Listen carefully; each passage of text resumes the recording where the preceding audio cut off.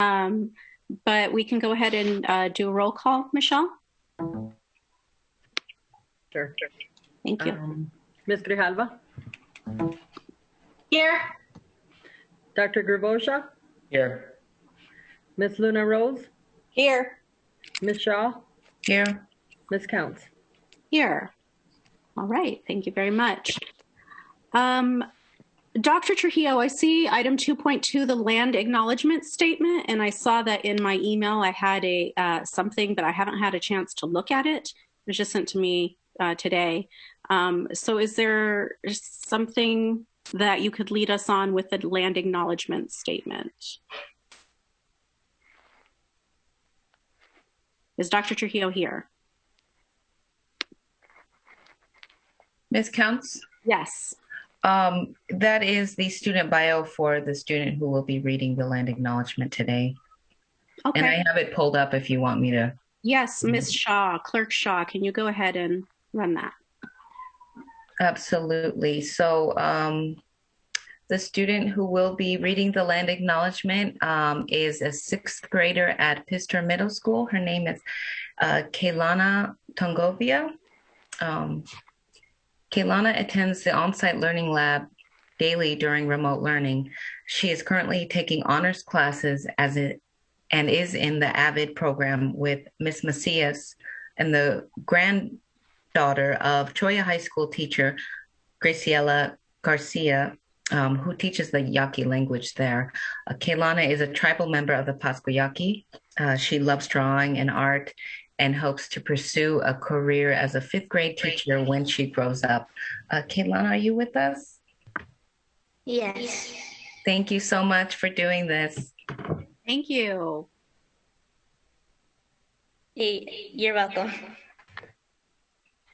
So whenever you're ready, go ahead and read the statement, please. On behalf of the Governing Board of the Tucson Unified School District, I, Kaylana, acknowledge that the schools, buildings, and faculties of the Tucson Unified School District reside on the ancestral homeland of the Tohono O'odham Nation and the federally recognized tribal land of the Pascua Yaqui. Wonderful. Thank you. You're our first student to read that land acknowledgements statement. So that's a special honor, and we are honored to have you do it. So thank you, Kaylana. Thank you. You're welcome, and thank you. Yes. Have a good one. Thanks for coming. Okay. Bye. Bye. Next, we have Pledge of Allegiance. And Ms. Shaw, do you have that open up as well? Was that the other attachment? I have it opened. Okay. If you can go ahead and do that too, that'd be great. Of course. So the student who will be reciting the Pledge of Allegiance is a junior at Innovation Tech High School. Their name is Summer Willis. Summer moved to Innovation Tech High School from Catalina High to take part in the awesome programs they offer. Summer is a healthcare foundation student moving toward the physical therapy pathway. Her hobbies are volleyball, learning how to bake goods here and there, and she also enjoys the intricate art of jewelry making. She agreed to take on the inaugural position of vice president of the student body even when everyone had to remain remote. Luckily, she will return next year for her senior year. Thank you so much, Summer, for participating in this. Of course. All right, Summer, when we'll have a flag pulled up and you can just go ahead and start and we'll follow your lead.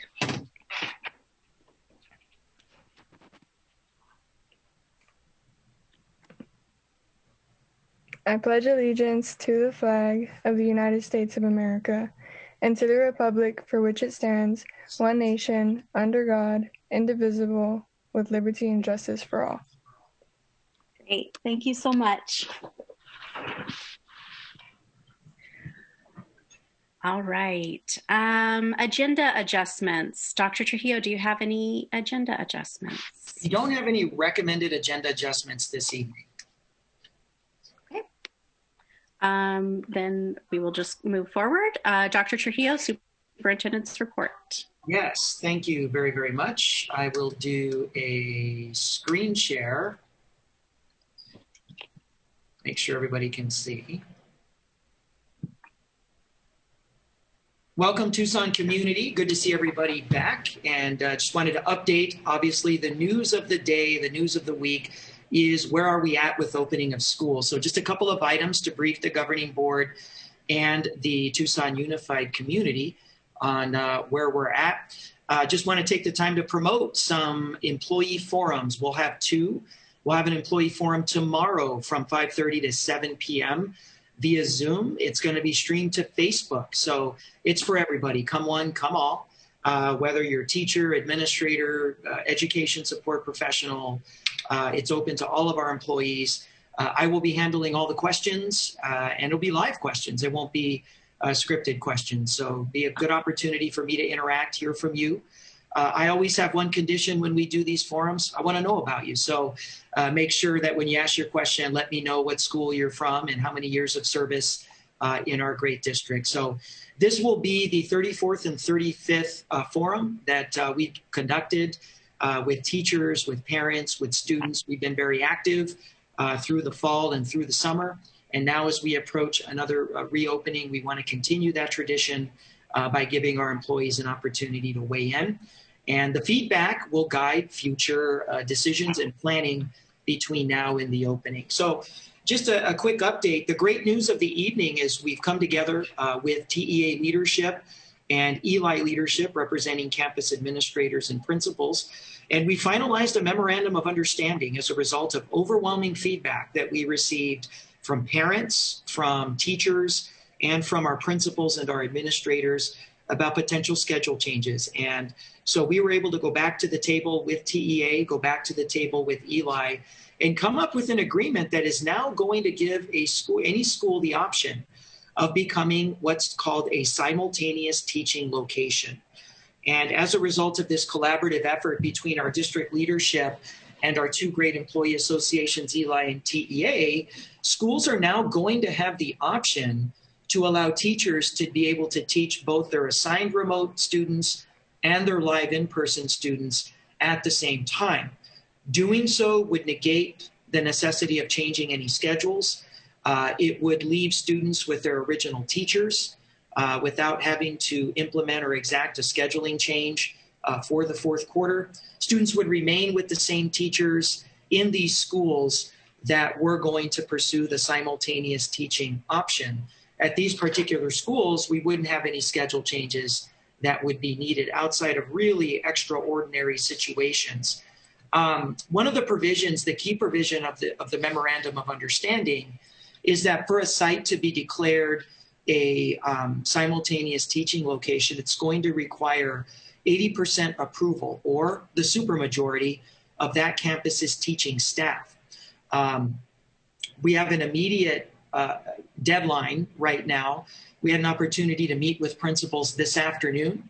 The Memorandum of Understanding, the two associations agreed to it last night, so we didn't waste any time. We met with principals today in the afternoon going over the provisions of the MOU because we know this is hugely important for parents. Parents are largely going to be making a decision based off of whether or not they're going to be able to keep their original teacher. For this reason, the other provision of the Memorandum of Understanding that's important is that the principal and the school's TEA representative had to get together and design a quick survey to give to the teaching staff to determine the extent to which the teaching staff wants to teach simultaneously so that we can know as quickly as possible how many schools are going to pursue this option. Because that's going to depend on how many parents are going to make decisions at that particular school, whether to be remote or to be in person. So because time is of the essence, we've done two things. Number one, we've asked for a March 3rd deadline for principals and TE reps to get together create a quick survey, distribute the survey to their teachers, and have final results. That would be Wednesday of next week. We've also extended the time that parents have to now make a choice about whether or not they're going to be remote or they're going to be in person. So instead of shutting down the scheduling option in Parent View on February 28th, we're going to leave it open all the way through March 7th. That way parents have that additional time now that they know that there could be schools pursuing this option and making that available to them. So we're excited about that. We're excited that we were able to come together and make this possible. I talked about employee forums. We're going to have two tomorrow evening, 90-minute forums from 5:30 to 7 p.m. And then we're going to have another one on March 1st from 5:30 to 7 p.m. It's open to all employees. Just keep in mind that Zoom allows for a maximum of 300 participants on each call. It's not that we're trying to limit anybody. That's the license agreement we have with Zoom. That's the max that we can do. But we are going to be streaming the forums to Facebook Live so that anybody that doesn't get in on the Zoom call, we're also going to give equal airtime to those employees that are on Facebook Live and that are writing questions and sending them in. So as I'm facilitating, I'll call on people live to ask me questions live in Zoom, and then I'll call for a question from the Facebook Live just to make sure that we're giving equal airtime. So I want to make sure that we get to as many questions as we can. I will maybe just have a 10-minute overview for the employees on the call and Facebook Live for some key information. And then I want to maximize that time with employee questions.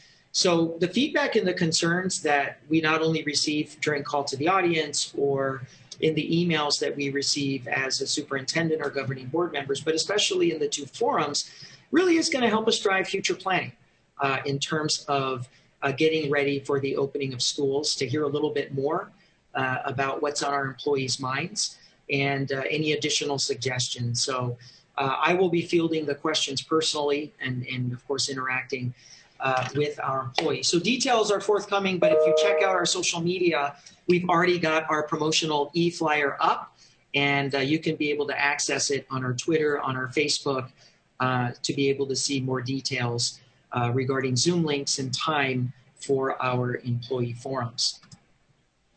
Just a personal protective equipment update.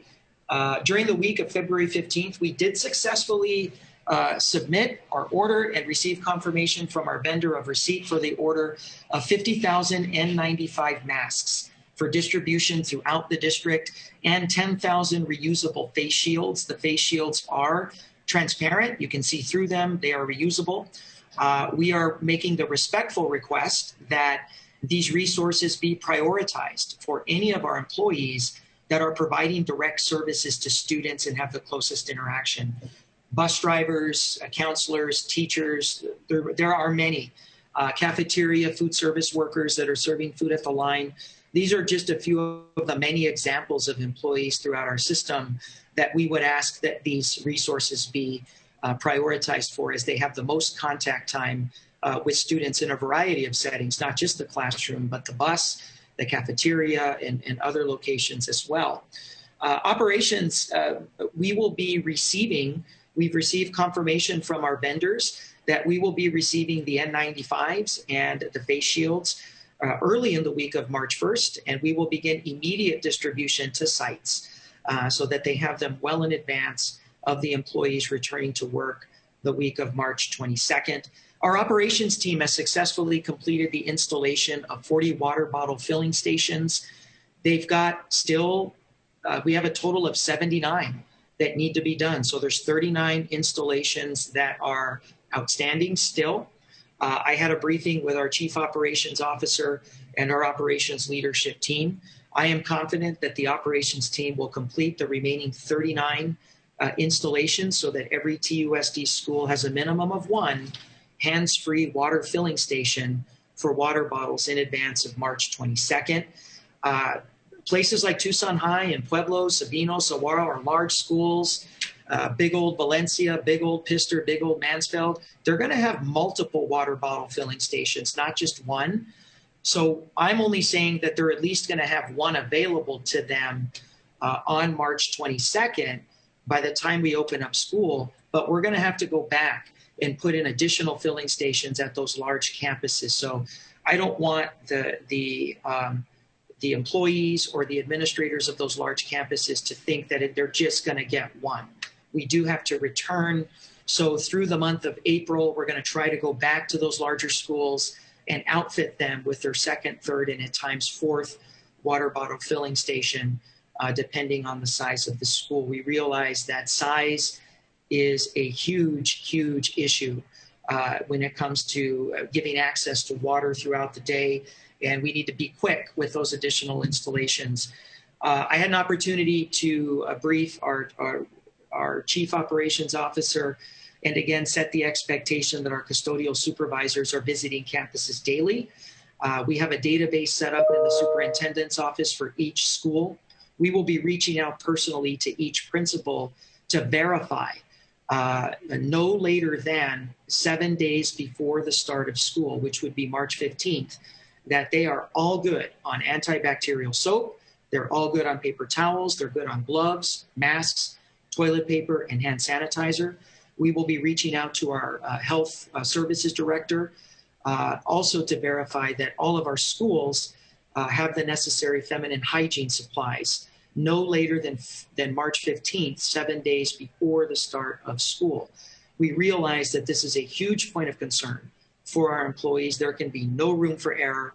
Our custodial supervisors are taking pictures of stockpiles and documenting their visits. So we have a record, so we know exactly what schools need what and where we do need to follow up. And then I have authorized the expenditure to make sure that not only we have hand sanitizer in our hallways and in our offices and at common locations throughout the school campuses, I've also asked that teacher receive multiple bottles of hand sanitizer for classroom usage so that they don't have to go spend their own money. So we have placed that order as well. That is also a result of teacher feedback that we've received. That is a big ask for, along with the N95s, along with the face shields. And we're going to continue to meet as many teacher and employee requests as we can. I'm also going to ask that our bus drivers get personal bottles of hand sanitizer for usage on the bus for arrivals and departures at the end of the day. Quick update on winter sports. I do want to thank all of our parents. They have been awesome. They've been very, very patient and understanding with our modified season protocol for this winter season and all of our protocols for practice, for games, for travel. So I have a couple of points of good news for our parents. We have authorized the in-person attendance of parents of seniors for senior night events for our winter sports teams, basketball, soccer, any of the remaining wrestling. We are authorizing in-person attendance for those senior nights so that at least for that final time, our parents can enjoy their 12th graders live in-person competition or game just one last time. So we felt like that was something we wanted to do for them.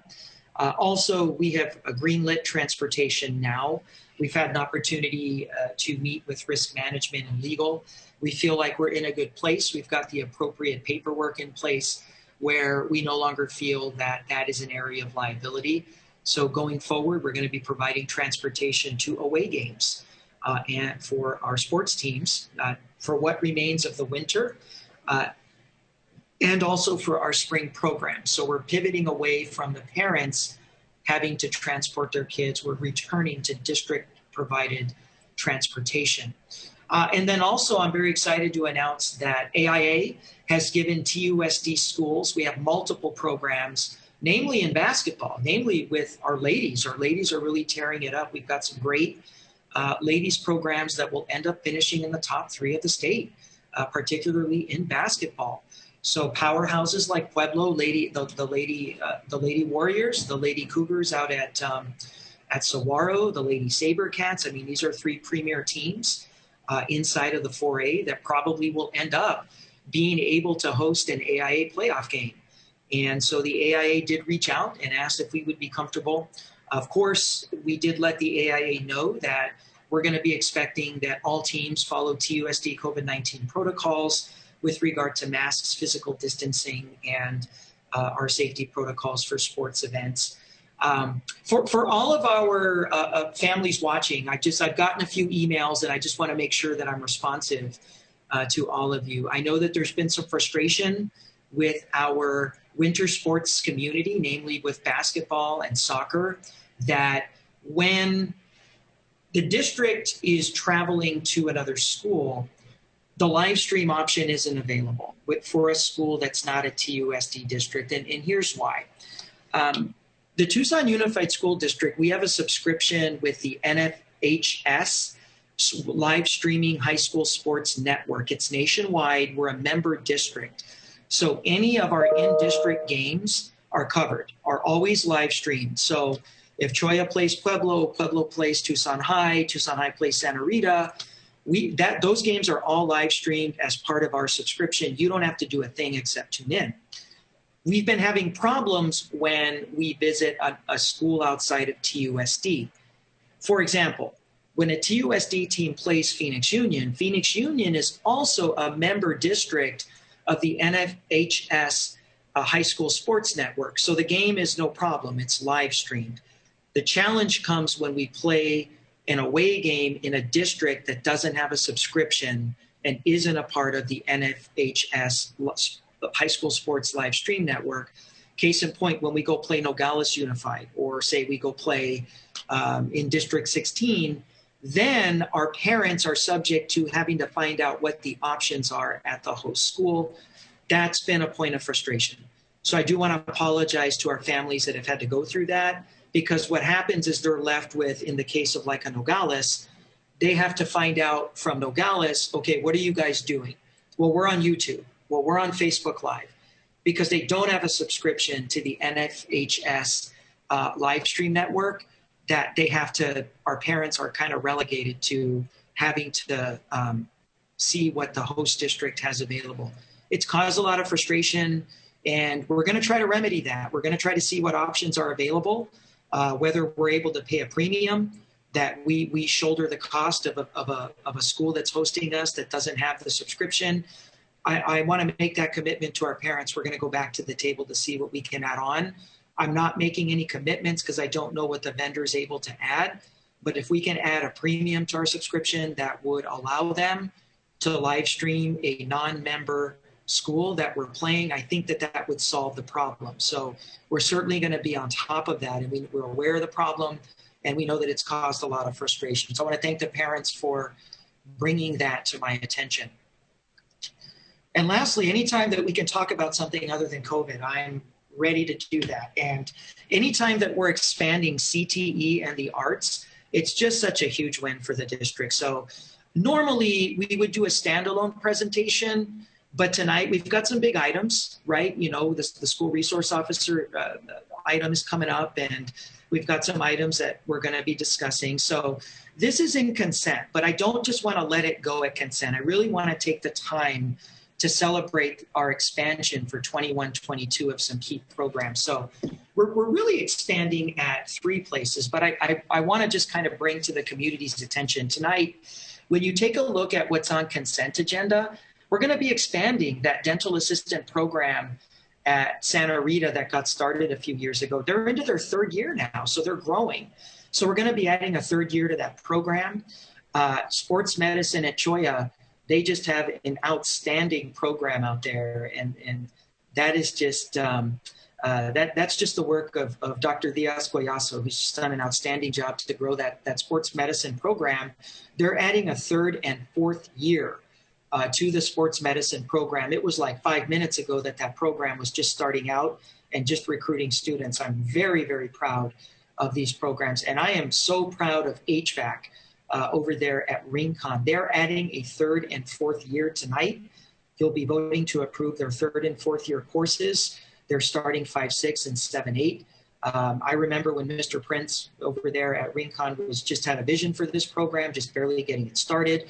I remember doing a walkthrough of the classroom space that was going to be remodeled and that we were going to be putting new equipment in there. And here we are. They're expanding into third and fourth year. And just as a recap, I don't think that we do a good enough job celebrating just what an amazing CTE district Tucson Unified is. Let's not forget, there's 6,000 districts enrolled in 59 in-district satellite programs right here in 9 TUSD high schools.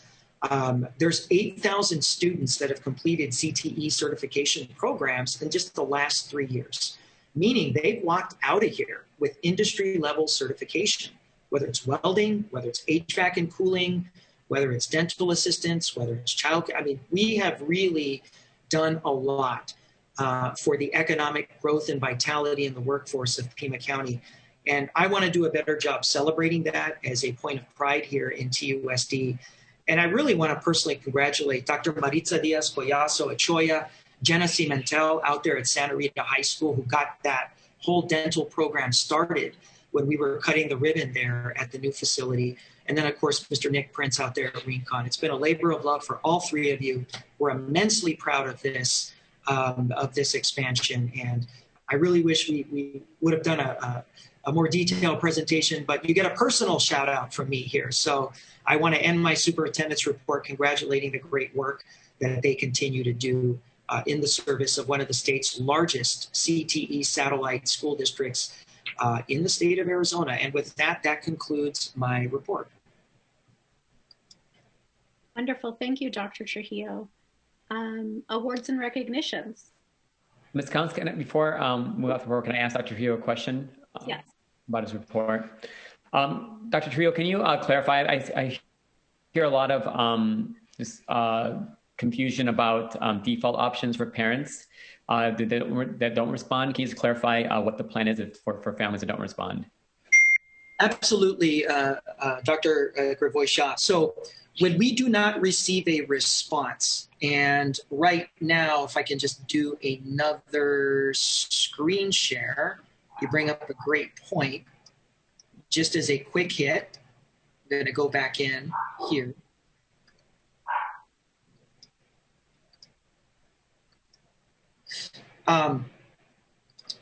Just as a quick hit, we have that schedule open now. And I had a slide in here, but it didn't make its way. But for example, right now we have 47% of the district has not responded. 53% has. 27% of our respondents have indicated they're staying remote. 26% have indicated that they are going to be, they want to come back in person. So with the 40% that hasn't responded, couple of points. They have until March 7th. We're extending the time that they have. And two, if we receive no response, they're going to default to remote because we view it like a business. They're the customer. They're experiencing a level of service right now that if they have not taken the formal step to let us know that they want that service changed, we can't assume that they want that and that we're going to go changing their teacher and we're going to go uprooting them. So we're going to default them into online. So that I thank you for bringing that up. Okay. I just want to say that we can, on rare occasions, ask clarifying questions after the superintendent's report, but I just learned that we can't go into discussion. So it's best, I think, just to keep it short and try to limit those questions after that. But okay, now let's move on to awards and recognitions. Yes, if I can have Jean pull up the presentation, that would be great.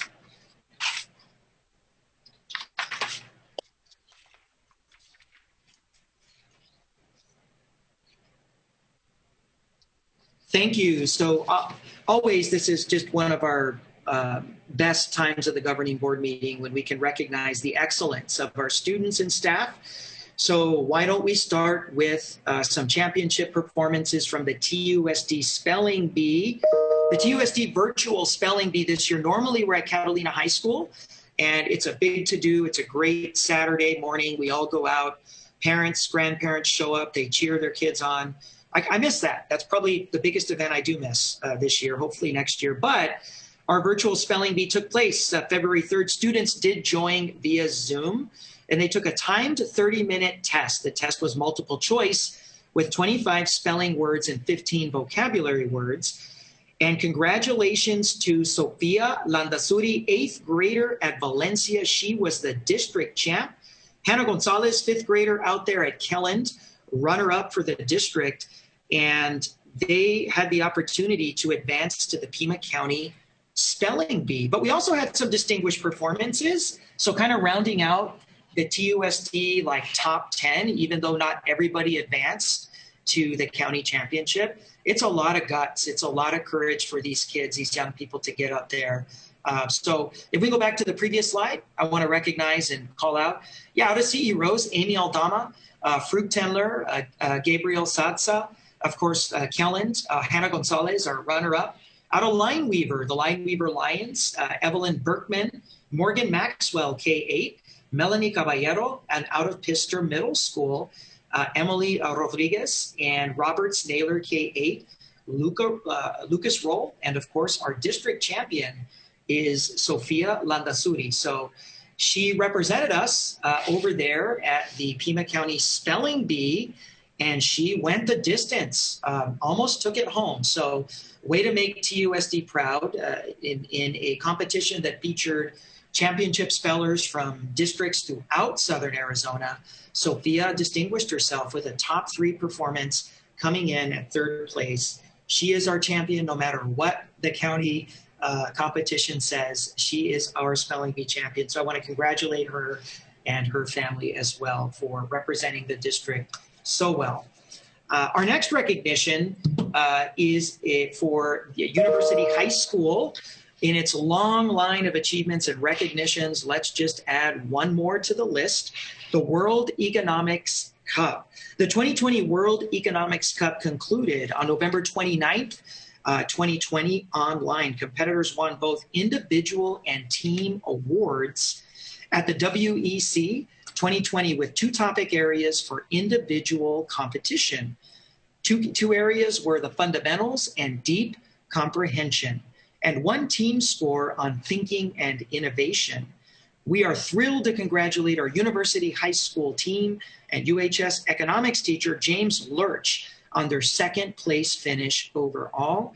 The team completed against 40 teams worldwide, most of which are private international schools. And here is the list of our amazing individual student finishes at the 2020 World Economics Cup.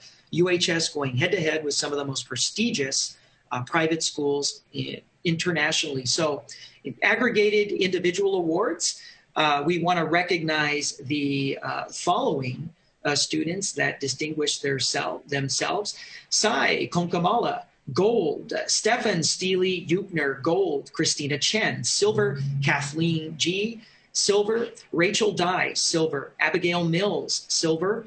In the top 10 for deep comprehension, Sai Konkamala, top 10. Stefan Steely Eupner. And in the top 30, we had Christina Chen and we had Kathleen G. In the fundamentals category, we had a top 10 finish for Sai Konkamala, top 10 finish for Stefan Steely Eupner, and a top 30 finish for Rachel Dye. Congratulations, UHS, and congratulations to this team, and congratulations to Mr. Lurch. He is an outstanding educator who routinely goes above and beyond his duties as a teacher to mentor and coach talented young people. I was Mr. Lurch's guest shortly before the start of the pandemic at the mock trial as he coached his team to a distinguished performance at the Pima County mock trial competition downtown. So I certainly want to recognize his efforts in another year of coaching and mentoring some outstanding young people. Our next recognition, it comes out of Pueblo. The Pueblo Warriors are no stranger to churning out outstanding young leaders, making a difference in their community and in the city of Tucson. Jacqueline Almazon is no different. She is currently a senior out there at Pueblo High School, and she is advanced to being a Coca-Cola Scholar finalist. From over 99,000 applicants, Jacqueline has been chosen as one of 251 finalists for this award. If chosen, she could receive a $20,000 scholarship. She has also been the recipient of the Horatio Algier U.S. Scholarship. Jacqueline will be attending Yale University in the fall. I was hoping that she would stay home and we would see U of A, ASU, or NAU benefit from her talents, but off to the Ivy League she goes. I want to congratulate Jacqueline for her outstanding leadership and her outstanding scholarly record and academic record there at Pueblo. So congratulations again, Jacqueline. Another outstanding senior humanitarian and community service leader is Isis Morales, senior there at Pueblo High School. Want to certainly recognize the efforts here. This student coordinated a tree planting project in a large vacant area by the tennis courts. Those of us that are familiar with the Pueblo landscape know that the tennis courts in the area directly adjacent has long been an eyesore. So we are always excited at any efforts, especially led by students or community members, to beautify that area. And so I really do want to thank our student leader here for taking that responsibility seriously. So coordinating this tree planting project in this large vacant area and doing so through a collaboration with the City of Tucson's Clean and Beautiful initiative. She was inspired by her classes to actively participate in making Pueblo a more beautiful campus with various types of native desert trees. So thank you again, Ms. Morales, for this outstanding display of leadership and community service. Our next recognition, we travel out to Marybelle McCorkle and we recognize one of our most outstanding educators. Mr. Alex Gallegos has been recognized by IXL. IXL is one of our vendors. IXL is a vendor for one of the major pieces of instructional software in use by thousands of students and thousands of teachers across the district for academic programming in English language arts and math. So congratulations, Alex Gallegos has been named as an IXL Elite Learning 100 finalist with more than 700,000 teachers using the IXL programs worldwide. The Elite 100 truly stand out for their innovation, their creativity, and their passion in motivating their students to succeed. We certainly wish Alex the best of luck as he vies for further accolades. So congratulations again, Mr. Gallegos. Our next recognition, I want to recognize both Palo Verde Magnet High School and Saguaro High School for excellence in diversifying and busting open the pipeline for increased female leadership and participation in AP computer science programming. Palo Verde High School and Saguaro High School received the College Board AP Computer Science Female Diversity Award. These schools are one in 813 schools selected, with 20,000 schools for expanding to over 50% equal representation of the female portion of our student body in these computer science AP classes. During an unprecedented year, Saguaro and Palo Verde High School female students have demonstrated perseverance and dedication in their study of AP computer science. These students are taking their claim as the next generation of STEM leaders and computer science professionals deadly serious. We can't wait to see their passion for the next generation's technology lead to lifelong success. As the recognitions are many, we continue. Congratulations, Saguaro and Palo Verde. Next recognition, TUSD School Garden Network. I am very proud to announce that our own TUSD School Garden Network of Schools received the Arizona Association for Environmental Education, the AAEE Excellence in Environmental Education Award for outstanding school or college committed to environmental education. AAEE recognized 3 individuals and 4 organizations or businesses who have made significant impacts and contributions to the environmental education field through innovative and inspiring practices. So congratulations again The accolades keep rolling in for the TUSD Community Garden program that continues to expand across the district in many of our campuses. Our next recognition is for our Tucson Korea Academic Exchange Program. Of course, one of the many things that we miss is welcoming our delegations of student visitors from the Republic of South Korea each and every year to embed themselves in the Tucson community, to embed themselves in our middle schools. Out there at Dietz K-8, we have Safford supports the program, and of course we have McGee. Those are three large programs where we have our students housed. And they get to know classes, they get to be involved in the American education experience, have the TUSD middle school experience. They participate in extracurriculars and, of course, language learning opportunities for English language. And in turn, our students do the same as our student delegation travels to Korea, to the city of Seoul, and where we land. And then we usually embark for the island of Ulangu. And we spend some time in another community. The name escapes me because my Korean has not arrived at its appropriate fluency. So it's not that I don't know the name, I can't pronounce it.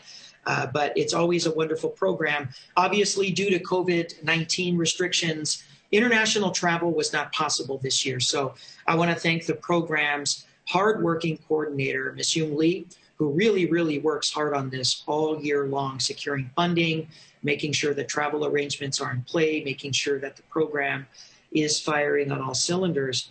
So the Asian Pacific American and Refugee Student Services Department, under a lot of Yoon's leadership, hosted their virtual opening ceremony for the Tucson Korea Ambassador Program. Students, of course, this year not able to travel, but they were still able to enjoy and connect with ambassadors from our host flagship schools out there at Safford, Dietz, and of course, McGee Middle School. Students from both countries will connect, though it's not going to be live this year, but connecting via emails and social media and other online platforms to build their friendships, and we'll meet again virtually this summer. After the break, the district will offer Korean students ELD classes online to further their English language development. TCAP, of course, builds cultural, language, and friendship ties between students from Tucson Unified and students from South Korea, and more importantly, students from the United States and students from South Korea, the world's two largest democracies, exchanging ideas and hope and language. It's a beautiful thing, and hopefully next year we are back in person. That's the goal.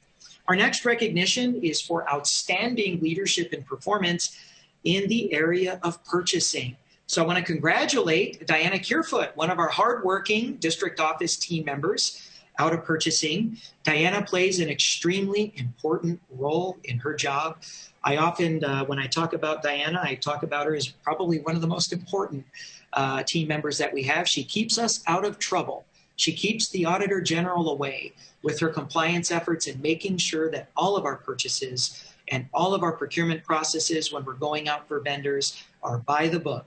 We're crossing T's, we're dotting our I's. She's incredibly diligent, she's incredibly passionate about what she does, and incredibly passionate also about making sure that we give equal opportunity to all of the vendors that submit bids, not just for transparency, but also her advocacy for finding the best possible deals for the district for goods and services that we are out for bid on. So Diana has been with the district for 9 years, all in purchasing, starting as a procurement specialist and a technical analyst, and then promoted to purchasing manager in July of 2020. She became the director of purchasing for the district. She currently holds 5 professional certifications in this area. She just earned her newest certification as the NIGP Certified Procurement Professional through NIGP, the Institute for Public Procurement. This is a newly created certification for public procurement leaders and is the only certification that is anchored in the public procurement competency framework. She is among the first professional leaders to earn this new certification, having passed an examination in November 2020. Congratulations, Deanna, for all of your hard work and your continued excellence in your performance. This is a long overlooked area, but certainly a hugely important area for the district. We have another recognition straight out of purchasing, Teresa Chapman. Teresa Chapman is a procurement agent with the district. She's been with the district for 8.5 years, all in purchasing, starting as a procurement assistant, promoted to procurement specialist, and is now one of 3 procurement agents within the district. She's earned her certified professional public buyer certification credentials. The CPPB certification applies to public procurement buyers at the non-management level and applies to all federal, state, and local government organizations and agencies. She took an exam in October 2020, and on January 25th, 2021, it was announced by the Universal Public Procurement Certification Council that she was one of 155 individuals who have successfully completed the fall 2020 CPPB certification exam. Congratulations, Teresa. Thank you for the outstanding work. It's always nice when we see our finance and our procurement professionals recognized for excellence. And our next recognition is huge. TUSD has long boasted one of the most impressive, effective, and innovative food service programs in Southern Arizona. It has just gone to such another level of efficiency and innovation under the leadership of Lindsay Aguilar. And tonight's recognition is no exception. This talented district leader over food services and her team have delivered officially over 1 million meals. So congratulations to TUSD Food Services and the Transportation Department for this incredible partnership, serving over 1 million meals to our students since the onset of this pandemic. They have been serving meals daily at 90 bus stops district-wide since March 23rd, 2020. Our TUSD grab-and-go meals have contributed to helping address food insecurity within our TUSD community. Thank you for all you've done to support this wonderful community. Let us not forget that there's another important partner in making the 1 million meals happen, not just food service, but transportation. Thank you, all of our incredible bus drivers. Thank you, Director Martha Zamora, for having your transportation be the legs of this incredible idea and this incredible service, and all of our hardworking food service professionals that have been staffing the stops and have been coming in person each and every single day preparing the meals. And just to put it into perspective, Governor Ducey closed Arizona schools Monday, March 16th. In 7 days, transportation, food service came together to stand up this comprehensive food delivery program, mobilized, ready to go in 7 days, commencing on March 23rd. So that is just an absolute testament to the incredible talent that we have in transportation and food services. So on behalf of all of the students and families that have benefited from the meals, I want to thank both of these incredible departments and their teams for crossing the 1 million meal threshold. Our next recognition, Scripps Howard Foundation and KGun on your side. A huge thank you to the Scripps Howard Foundation and KGun 9 on your side for selecting Tucson Unified as the recipients of over 2,000 books as part of the If You Give a Child a Book campaign. Thanks to the coordination of our Family Resource Center's team, books were distributed to John B. Wright Elementary School, Booth Thicket K-8, Math and Science Magnet, and a number of other TUSD schools. Giving the gift of literacy is the most powerful gift you can give a child or young person. So I want to thank KGun 9 for that wonderful, wonderful charity and their efforts in donating these important books to our schools. Let's recognize a local business because we understand the power of a business partnership with the school district. And anytime that a private business or the business sector supports public education, we want to make it a point to thank them. So our next recognition, let's thank El Charro Restaurant, Pantano Christian Church, Emmanuel Baptist and Cheyenne, Emmanuel Baptist Church and the Cheyenne Kindness Project. Thanks to these businesses and faith-based communities and churches and communities, we have been supported in holiday efforts at John B. Wright throughout the month of December. Ray Flores from El Charro donated toys and food for the entire school. Pantano Christian and Prime Leaf, thank you for donating funds to the parent-teacher organization out at JBW, John B. Wright, to buy gifts and toys. Emmanuel Baptist for providing turkeys and donating gifts. And the Cheyenne Kindness Project for providing gift cards for many, many families. The entire school had the opportunity to drive by, benefit from the multitude of gifts. The line never stopped, and everyone who wanted a gift received more than they expected. I want to thank El Charro again, Emmanuel Baptist, Pantano Christian, Prime Leaf, Cheyenne Kindness Project for rallying around the John B. Wright community. And let it be said that though John B. Wright is one of the schools with the largest concentrations of refugee students in the district, largest concentration of students with disabilities in the district, one of the largest elementary schools overall, one of the largest segments of English language learners, and one of the largest Title I free and reduced lunch populations, didn't stop it from becoming an A-rated school of excellence. We are extremely proud of them and their work that they continue to do, and proud of the community partners that have flooded into the school to make the holidays a very, very special time for the students and the parents of the John B. Wright community. Next recognition, Trico Foundation. We're very excited to announce that we have received a school grant award from Trico Electric Cooperative through the Trico Foundation. The district received grant funds for gloves, disposable masks, and hand sanitizer to be distributed to our TUSD schools and sites. Trico Foundation awarded $25,000 to purchase personal protective equipment for 7 of our TUSD schools and facilities in the Trico service territory through its COVID-19 school grant program. The grant funds are supporting Banks Elementary, Johnson Primary, Lawrence 3-8, and Valencia Middle School, BC Elementary, the Southwest Center, and of course the West Transportation Facility. The Tucson Unified was one of 7 school districts to receive this grant. And our last recognition of the evening, Kids in Need Foundation. We want to say thank you to the Kids in Need Foundation for their donation of 2,700 Lysol disinfecting wipe canisters.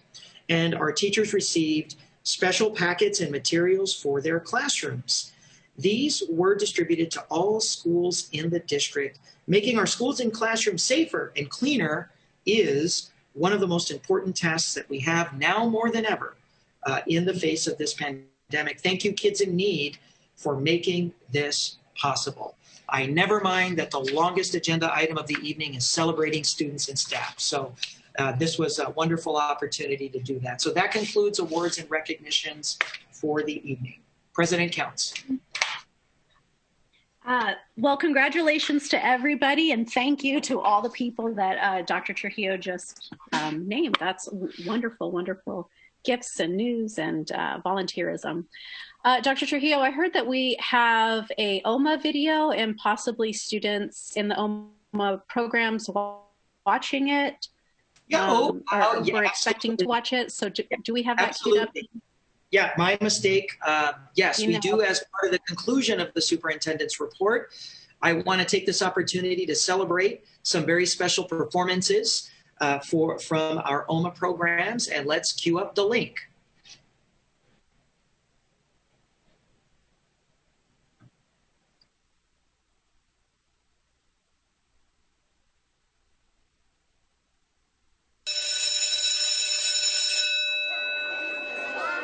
Here we go. O-M-A, it's OMA time today. We're gonna sing and play. Everybody say, hello everybody, hello everyone. It's OMA time today. We're gonna have some fun, gonna have some fun.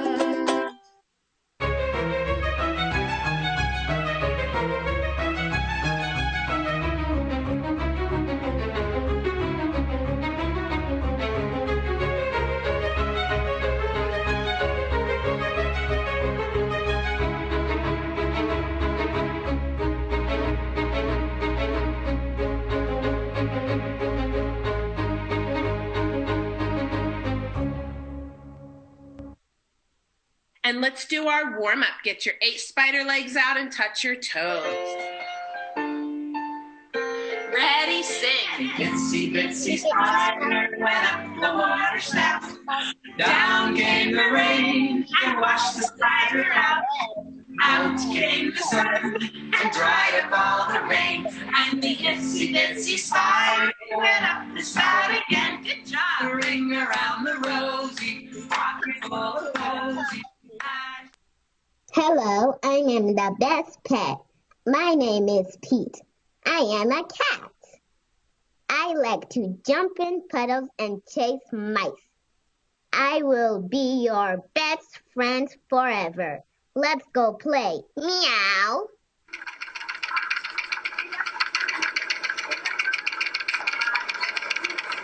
This is what I was working on. The kids have been working on a problem to solve, which is, can engineers create an art machine that can either draw or scribble? So it was really a design problem that they had to be able to solve. And it was engineer because we are engineers of our robot, Omabot.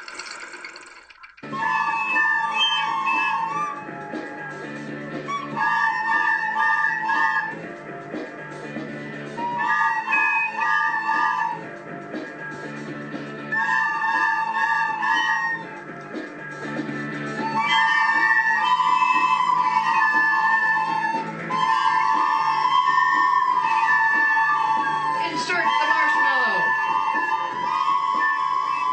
Get your clue.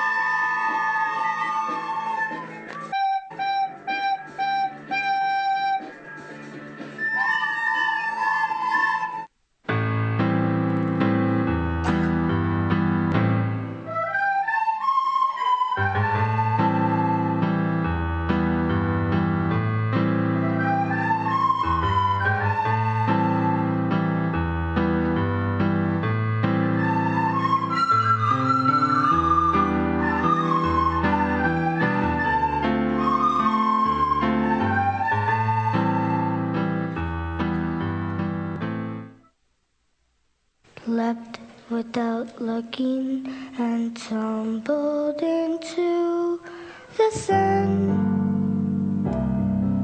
The water was freezing, she spit a man sneezing, but said she would do it again.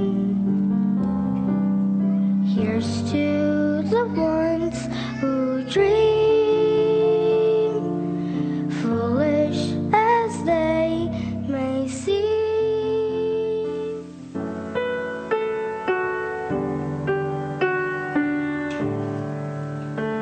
With me and you'll see in a world of pure imagination. Take a look and you'll see into your imagination. We'll begin with a spin, traveling in the world of my creation. What we'll see will defy explanation.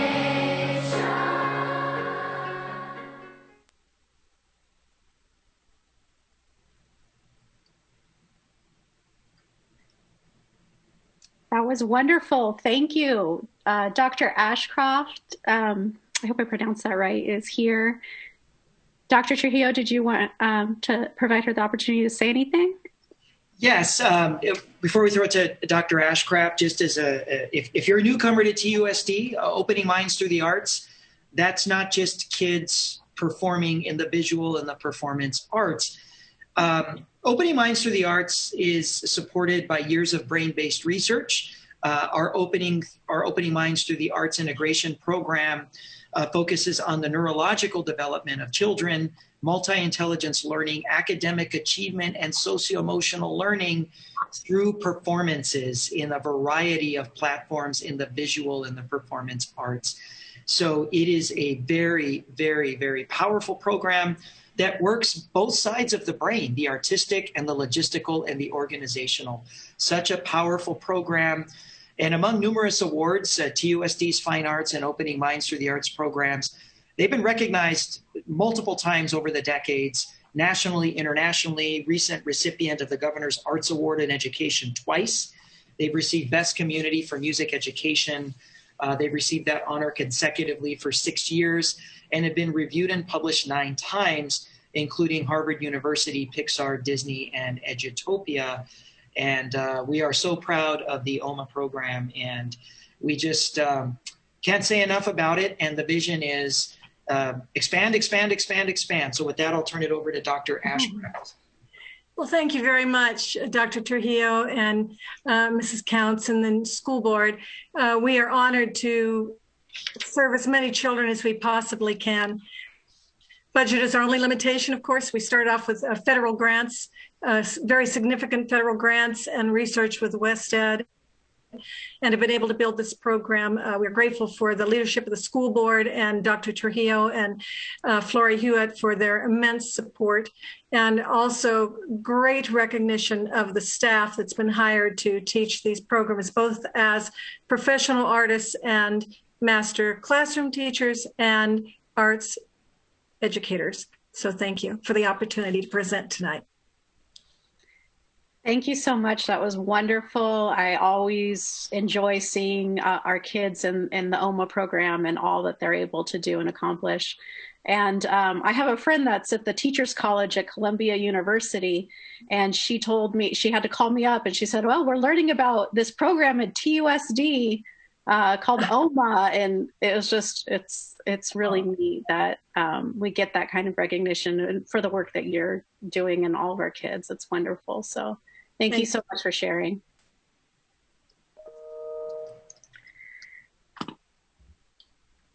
All right, board member activity reports. This is a chance for board members to share briefly anything that they've done out in the community related to TUSD or your work as a board member. Count? Yes, Ms. Grijalva. Yeah, I've had an opportunity to do some level of reading. And so I've read at Carrillo, I'm reading at Leonard Kiedis, Davis, and C.E. Rose. So we still have a couple, but you know, they've been really great, and they send you a Zoom link. There's all these little ways that you can bring up different programs online. So I want to encourage people to do that. I've had several meetings and conversations with individuals about TUSD and the reopening. And so I'm glad to see that Dr. Trujillo is going to be doing kind of listening tours and listening, because I do think that there is a lot of concern about that, and that will help alleviate some of the, you know, long conversations that I've had with not as much information. So I think it's going to be great that it's coming from Dr. Trujillo. And because of the pandemic, unfortunately, I haven't gone to visit campuses and stuff, but when it's safer, I will. Thanks. And okay. Luna Rose, yes. So I have taken a couple of tours. I took 2 tours recently. I went to Whitmore Elementary on Glen about a week ago. And then this past Friday, I went to Utterback Middle School and really enjoyed my tours. I had not been to either campuses before. So it was all new to me. Both beautiful campuses. The artwork at Whitmore is impressive, the tile work, and the arts program over at Utterback. I had not seen the theater there, and I know it's an amazing theater that I had no idea and almost embarrassed as a Tucson community member that I did not realize that it could rival a theater over at Pima College. And so I would love to see a higher enrollment there. I know that they're working on replacing books in the library, which is something I'd like to the board to perhaps look at some future date of what we can do for this school and all our schools, of course. But really enjoyed it, and thanks to the principals at both schools, and also Mr. Rodriguez at Utterback, who reached out to me to invite me for the tour. So I was assistant principal. So that was fun. And we were safe. We had distancing and masks on, and there's plenty of hand sanitizer to go around. Great. I met with two groups. I met with TEA, a small group of folks from TEA last night, and just had a meeting and discussed concerns and hopes and goals for the district. And then today I was able to meet with some members from AFSCME and talk to our employees that way. Also just been getting back to as many people as I can from all the emails that the board's getting right now. And so please be patient with us on that. We have quite a few and I'm trying to get to them all, but that's what I got. Anybody else? Okay. Oh, sorry, Dr. Ravi. Oh, you're on mute. Thanks, Ms. Counts. So I'm really excited about Love of Reading Week in different schools. I had a lot of fun doing that last year in person and enjoying doing that virtually this year. I've been able to make it out to virtually, of course, CE Rose, Johnson, Uriquides, and Grijalva elementary schools and had great experiences with students from kindergarten to I think 4th grade, where they're the oldest. And so a lot of fun doing that. I also had a chance to speak with TEA leaders. We met yesterday as well to go over some of their concerns and issues regarding school opening, and that was a good conversation about making sure that we're doing this in an appropriate way. Okay, Ms. Shah. Thank you. Yeah, I also had the opportunity to read to several schools for the Love of Reading Month. Some of the schools were Lynn Uriquides, Mission View. I read at the Borton Elementary School Bedtime and Books event, which was fabulous. There were other people reading there, like U of A athletes and stuff, people like that. And also, I read actually several different classes at CE Rose, and yeah, I mean, all of the schools at TUSD, the students are so brilliant and inquisitive. One thing that happened was I thought I was going to be reading to a 4th grade class, but it ended up being an 8th grade class, and so I had to really think on my toes. I just pulled out the book that I'm reading, Autobiography of Malcolm X, and I think the students loved it, and it's so important, I think, to challenge students with material that they wouldn't necessarily be getting maybe in that grade level. And I think, challenging the brain with something that's a little bit more advanced for a grade level will, get those synapses going. And, they were very interested in reading it themselves. And so that was fabulous. Today also, I spoke a few words at Catalina's Black History Month Assembly. That was great. They read all kinds of poems by different African-American leaders and artists. And I'm going to be reading to English class sometime in the next couple of weeks. Thank you. It's wonderful. Thank you all for sharing. Clerk Shaw, we are now moving on to call to the audience. Okay. Public participation at board meetings. During the audience call, the board clerk will recognize speakers and maintain order by setting appropriate limitations. The governing board is committed to the safety of the entire TUSD community in order to observe the recommended safeguards for reducing the rate of spread of COVID-19. The following procedures related to the call to the audience portion of board meetings will be observed. All public comments for the meeting were accepted in written form. Public comments will be read into the record by the program coordinator of staff services to the governing board. Our staff will make sure each board member receives a copy. And at the conclusion of the call to the audience, the governing board president will ask If individual board members wish to respond to criticism made by those who have addressed the board, wish to ask staff to review a matter, or wish to ask that a matter be put on a future agenda, by law, at most 2 board members can address any single issue raised during the call to audience. And the first letter is from Ryan Brown. Dear Governing Board members, the CDC's guidance on safely opening schools describes a 14-day positivity rate over 10% as the highest risk of transmission. Arizona and Pima County are in the red at 14% respectively. While many schools nationwide haven't fully opened, for schools that have, we don't have enough data on K-12 schools reopening, and there's still a lot we simply don't know about how kids transmit the coronavirus. According to the COVID monitor, there have been more than 52,000 cases in K-12 schools as of October 15th. That's significant. Why are we no longer reviewing Pima County health data in board meetings? Why is the board not supporting a motion by Sadie Shaw to give the power of voting on a reopening date back to the board and not solely with Dr. Trujillo, a measure the board implemented back in September, not June, in preparation for a holiday-filled November and December? Either do your job as a board or resign. Will a hybrid model result in an improved learning environment for all when, in Dr. Trujillo's own words, it will not be able to provide learning models known to work? Will it make working parents' lives easier when students are only on campus part of the day? Will it maintain an equitable learning environment between in-person students and online-only students? For middle and high schools who have 5 or more teachers, it is sure to create more chaos and inequities without providing the school environment students and parents are needing if the schools are strictly following mitigation measures like social distancing and mask wearing. The survey showed half of parents preferred online only as well as in-person full-time over hybrid.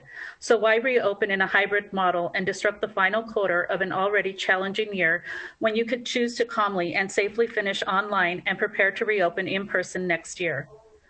Thomas Arnett, Senior Research Fellow at the Clayton Christian Institute for Disruptive Innovation, studies blended learning. It's tricky for teachers to manage. It's like they're kind of curtailed and they can't do what's best for either because they're trying to manage both. Bree Dissault works with the Center on Reinventing Public Education. She has tracked how districts have responded and says, hybrid learning can be the best of both worlds. It can also be the worst of both worlds. It requires districts to invent resources in both types of learning, both remote and in person. Arnett said another key to success for educating in a digital space is a commitment not just to instructional traditional education online, but to tailor the curriculum to an online space. The main issue in translating conventional learning to an online space is keeping students engaged, which could become even harder as teachers are attempting to juggle in-person engagement with engagement over Zoom. Thank you, Ryan Brown.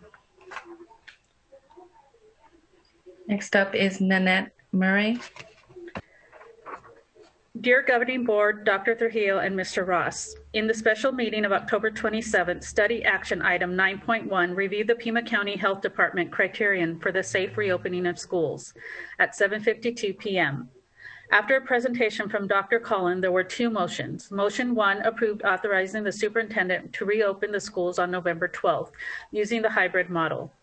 Motion 2 approved authorizing the superintendent to initiate school closures or an overall district closure if necessary in accordance with Governing Board Policy ID, if such closures are recommended by the Pima County Health Department and deemed necessary to mitigate the spread of COVID-19 in Pima County or the district. In the event of a future school and district closure pursuant to this authorization, similar authorization is granted to the superintendent for the purpose of reopening schools or the district, as recommended by Pima County Health Department. Most of the discussion in the meeting recording was about closing schools or the district, with a couple of asides about reopening schools administratively after a closure. No such district closure was made. The schools were never reopened. As such, I don't believe the superintendent has the authority to decide a reopening date without a board vote. The superintendent announced the opening date and plans are going forward. There is no reason that the board cannot vote on the reopening date, and you indeed have to have the responsibility to do so. Governing Board Policy ID is about emergency closing. There is no such thing as an emergency opening. Propose the opening date, have the discussion, and take a vote. Respectfully, Nanette Murray. Next up is Jesse Clark. Governing Board of TUSD. We should not be opening schools when we are in the red. HVAC systems have not been updated. Teachers are not able to be vaccinated in time and others refuse. Students are not protected from the virus, nor are their families or teachers' families. Nothing has been done to ensure smaller class sizes where 6 feet distances between students can be assured. We were told that we would follow Pima County health metrics, and that is not the case now. What changed? Because as far as I can see, we are not better off than we were. As there is now a vaccine, but many teachers are not able to get even their first dose in time for the March 24th opening date. The board still holds its meetings in remote safety. Parents, students, and teachers do not want to lose their current teachers, students, friends. They may be put in a new class with 8 weeks left of the school year. Seriously, this is not going to benefit these students one bit. Want to talk about students falling behind? Students will be missing important instructional time with this transition, as that will need to be replaced with learning new rules, new procedures, etc. Teachers will be starting over with contacting new families and testing their new students. Why are we starting over with 8 weeks left of the school year? They will miss time that is better spent on academics, as procedures and rules are already put in place in their current environment. Our district is massive. This opening will not only impact TUSD families, but Tucson as a whole. Dr. Trujillo was entrusted with the important power to be able to close schools when and if things got bad. They're still bad. The decision to open is not his alone to make. This matter should be brought to the board. Families in the district do not have all the information they need wisely to choose to send their kids back to in-person. Do they know their child might not have 6 feet between another student? That they will sit next to for 6 hours a day? Do they know their child will be eating in the same room without a mask? Do they know that they will not have all the teachers have been vaccinated? Do they know that their K-5 child will have to have scheduled bathroom breaks? Do they realize that their child's teacher will change? Do they know the stability teachers have worked so hard to create in these uncertain times will be disrupted for 8 weeks of in-person learning? Do they know school is not going to be like it was pre-COVID? Do they know about the new, more contagious version of the virus? Many do not. We are still in red. We should not be opening up. We almost made it through this year. Our students and teachers deserve better than this. One death from COVID is too many. Thank you for your time. Sincerely, Jesse. Next is Tricia Haynes. Dear Dr. Trujillo and school board members, at the last school board meeting, Ms. Shaw inquired about COVID safety practices at schools, and Dr. Trujillo stated that the ability of schools to implement such practices would largely depend upon the school. This response was inadequate. Dr. Trujillo and school board members, it is your responsibility to minimize the risk for all students and their families. As parents, we are entrusting you with our most valued loved ones for safekeeping. Consistent with this, I request you prioritize and pursue the following 5 interventions for our high-risk TUSD population. 1, require spaces to have adequate social distancing, mask policies, and adequate airflow. Prioritize the cohorting of students in middle and high school. 2, pursue weekly COVID antigen testing for TUSD families. This model has already been picked up at the U of A and K-12 schools throughout the country, for example, Colorado and Massachusetts.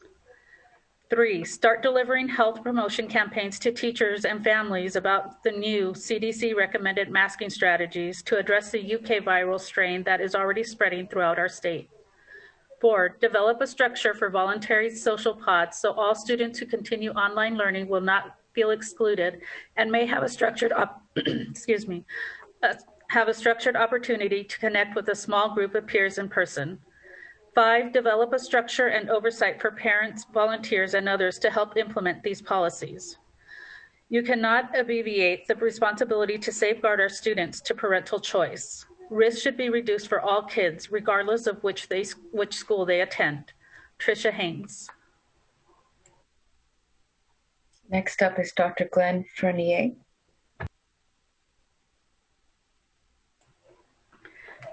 Dear members of the TUSD board, As you decide whether to retain a police presence in our schools through the School Resource Officer Program, I hope you consider the data linking the presence of SROs in schools to increased rates of student suspensions, expulsions, and arrests, especially for the minority students who happen to comprise a majority of TUSD students.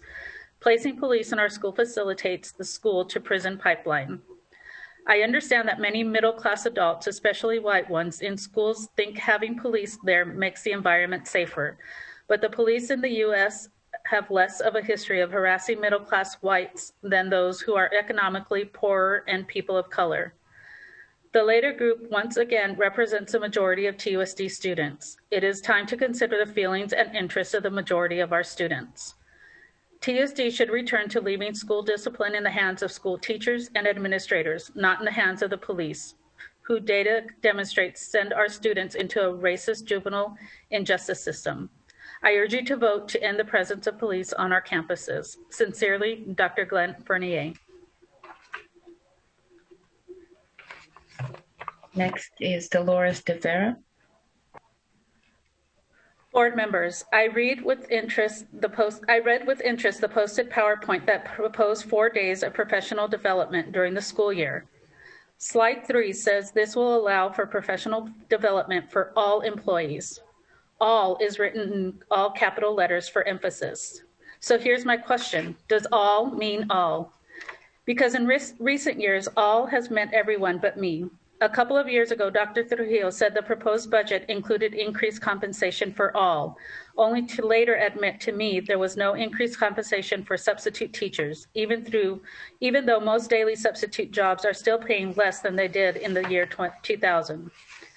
When the pandemic hit and the shutdown occurred a year ago, Dr. Trujillo made a video saying each and every employee would continue to receive a paycheck. I couldn't believe it. And I shouldn't have, because I later found out each and every one did not mean my colleagues and me.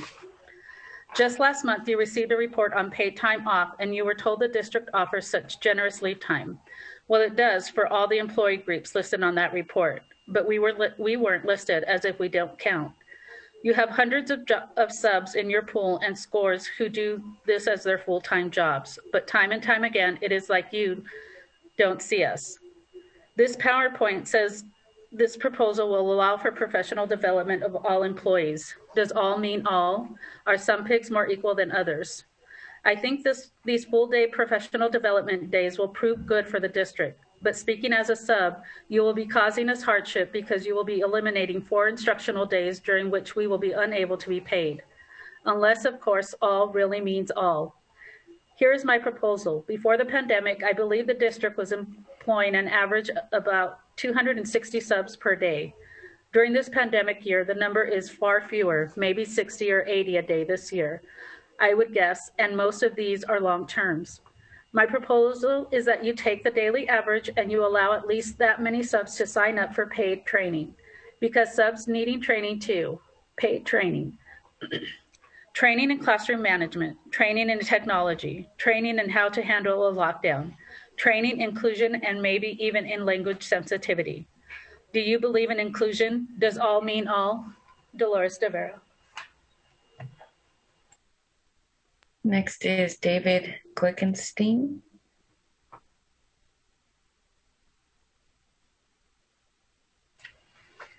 Dear School Board and Dr. Trujillo, I would like to request that the district publicly make available the admission standards for University High School this upcoming year.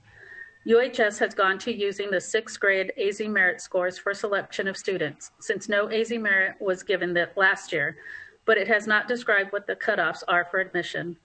While in past years, the Colgate cutoffs were clearly stated, it is not so clear this year with AZ merit. Carefully described criteria and score requirements would provide some transparency in this unusual year. Sincerely, David Glickenstein. Next is Maria Jenis. Dear board members, less than 12% of my biology students at Tucson High have indicated that they want to return to in-person instruction. That is good from the point of view of social distancing for virus transmission mitigation, but truly crazy from the point of view of instruction and learning. Teachers are being asked to double the number of classes which we which we teach. I will literally be going from teaching 2 to 3 classes per day to teaching 4 to 6 classes per day. Teacher fatigue translates into less learning. There is not some magic well of energy that we have to draw on that we can suddenly extract twice the energy from. We all know that excellent teaching is a result of relationship building, which takes time and energy. I have mastered the skill sets to teach biology online. However, we need to also look at what in-person learning is going to look like. From the point of view of teenagers, all the best parts of school will be missing. Students will not be getting the social interaction that they crave with a handful of students in my classroom spaced as far apart as I can get them. Because of technology limitations, bandwidth at school, forgetting to bring laptops, etc., even the collaborative learning that I have developed online will not be available to my in-person students.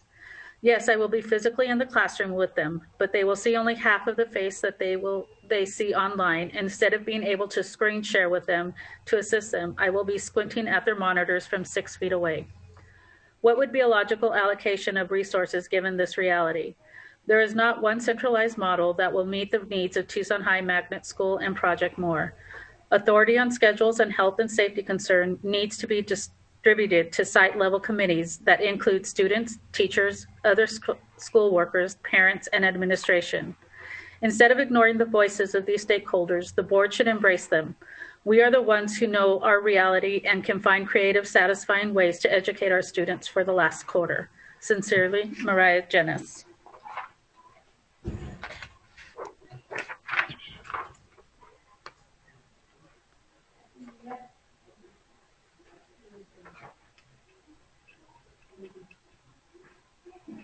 Next is Faith Ezere. Hello, I am writing to you as a 3rd grade teacher who is struggling to keep students engaged and focused every day, all day. As much as I try to help them, there are some issues that cannot be fixed over Zoom. They may not have appropriate internet connection, an inadequate learning space, or are not able to focus on a computer screen 7 hours a day. I also have students who need to receive in-person instruction with hands-on work because that is their way of learning. Not all students are able to learn by looking at a screen or drawing on a notebook. We are doing a disservice to our families who are begging us to offer in-person learning so that their child does not miss out on learning for the entire school year. We do not need to force everyone to be in person, but we must give that option to our families. The plan we have now is a great solution. The main complaint I am seeing is teachers losing or receiving new students. We lose and gain students every year. We should not be hurting the child's academic learning because a teacher does not want to say goodbye or because they do not want to train a new student with procedures.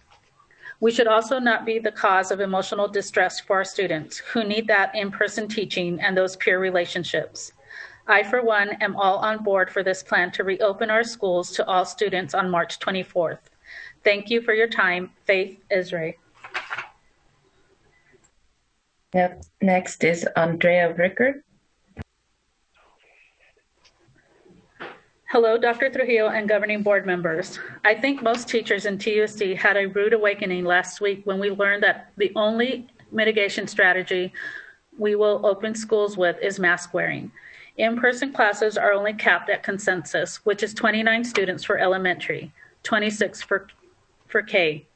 Class sizes at my school range from 5 to 23 in person. In addition, there are huge disparities in the information being communicated to staff and families across the district. I learned this on Saturday when I participated in a forum held by TEA. If the plan was to return to in-person school following CDC guidelines, I think our comfort level would be higher. I urge the board and Dr. Trujillo to reconsider how TUSD will reopen for in-person learning. Andrea Rickard. Next is Liz Chevalier. School board members and Dr. Trujillo, I feel the manner in which the hybrid plan was rolled out was disrespectful and underhanded. Your actions feel very politically orchestrated. As a parent, I got notified to choose how my student wanted to continue their education before the principals were even given information, much less the teachers getting a say in the matter. It feels that non-district level employees are simply being told that our voices do not matter. And if we try to stop the process at this point, we will be scapegoats for complaints against the district. Teachers have been doing everything we can to meet the learning needs of our students in this pandemic. Our efforts now seem to be getting little more than lip service. Our voices are being muffled under the rug and our perspectives disregarded. The hybrid plan effectively doubles the workload for middle school and high school teachers. Using myself as an example, I currently have 13 hours of contact with my students per week. The plan we are moving to increases that to 23 hours of contact with students per week. But that number is misleading. Since the students in each period is being split, we are teaching an extra 10 hours a week, but spending less time helping students. We will be teaching some kids in person in the morning and then the rest of the students online in the afternoon. This is twice as much teaching with less time in each period to provide in-depth instruction. Not to mention the extra time cut out of the day to make parent contacts, attend IEP meetings, respond to emails, write lessons, and grade is gone. Yes, we have very small planning periods each day, but it is not enough. Teaching both online and in person each day is going to be physically, emotionally, and psychologically exhausting. The state is making concerted efforts to exacerbate and spotlight the declining educational system in Arizona. This type of pressure, returning to hybrid, increasing teacher workload will aid in those efforts. Schools are running off teachers who simply can't take anymore. We are hiring people to fill those positions, not teachers, just to have warm bodies in the classrooms. Warm bodies don't increase test scores. Veteran teachers do. Veteran teachers who feel empowered, not kicked around. Teachers who have the time and energy to do all that is being asked of them. If you want things to get better, give us time to do the job you are asking us to do without piling more on top of us. If you want to help fix education, start by treating your teachers with respect they deserve. We have been doing everything we can. We will continue to do everything we can. Stop making this worse. These actions are killing us. 9 TUSD members have died this year from this horrible virus, but I'm not talking about just the pandemic. I'm talking about the stress from this whole mess. We work hard for you, the kids, the families, the community. When you are going to work for us? When are you going to work for us? Forcing this hybrid is too much. We are almost done with the year. Let us finish it out online and return next year. Excuse me, Virginia, your 3 minutes are up. Thank you. Ms. Counts and members of the board, you are at the 20-minute time limit allocated for call to the audience with 11 names remaining. Okay, and every board member is going to be receiving all of those emails. I know that we have a very long agenda, and unless somebody wants to make a motion to continue, I say that we read those emails and try to respond back to people individually. Ms. Counts? Yes. I would like to make a motion to extend the call to the audience and hear every letter that was sent in. I think it's really important to hear what everyone has to say. Second. Okay, that was seconded by Ms. Grijalva and moved by Ms. Shaw. Dr. Trujillo. Yes, of course, the administration, as always, will work at the direction and the will of the governing board, but the administration, I have a request. If the vote is to continue the call, I respectfully request that the board commit to staying until the meeting's over, till we get through every item on the agenda, even if it takes us well past the 8 o'clock hour. Okay. Agree. If there's no more discussion, Michelle, can you do a roll call vote or not? Sorry, voice vote. Yes. Ms. Grijalva? Yes. Dr. Gravosa? Yes. Ms. Luna Rose? Yes. Ms. Shaw? Yes. Ms. Counts? No. All right, motion passes. So please continue, Ms. Shaw. Yolanda, if you will, can you finish Liz Chevalier's letter? Can we do that? Yeah, that was, yes, Ms. Grijalva. I would rather keep to the 3 minutes for everybody, and then we'll get a copy of it. But I do think that's a pretty established kind of protocol for the district, and I'd like to keep to that to make sure that we can get through all of these items and not be online until 11 o'clock at night. Understandable. Okay, the next person up is Megan Bird. Ms. Shaw, who's the next speaker? Megan Bird. Dear board members and Dr. Trujillo, I am a speech and language pathologist for the district as well as a parent of a fourth grader. I have been watching the district plans for reopening with our safety in mind for the entirety of this unprecedented pandemic. Up until this moment, I felt the district was respectfully considering the safety of all of its employees as well as the community that TUSD serves. With the latest plans for reopening, however, I am deeply troubled as both a parent and an employee. Let me first state that as a parent, I feel being back in school in person would be beneficial for my son. In fact, I opted for in-person learning for next quarter. I made this decision erroneously, however, because I thought that the district was going to be implementing safety measures that would keep my son, his friends, his teacher, his principal, and the community at his school safe. The more time I have spent learning about the reopening plan, the more I've come to recognize that there is no plan. There is a discussion in the community about schools not being seen as spreaders of COVID, and scientific studies have been done to demonstrate this. It is important to note that these studies were done in schools that were following the CDC guidelines. In our latest reiteration of reopening plans, the district is no longer following the CDC guidelines of social distancing by 6 feet. The district is allowing whomever would like to return in person to do so.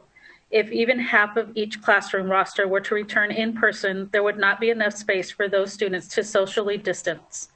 Initially, we had planned for a maximum of 13 students per classroom to return. My school class sizes of upwards of 40 students in some classes, and as you can see, this would be anywhere from 10 to 40 students choosing the in-person option. I feel incredibly lucky to be one of the few people in our Tucson community who has received both of my vaccinations, but 90% or more of my students' families have not received their vaccination yet. In the last month, I have had multiple conversations with my students about their families having COVID and family members passing away.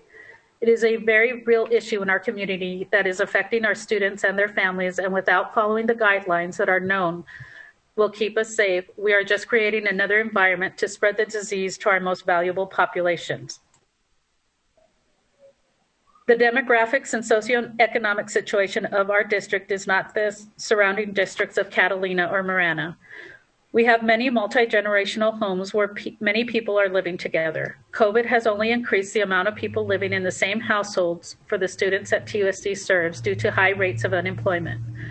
We have a responsibility to our TUSD community. Another way in which the district is not following the guidelines is that cohorts are not mandatory. Exceptional education is expected to see students in person from different classrooms at the same time.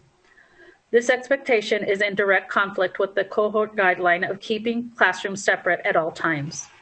The cohort idea was implemented in multiple schools across the country in order to assist. Your 3 minutes are up. Thank you. You're welcome. Next up is Shelley Hawthorne. Dear TUSD School Board, I am a parent of 2 children in a TUSD elementary school, and I am writing to encourage you to help TUSD students stay with their classroom teachers for the last 8 weeks of this challenging school year. This has been a difficult year for everyone. There are no easy solutions, but after talking with multiple parents and teachers, I am convinced that this is vital to keep students with their teachers for the remainder of the school year. First, it has been established that relationships are key to academic success.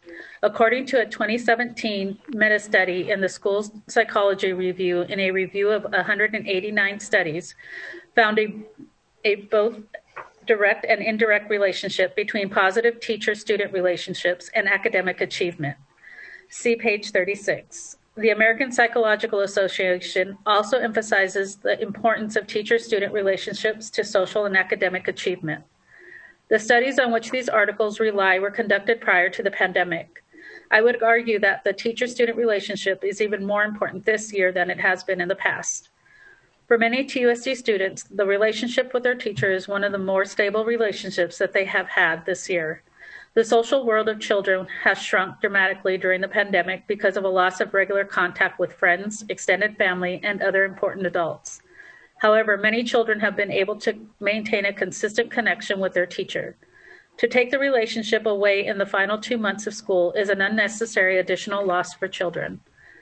Finally, incredible demands have been put on teachers this year, and giving teachers new students for the last 2 months of school is asking too much of them. In addition to getting to know the students themselves, teachers have gotten to know the students' families and learning situations. Asking teachers to forge entirely new relationships for 8 weeks of school is a huge logistical and emotional challenge for them.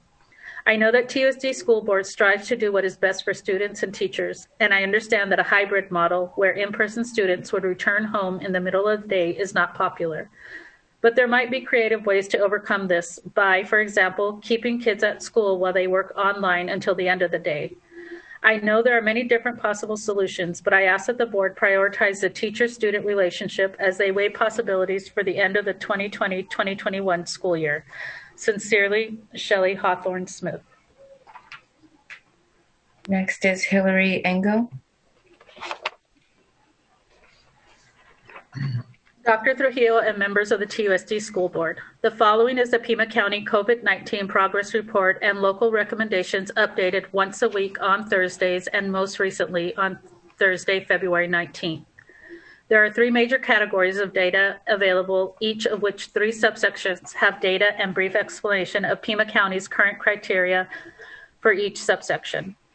In the category of disease data for Pima County, criteria for cases over 2 consecutive weeks with complete reporting of cases not met, meaning the number of new positive cases is more than 100 cases per 100,000 people per week for 2 weeks in a row. Second criteria for percent positivity not met, meaning 2 weeks with percent positivity above 10%. Third criteria for COVID-19 like illness progress, meaning 2 weeks with hospital visits due to COVID-like illness between 5 and 10%. In the category of healthcare system availability, 1 criteria for lab testing availability and utilization. Criteria met, meaning a sustained number of completed tests for 14 days. Criteria for adequate hospital bed capacity to care for 2 times the current COVID cases, plus surge statewide. Progress, meaning the number of inpatient ICU and emergency room positive and suspected COVID-19 patients decreases for at least a 7-day period.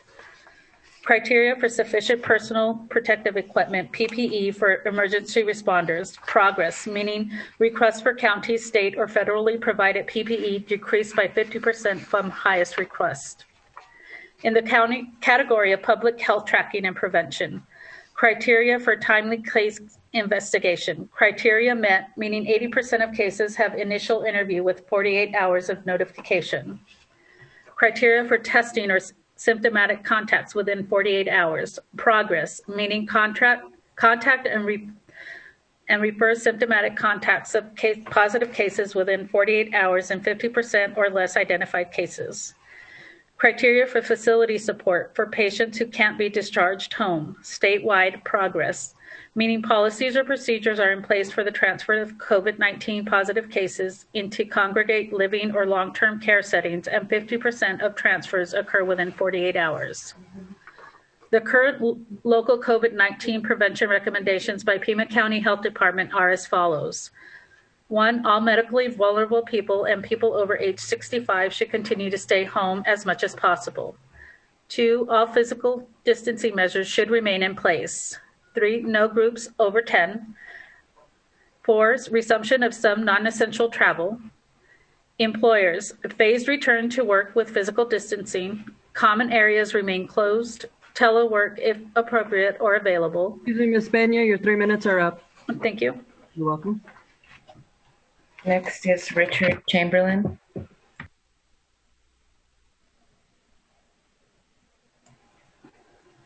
To the Governing Board of TUSD, this push towards teachers being back in classrooms in mid-March is still an issue for many of us. For many teachers, the fact is that we have not even had our first vaccination as yet. With the county having issues sending our appointment registrations, to the issue of U of A not having enough doses, they ran out of the first doses within a very short time of registration opening last Tuesday, to walk-ins for teachers being canceled, There are many of us who have not gotten the first shot yet. We are still being told that we need to go back. Even if we got that shot today, it is far from fully effective and leaves a lot of room for infections to happen. Some of us are even hearing that if we don't want to go back due to not being properly and fully vaccinated, that we should seek other employment. This is completely offensive and shows a lack of empathy for the situation and a lack of thinking of us as anything other than interchangeable parts with no true value. Variant strains of the virus are becoming dominant, leading to more risk even if you are vaccinated. Hundreds of children are being hospitalized, and even if they show no symptoms, can still be carriers. Vaccinated people can still be carriers. The governor has suspended school letter grades this year, making one of the main reasons for in-person standardized testing mute. Why then are we trying to force this to happen other than political and financial pressures? What will be gained by going back to school for the last few months? By the time we are settled into our new routines, this year will be over. What is more important, the fiscal bottom line or the lives of your employees? Those of us who want the vaccine but have had every route to getting it blocked are rightfully afraid to go back into the buildings where we are vulnerable, even with PPE and distancing in place. Thank you for your time, Richard Chamberlain. Andrea Wilson.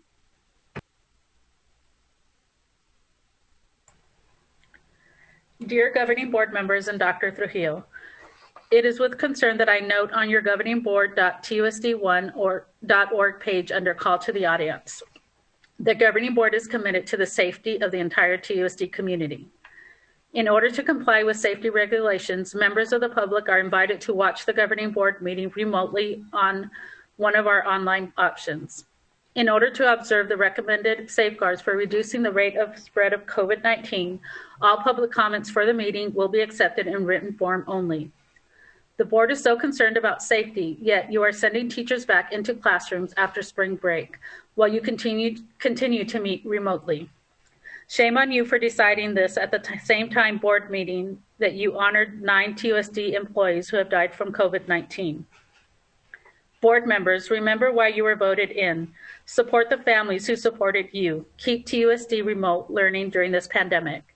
Ms. Shady Shaw was correct. Now is the time for the board to regain the power to vote to open and close schools. Please vote to regain this power for the board. Sincerely, Andrea Wilson. Next up is Lucy Labosha. Governing school board and superintendent, it is not safe to return to in-person instruction in TUSD. Our district is unique in that many of our student body is compromised of families of frontline essential workers and or multi-generational homes. This risk to in-person jeopardizes the safety of lives beyond the classroom. Other issues include the unlikelihood of mitigation follow-through. Students, adults won't keep their mask on. Students, adults won't stay 6 feet apart. Classroom sizes won't accommodate a 6-foot separation. There isn't proper ventilation at most sites. There aren't windows in many classes. Teachers cleaning throughout the day exposes us to the virus and high pollutant chemicals cleaning agents consistently. Solutions include give employees the time to obtain the 2 dosages plus the 2 week after the second dosage to minimize potential deaths of adults and children to the district due to COVID. Use care monies to provide for PPEs, additional custodial staff, etc. going forward, combined with additional increased pay for this service. Pay the current essential workers, ex-ed, counselors, custodians, and other staff that have been working at sites throughout the district currently with at-risk populations a bonus or hazard pay. Use CARES funding. Your action should mirror your sentiment about the importance of our students and teachers and staff that teach them. Our students' lives matters, our lives matters, as well as the lives of our families. Thank you, Lucy Labosha. Next is Wes Oswald. Dear Governing Board, I'm writing to urge you to rethink TUSD's plan for reopening for in-person learning after spring break. I am concerned about this plan because it does not follow CDC guidelines of people's social distancing from each other. As a plan stands for elementary schools, it is unknown how many students will be in a classroom. It could be a handful of kids or it could be the entire class. TUSD has done such a great job at this point of keeping students and teachers safe from COVID by offering only online instruction. This is a sharp and surprising shift. Although it has taken some time and effort to reach this point, my third grade class has a great rhythm going and is legitimately learning. TUSD has some wonderful online apps and websites that facilitate engaging work and instruction that allows me to see kids work and provide instant feedback. Nearpod, IXL, and other apps have helped with this.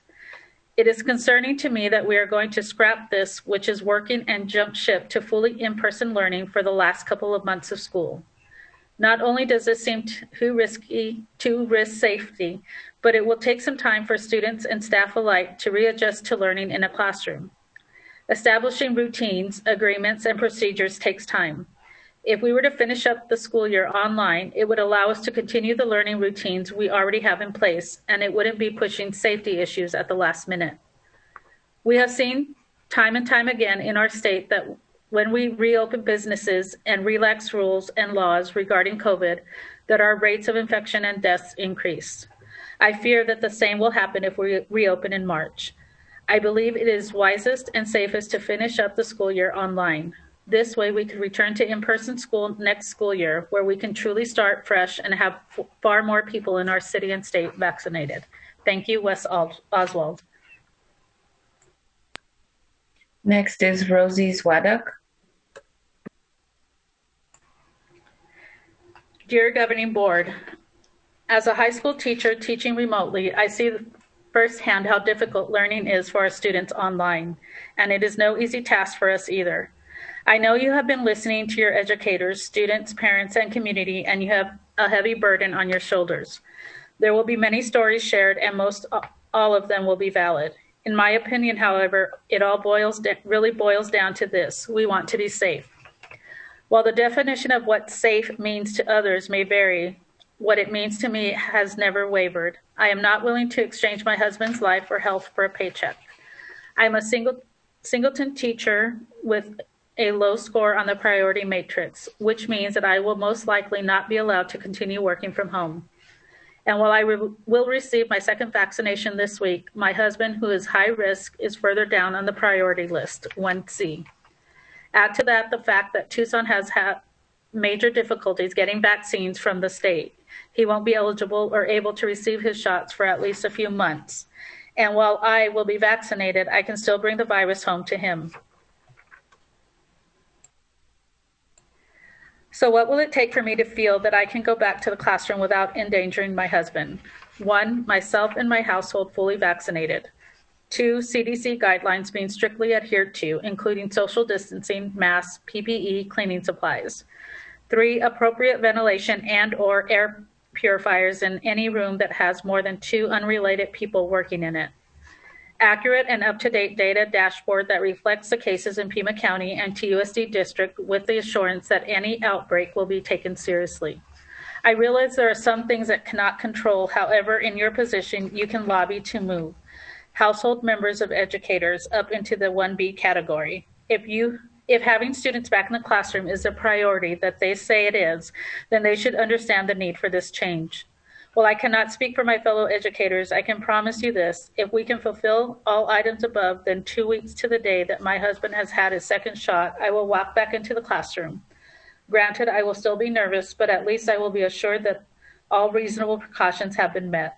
Thank you for your time, attention, hard work, and for listening. Sincerely, Rosie Zwadwick. Next is Michelle Pauline Abeta. Dear members of the TUSD Governing Board, our family writes this letter in support of completing the remaining 8 weeks of school online through the current virtual platform. Our 2 children are in 2nd grade and 4th grade at Sam Hughes Elementary. Our family understands the complexity of the decision to have our children return to campus safely. I too am a board member of a Navajo K-12 school on the Navajo Nation and understand this is not an easy decision. What I do know is that a transition back to school with just a few weeks left is illogical and will cause an interruption in classroom progress. We are concerned that moving forward with in-person and virtual learning would cause division, and some students would be separated from their teacher and class that they were with all year. A change like this would dramatically impact a child's stability and performance. Next, it is important to note that everyone is vaccinated and the vaccination is still in its rollout phase. I encourage the board to consider the health and safety of our teachers, staff, students, and their families. Before our students return to school in person, we should allow for more time for families to get vaccinated, especially those who are at higher risk with pre-existing health conditions. Our family has 2 members who are high risk. We strongly urge the TUSD board to support efforts on completing this school year virtually. Our teachers and administrators are doing their best, and any decision involving student separation, stressful in-person transitions, and shared small workspaces among non-vaccinated groups is cause for them to become increasingly overwhelmed. Please think of their lives. Again, we suggest that the school board focus on full in-person integration for the upcoming 2021-2022 school year and remain online for the 2020-2021 school year. Respectfully, Chad and Michelle Arrieta. Next is Sarah Flannery. Dear Governing Board, I am an elementary school teacher in TUSD. I am writing to urge you to rethink TUSD's plan for reopening in person. I am concerned about this plan because it does not adhere to CDC guidelines of people social distancing from each other. As the plan stands for elementary school, it is unknown how many students will be in a classroom. It can be a handful or my entire class, which would make it impossible to social distance. There has been sufficient proof from the CDC and the Mayo Clinic that children can get severe reactions to this virus. So far, TUSD has done a great job at keeping all of us safe. The other concerning factor is that there is also a strong possibility that I will not be keeping some students who chose to remain remote, which is very upsetting to my students and their families. Remaining full remote would be the safest option for all of our students, faculty, and staff. However, if the district is adamant that we return in person, I urge you to consider the original plan that was presented in November of a hybrid schedule for elementary. This will allow teachers, students, and staff to be better prepared, keep their teachers, and feel more comfortable about a safe return. Thank you, Sarah Flannery. And last but not least, Margaret Cheney, TEA President. Dear members of the Governing Board and Dr. Trujillo, as president of TEA, I made a promise to my members that when I ran, that I would look after their interests and safeguard them from harm at the workplace. TEA has worked hard to listen and have gathered member concerns over the past 2 years, but especially while classified and TDRB members were told to return to their sites throughout this pandemic. We have advocated that if the governor mandates the schools must remain open and staffed by classified, then there should be very few people on campus in an effort to keep those that must work in person as safe as possible.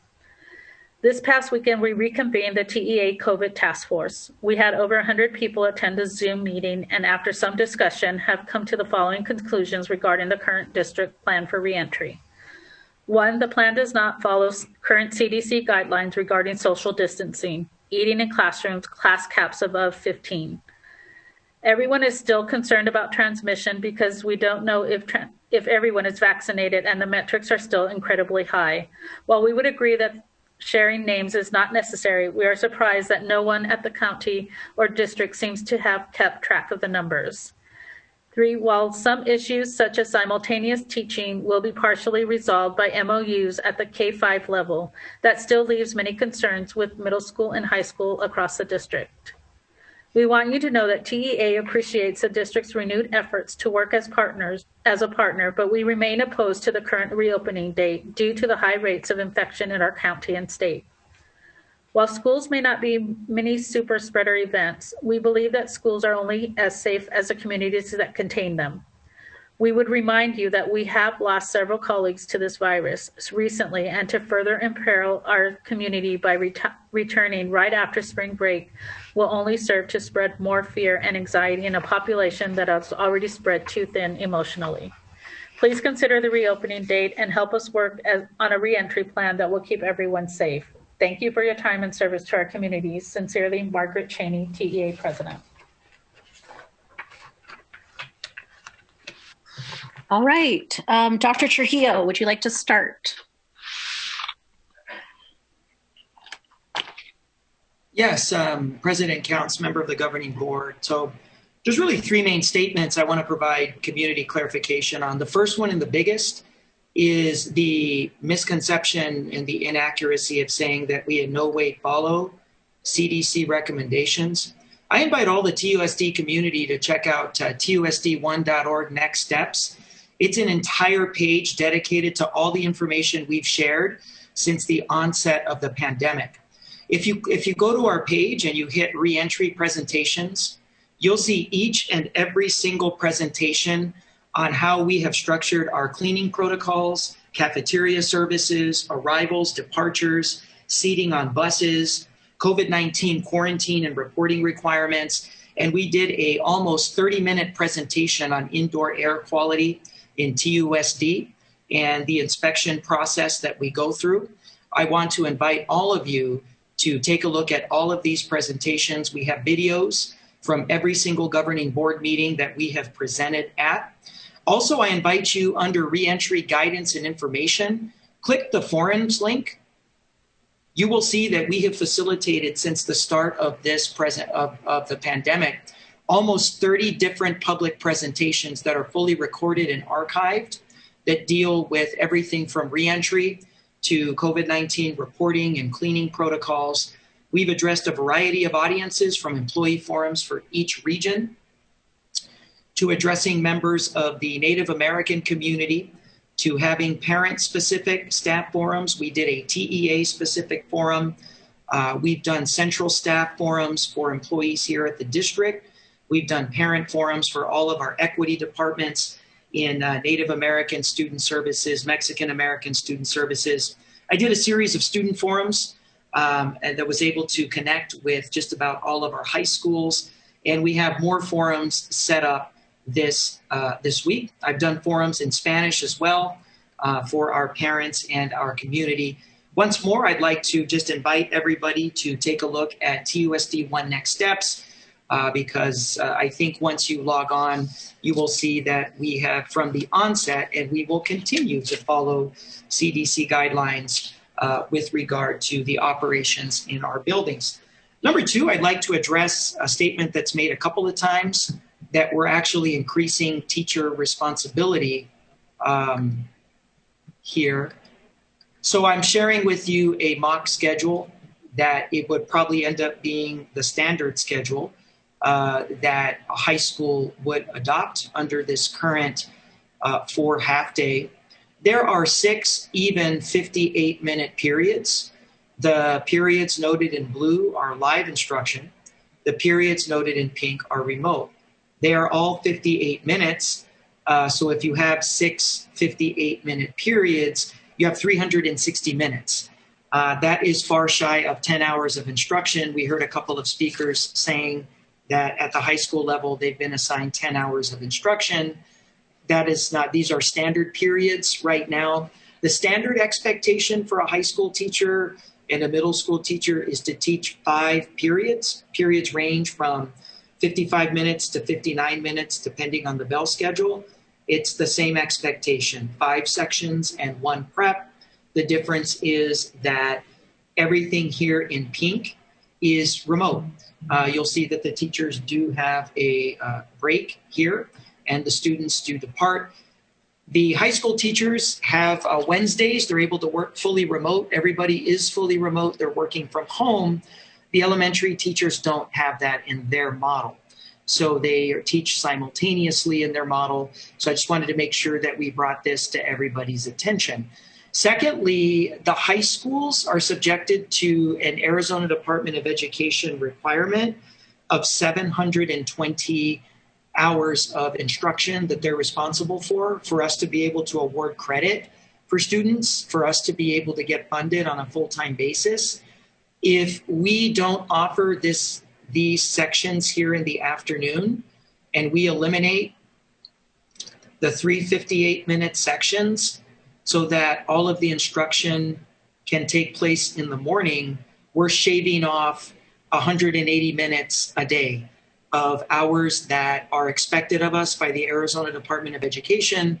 It would not allow us to hit our 720-hour requirement. So wanted to be able to make sure that the community understands that I will also, just in case.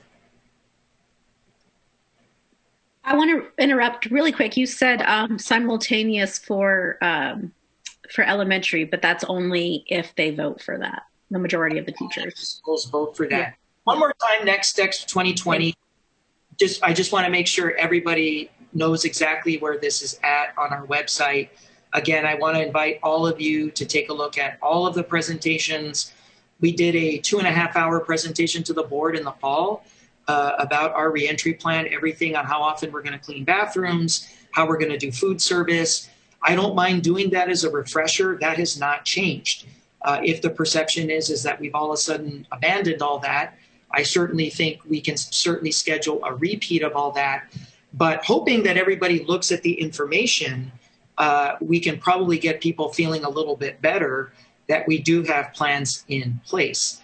So again, 2020, Next Steps 2020, we'll have 2 additional public forums that will be there.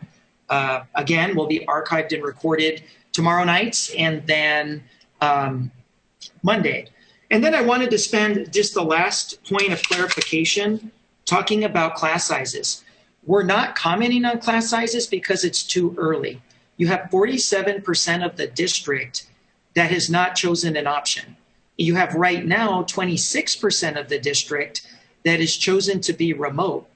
You don't have right now, if I spoke to class sizes right now and assumed that the class sizes that we're seeing right now with a trending of 25 to 26% of the district choosing to be on campus, those would probably end up being way too small. Those might be anywhere between 13 and 16. If I start talking about that, I'm not managing expectations well, because this survey or parents are going to have the option to make their selection in Parent View now through March 7th. The responsible thing that our team wants to do is wait until parents make their selections, pull the report, then start having the discussion about class sizes. I don't think it's a responsible management of expectations to be making assumptions right now, either way, when 47% of the district has not made any kind of a selection. We don't know what the influence of the new memorandum of understanding is going to have when schools now declare themselves simultaneous teaching locations, and families now know that in several schools they'll be able to keep the same teacher. We don't know what the ramifications are in terms of families going to remote. So we are not, just because we're not talking about class sizes right now, doesn't mean we're saying 35 kids in a room, 30 kids in a room, 26 kids in a room. We have a responsibility to wait until we have an accurate data point before we communicate that kind of information, number one, to our employees, and two, before we initiate those discussions with the recognized bargaining units for the administrators and the teachers, which would be TEA and ELI. And we would like to initiate those discussions once we get all of our information in Parent View, and once we get this 47% of our student body that hasn't made a selection, once we get them making their selection. So I just wanted to comment, just because we had numerous calls to the audience making assumptions that we're going to book 40 kids in a room, we're going to book 30 kids in a room. We can't have that discussion right now because we're waiting for Parent View. We're waiting for parents to do their thing. So those were the most frequently heard themes that I heard it called to the audience that I just wanted to provide some clarification for. Thank you, Dr. Trujillo. Board members, any responses? Ms. Shaw. Thank you, Ms. Counts. I'd like to respectfully disagree with Dr. Trujillo. I believe it's already been communicated to many principals and teachers that there will not be a cap on the size of classrooms. I've heard this from many people, and I think the call to the audience letters mirrored that as well. And so I would like to add to a future agenda, the next agenda, that we push back the opening date. Okay, we can do that at the end of the meeting with future agenda items. Isn't that a part of the call to the audience thing that the board can, I could read it to you, wish to ask staff to review a matter or wish to ask that a matter be put on a future agenda? Yeah, we can, yes, we put on a future agenda, but it will have to be voted on in the last section of the meeting, future agenda items. Or we can just request that, and then you'll have a conversation with administration about it. Dr. Trujillo. Yeah, I'd like to reiterate my statement. We've given directions to principals. There are no caps right now. There's no caps in the imminent future. That is absolutely correct, but that does not mean that once we get the reports back from Parent View, that there won't be discussions about what class sizes could look like. So I will go on the record and partially agree with Board Member Shaw that principals have been given the direction right now. As of today, February 23rd, there are no caps that have been discussed, communicated, or mandated. That is an accurate statement.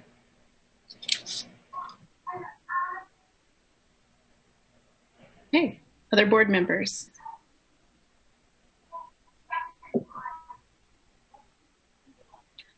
All right, I just want to say thank you to the teacher, I didn't catch her last name, but first name Faith, for speaking out in support of returning on the 24th with the safety measures that we've worked very hard, and TUSD and has worked tirelessly to try to do best practices and what's best for our kids. And there is no good choices here, and nobody is going to have what they want. But I appreciate Faith for and I know for speaking up, because I know that there is a lot of pressure right now for teachers that feel similarly to her to not say anything. And I've had people reach out to me and let me know that they don't want to do a call to the audience because they're afraid of getting chastised by fellow teachers. So I just hope that, you know, that sort of emotionality and scapegoating isn't really happening in our schools or in private chat rooms with teachers.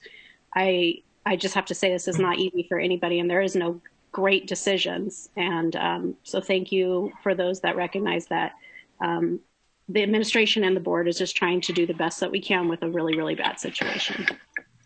Thank you, Faith. Ms. Counts? Yes, Ms. Grijalva. I would like to ask Dr. Trujillo, when we go over the item with the professional development dates, if you could list out the employees that you're talking about. I know we had a letter about, you know, who's everyone, and I just want to make sure that you cover who those people are that would be eligible. And I also do want to say that I appreciate all of the feedback that people have shared, because I think it shows how conflicted our community is and has continued to be regarding the issue of reopening. So I appreciate all of the perspectives, because I think that you bring your own opinion and experiences to the table, and it does help inform, I think, administration and the other administrators that are listening at home to the feedback.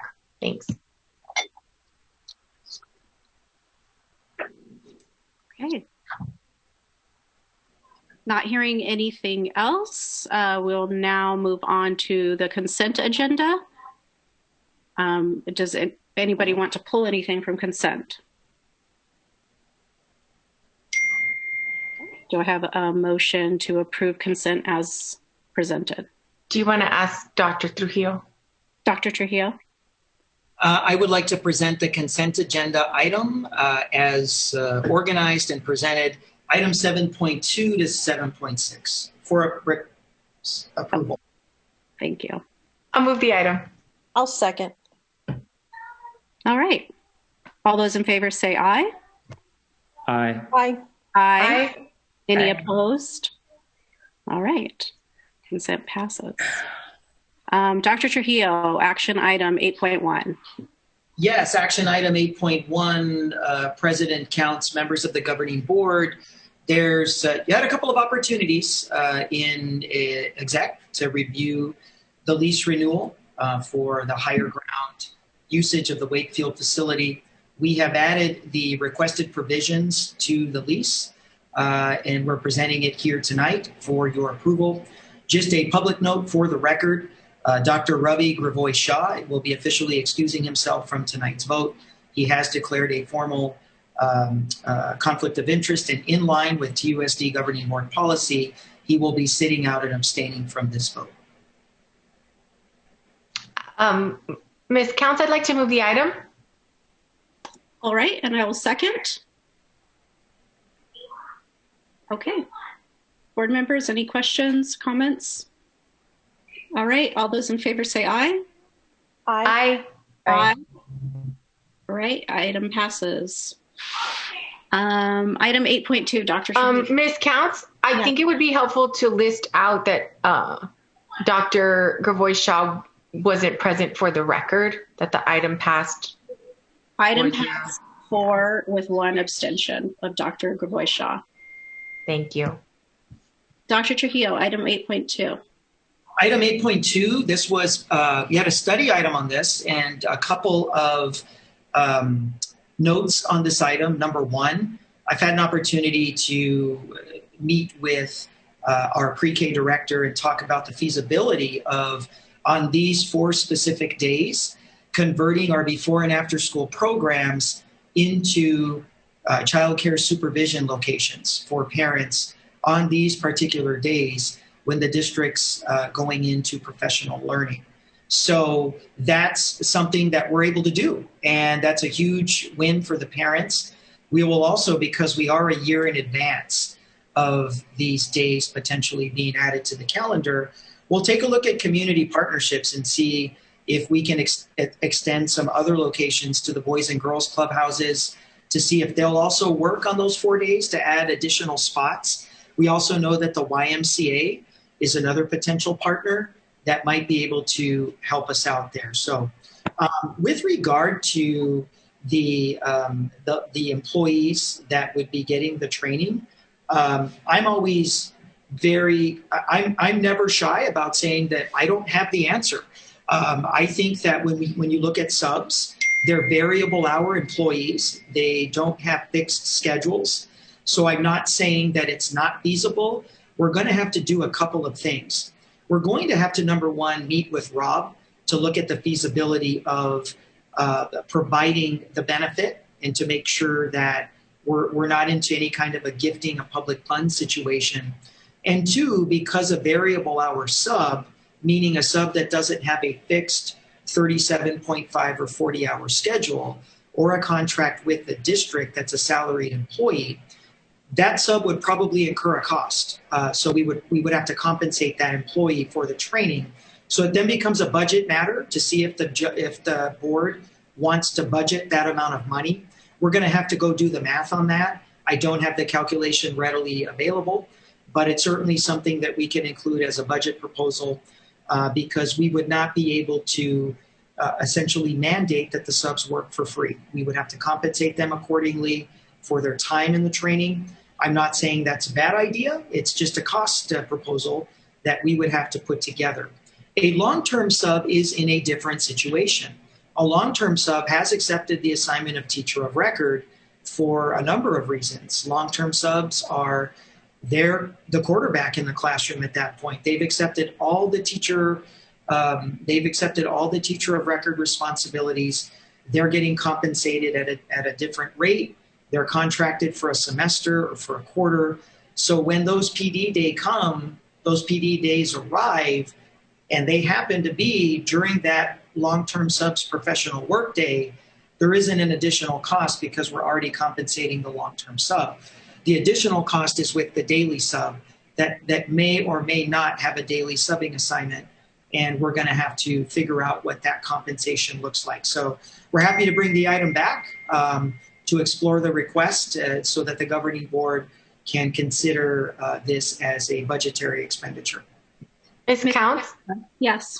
Yeah, I wasn't suggesting that it be a part of the budget. I just wanted you to be able to explain that somebody who's hired on a Monday or Tuesday and not for a long-term position, that they're not guaranteed compensation for the PD day, just like they're not guaranteed compensation for other days if they're not scheduled.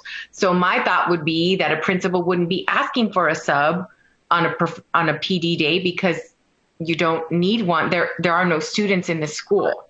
I'm not suggesting that would be, if we have a long-term sub, that's a completely, totally different story. But a person that is working on a daily basis and maybe working in a high school one day and a middle school or elementary school the next day, those PD assignments are going to be very different. And it doesn't really make sense to me to include that. It would be the same as if we had, we hired anybody for a specific job to come in to do a plumbing job that we had to, we didn't have enough people and they were coming in to do a specific job. And that happened to be a PD day where we were going to give, everybody that's working on HVAC unit some sort of training. Well, that doesn't seem to me an investment that the district should do, even though that might be someone that comes in periodically to help.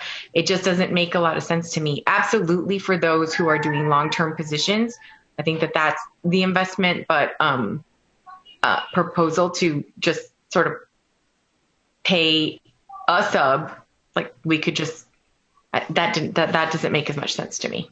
Thanks. Yeah, thank you, Mrs. Grijalva. My understanding was the request that pay the sub to do the PD, just because they don't have the variable work schedule. So there is no, as you said, there is no need for sub daily coverage on any of these 4 days. So the request would be folding all of the district sub workforce into PD sessions. And that to me is that's a budget issue. So we can't ask them to do that for free. That would carry compensation. And I'm not saying there's not value in that. It just has to come before the board as an expenditure request to see what that would cost for the 4 days. A long-term sub, again, is in a different situation. They're already covering an assignment for either the year or the semester. That quarterly PD day, that's just a part of their job at that. So they do have to go. So that's where we say we would, at the board's request, we could bring that back. Yeah. I just want to be clear that was not my request. That was, I know someone that mentioned that in a letter to the call to the audience. I just want you to go over who right now, without any modifications from the board, is getting compensated for PD. Absolutely. So you've got all your teachers, everybody in the TDRA workforce, everybody in the TDRB workforce, all of your TEA white collars. So those are your counselors, your social workers, your teachers, your educational support professionals, paraprofessionals, aides, monitors, the behavior monitors on the buses, your bus drivers, your custodial, your front office staff. We've had some great conversations about high quality, exceptional customer service training for our front office teams to be able to use on these days. Custodial, we've long had conversations about giving them a deeper knowledge base on deep cleaning, on how to use a lot of equipment.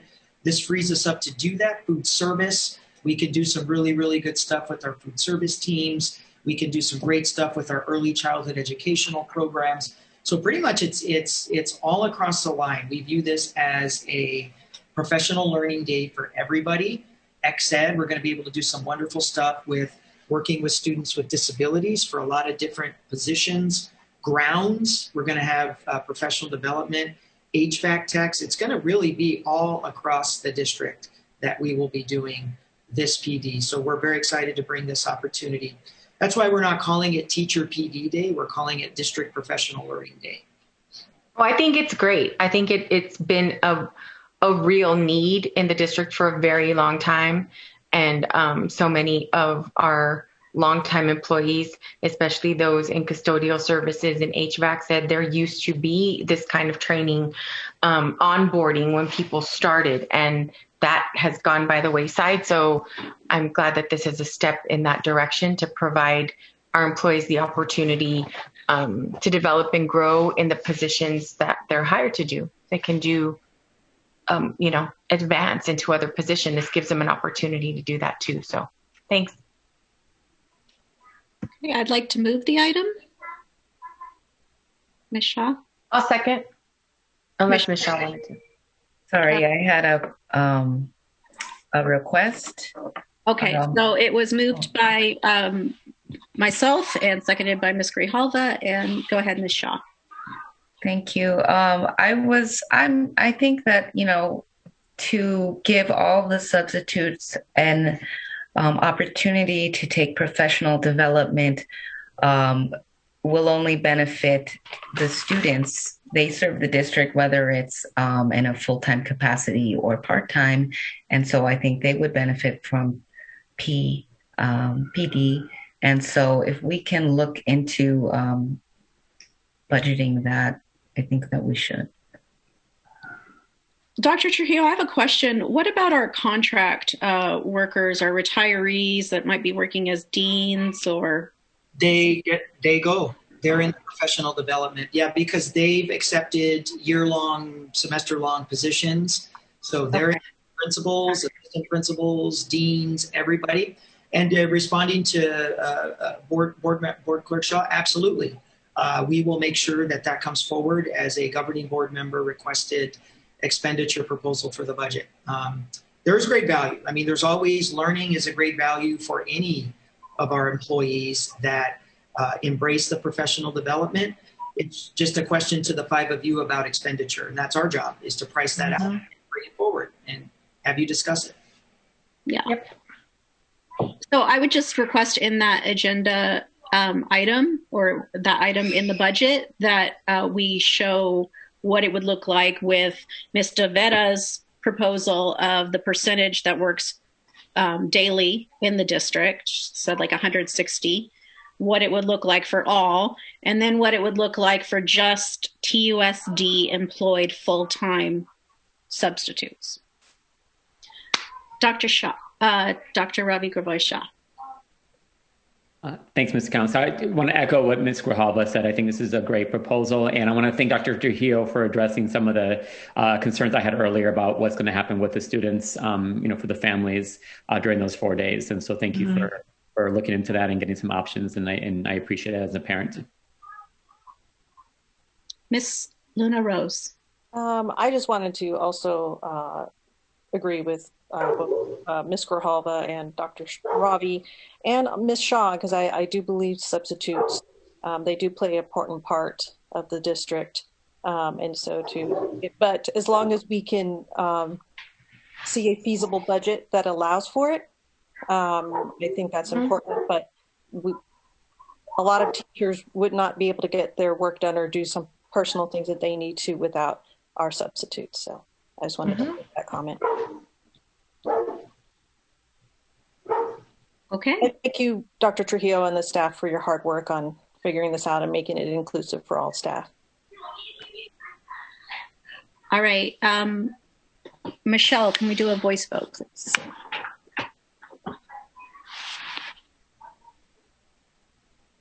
Ms. Grijalva? Yes. Dr. Gravoy? Yes. Ms. Luna Rose? Yes. Ms. Shaw? Yes. Ms. Counts? Yes. All right. Item passes unanimous. Before we move on to the next one, I just want to make sure I wasn't here for the voice vote for the first item. Make sure my name was abstained because of conflict of interest. Yes. Great. Thank you. Thanks. Item 8.3, Dr. Trujillo. Yes, item 8.3. So there are just a couple of notes that I just want to make sure that I bring to all of your attention. Item 8.3, I brought this forward on the part of the administration, but I'll take some responsibility. There were some aspects of 8.3 I hadn't considered, and I'm interested in hearing your perspectives tonight. I am all for holding us all responsible for the same expectation that we would ask of our school employees. But I do have a couple of concerns because our roles are different. This is a governing body that can only legally convene at certain times, right? Our announced scheduled meetings that have been approved. And we're responsible for communicating a lot of important information to the public and to the employees. And it's important that they hear us, they understand our presentations. Recently, after proposing this, I was made aware that some of the mandates at the county level and at the city level would actually require all of us to wear masks full time, even when we're speaking at the dais. It would also mandate any calls to the audience that we do live. They also have to come in and deliver their remarks with masks on. Public attendance would be significantly limited. So it's just something, I mean, we'll work with that. I just hadn't considered that. I just want to make sure that I bring those considerations forward. We're going to be heading into a fairly heavy season when we're starting to talk about salary and compensation and budgets. And as the negotiations process winds up, we're going to have some big items coming up. So just taking that into consideration. So with that being said, the original proposal was taking a look at the possibility of the governing board coming back and returning to Duffy, that we would return to Duffy on March 9th. In a moment, I'm going to turn it over to Rob. I did ask Rob before the governing board got started with discussion to just give a general overview of the existing county and city mandates and how they do apply to our ability to speak, at least when we're answering questions without a mask or delivering presentations. Also, part of this is that we, for at least the month of March, that we limit, that we really do just kind of limit attendance to the extent that we can under county mandates.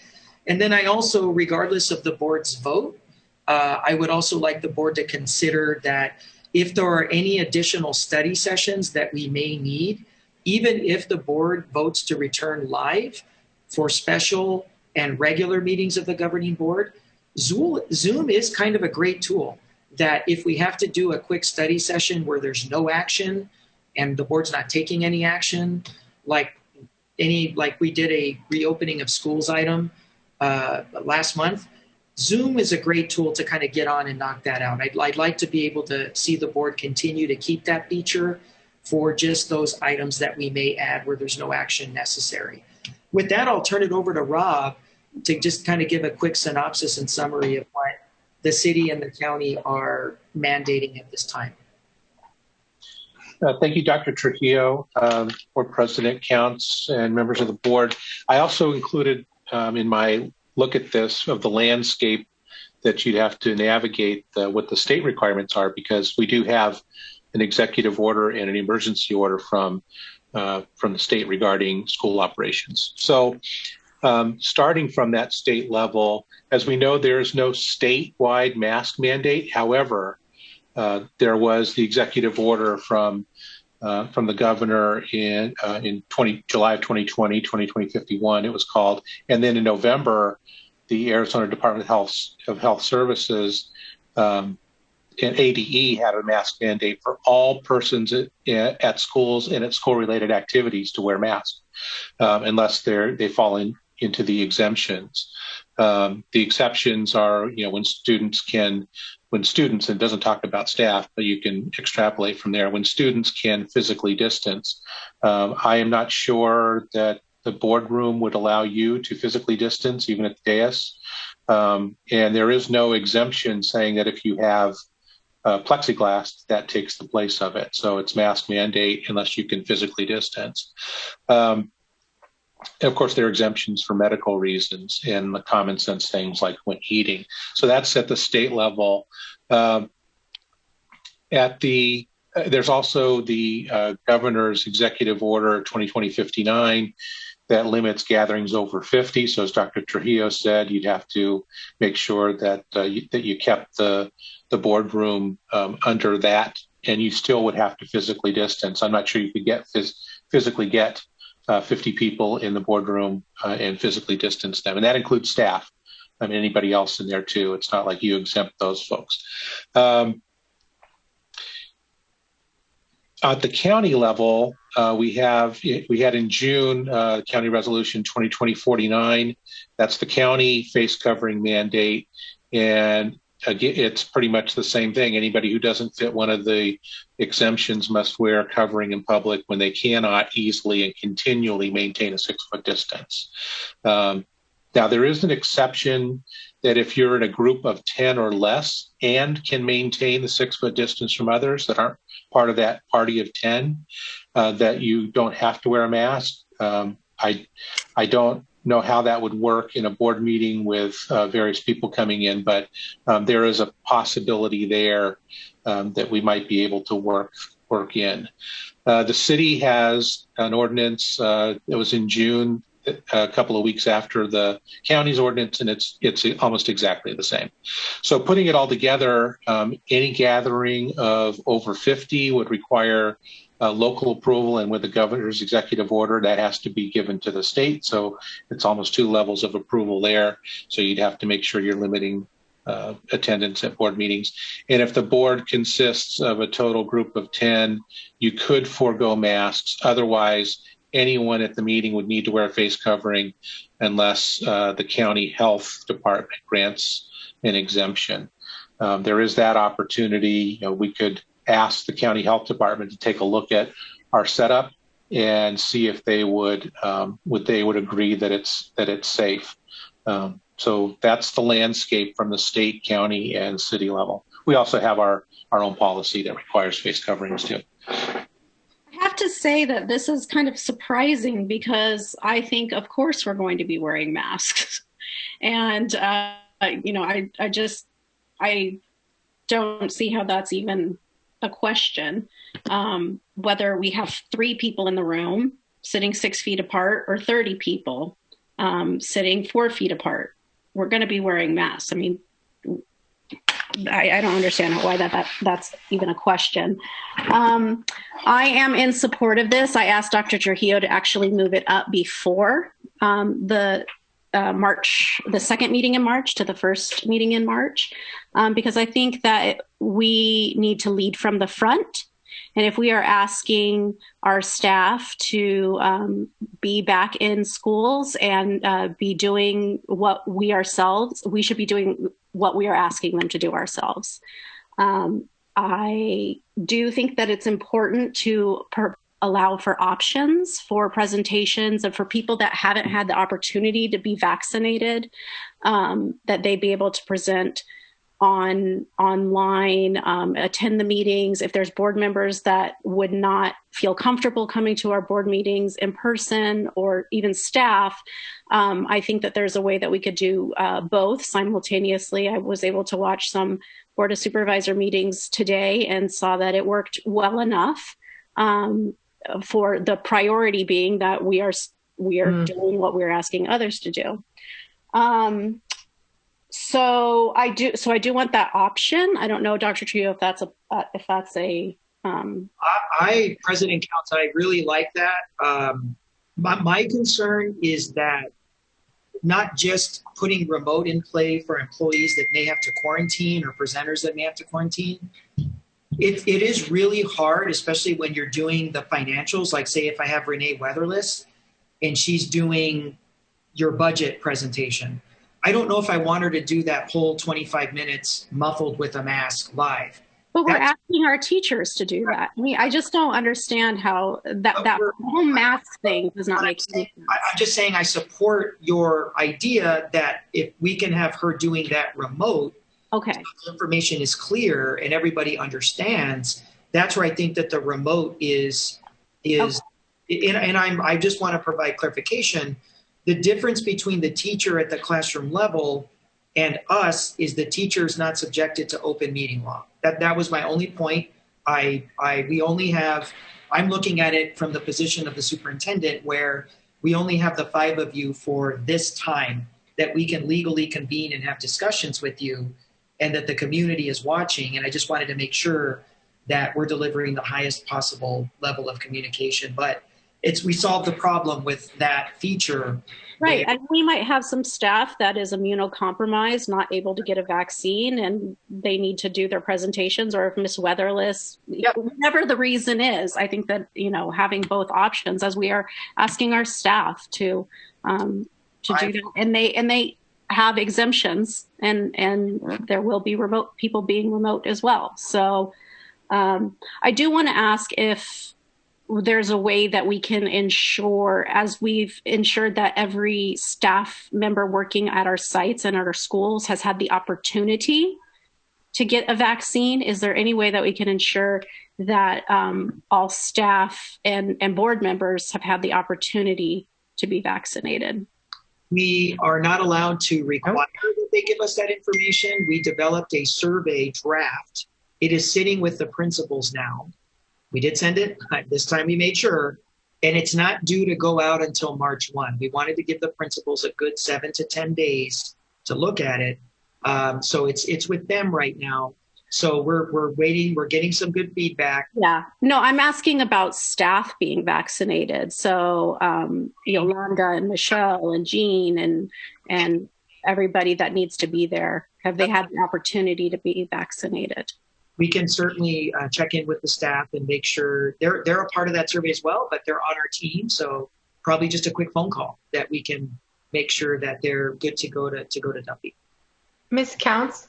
Yes, Ms. Grijalva. So my concern is this is the time that the community can listen in and participate. And what I've heard is that our meetings are more efficient. They're also a lot easier to understand. I've actually had to give presentations and speeches with a mask. And it's one thing if you're tuned into that and this is the only person that you're talking to. It's quite another when we're all in the same room and we're going to have to figure out another way to reconfigure, because all of us sitting on the dais, we're less than a foot apart. And so I do not think that it is a good idea for us to go into Duffy. I also want to say that if we do a compromise where if I don't want to go in, I don't have to kind of thing, then really it's a disservice to people that are watching and to the board, because now my participation is limited and contribution is limited and vice versa for everyone who's not present there. I do recall when Crystal, Ms. Foster and Dr. Trujillo were sitting side by side on the dais it was one of the first times that we were doing remote and there was a lot of feedback. I do have some concerns about that. So I think we're going to have to hear from IT about if we have this hybrid option where some are remote and some are in person, what that looks like.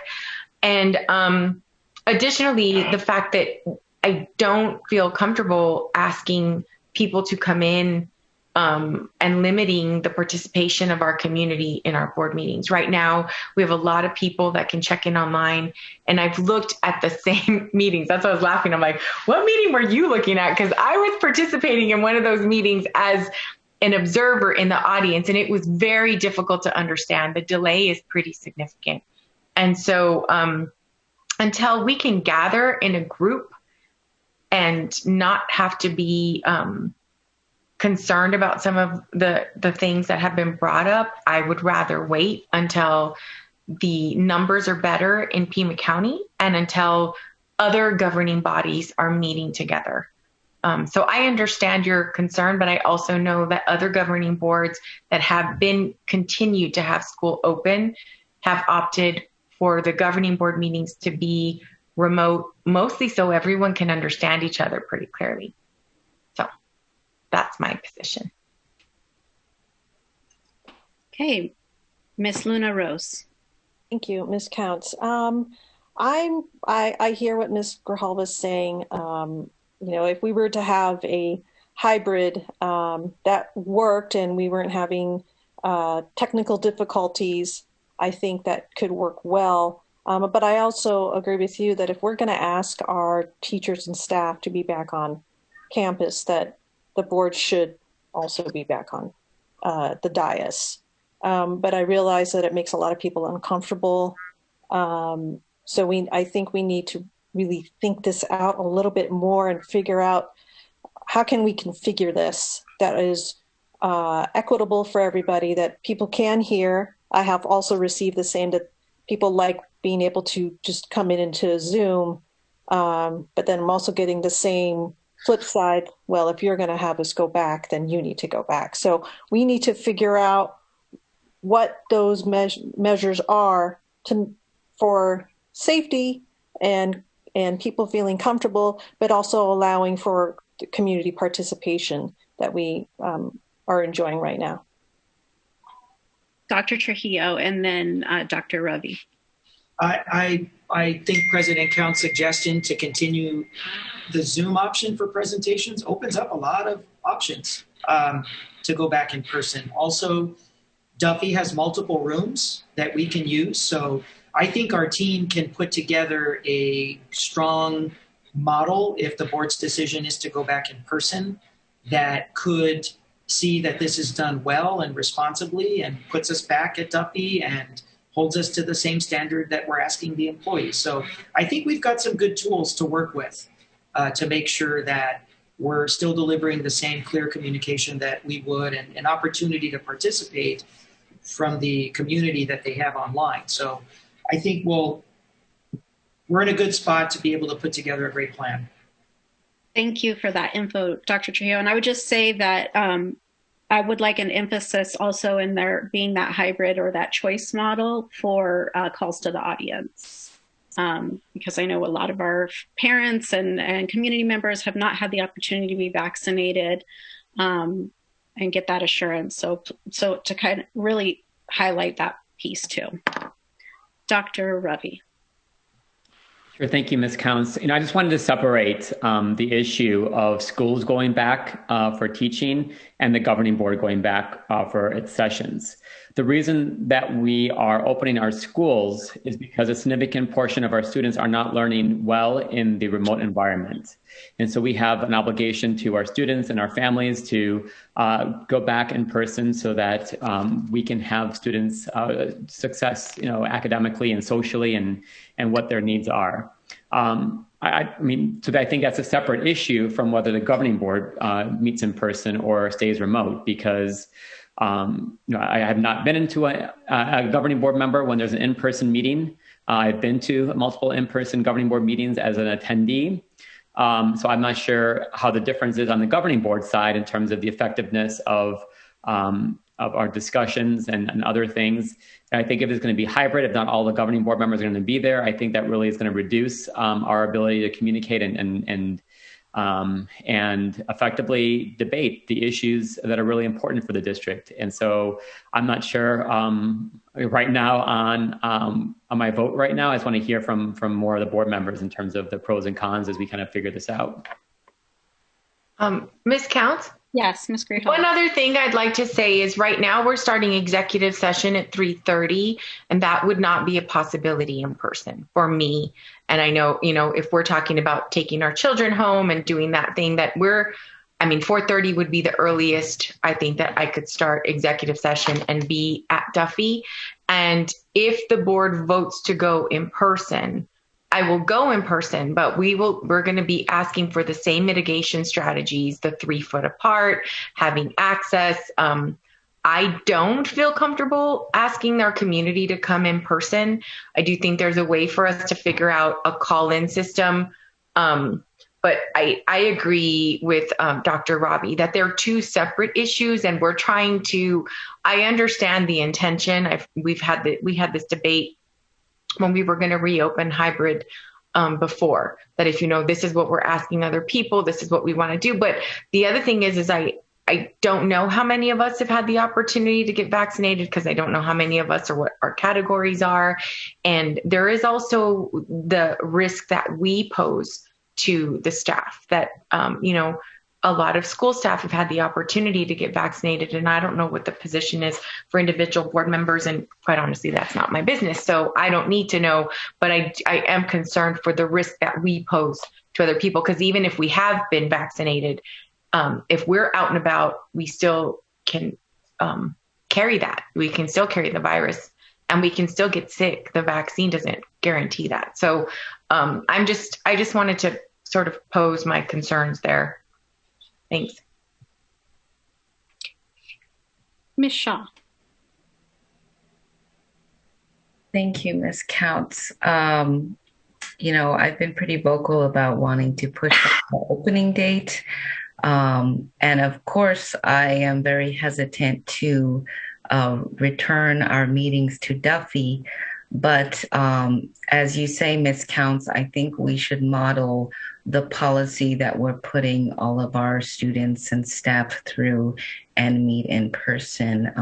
Of course, wearing a mask and social distancing as much as we can, but I'm really not seeing how we can separate the way that we meet and then the way that the rest of the district is going to potentially meet soon. So I think because there's so much that still needs to be figured out about the, Duffy in the meeting room there, perhaps we can push back the in-person meetings to, the last meeting in March. Yeah, I think it's a good idea to maybe the first meeting kind of have a brief study on the proposal and for hopefully this hybrid and then we can bring it for a vote in late March. Dr. Trujillo. Yeah, I'd like to support Board Clerk Shaw's suggestion that if the board considers going back, that they push it to March 23rd. That gives our team time to test the equipment, do sound checks, check out the different rooms in Duffy where the sound and the internet connection and Zoom, make some adjustments for seating. It'll give us a little bit more time to do that. So I want to support that suggestion. That's good. And then is that something that we think we can get on the first meeting, a little study session of what that's going to look like? Absolutely. Absolutely. Dr. Ravi. I just want to say a couple expectations that I have, mirroring something Ms. Grijalva said. My expectation is that the governing board members are at least 3 feet apart and that everyone remains masked even when they're talking around me, if we're doing that. My expectation is also that there isn't an audience. I don't think, I think people can view our governing board meetings online. Even when we're in person, there are more people looking at our meetings online than there are in person. I don't think we need to have that risk to have a mass of people coming to our governing board meetings. My expectation, unless there's a reason not to, I would like to have the people who are presenting, like Renee or other folks in person, so we can actually converse effectively, if that's the point of us going back in person and resuming in person. But my expectation is that we don't have in-person call to the audience and that we don't have an audience at all. I don't think that adds any value, and I think that it puts things at risk. Okay. This counts. Yes, Ms. Luna Rose. So actually, Dr. Trujillo, is it, have you talked to other districts that have their board back in person, and what kind of measures are they using? Do they have plexiglass? Do they, I'm sort of curious what our other districts around Pima County are doing. Yeah, so I've checked in with a few, and I got, I'm talking to a dear friend, a Phoenix Union superintendent tomorrow. We're talking on another issue, and this is one, how they do theirs. They're doing kind of like the Dr. Gravoy Shaw model, where the board is back, but there's no audience, and presenters do pipe in person. But the governing board members are farther than 3 feet apart. They're actually using the entire boardroom to make sure people are like 10 feet apart because there's no audience. And so the calls to the audience are done through phone. And I think if somebody really insists on it, they do let somebody come in person. So that's kind of the model. I checked in with a couple of districts in Tempe. That's also what they're doing as well. And there's also a number of districts that are just doing straight up remote right now and not back in person at all. Okay. Ms. Counts? Yes, Ms. Greenhalgh. So if this item does pass, I do think that we should really get some feedback after the first meeting from the people that are watching the meeting to see if it's actually easier to understand, because I do think that is the reason why we televise the board meetings, why we're doing this this way and online, is so people have greater access. And if that is diminished as a result of us going in person, then I would like to hear from community members, because I think that is really important and one of the reasons why we have public meetings in the first place. Okay, so what I'm hearing is that we could just make an amendment and have it on the 24th that we're trying it. We have a presentation on March 9th. And we would take the vote now with the amendment. Sorry, Ms. Hunt, has anyone moved yet? Sorry. Let me go to Ms. Shaw, and then I'll get to you, Dr. Ravi. Thank you, Ms. Counts. Just curious, what we're voting on is that going in person without the call to the audience and just us? What is it exactly we're voting on? That's a good question. Dr. Trujillo. So as I understand the motion, this is a motion to move the first live and in-person governing board meeting to Duffy on March 23rd with direction to staff to come forward on March 9th with a study item that will be addressing call to the audience, seating, the role of Zoom. We'll make it very comprehensive.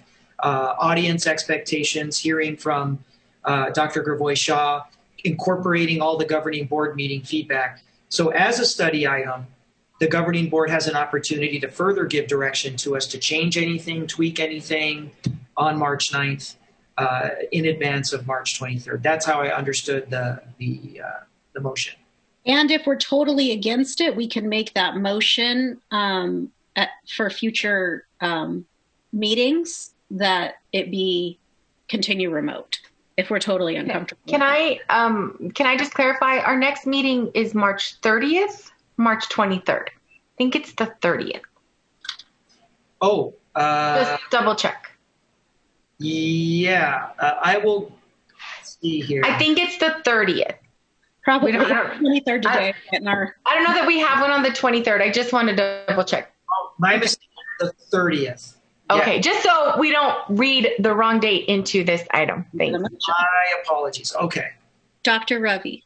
I just want to ask that it becomes a study action instead of a study in case we get feedback that the technology isn't going to be adequate, or we can do something different. Okay.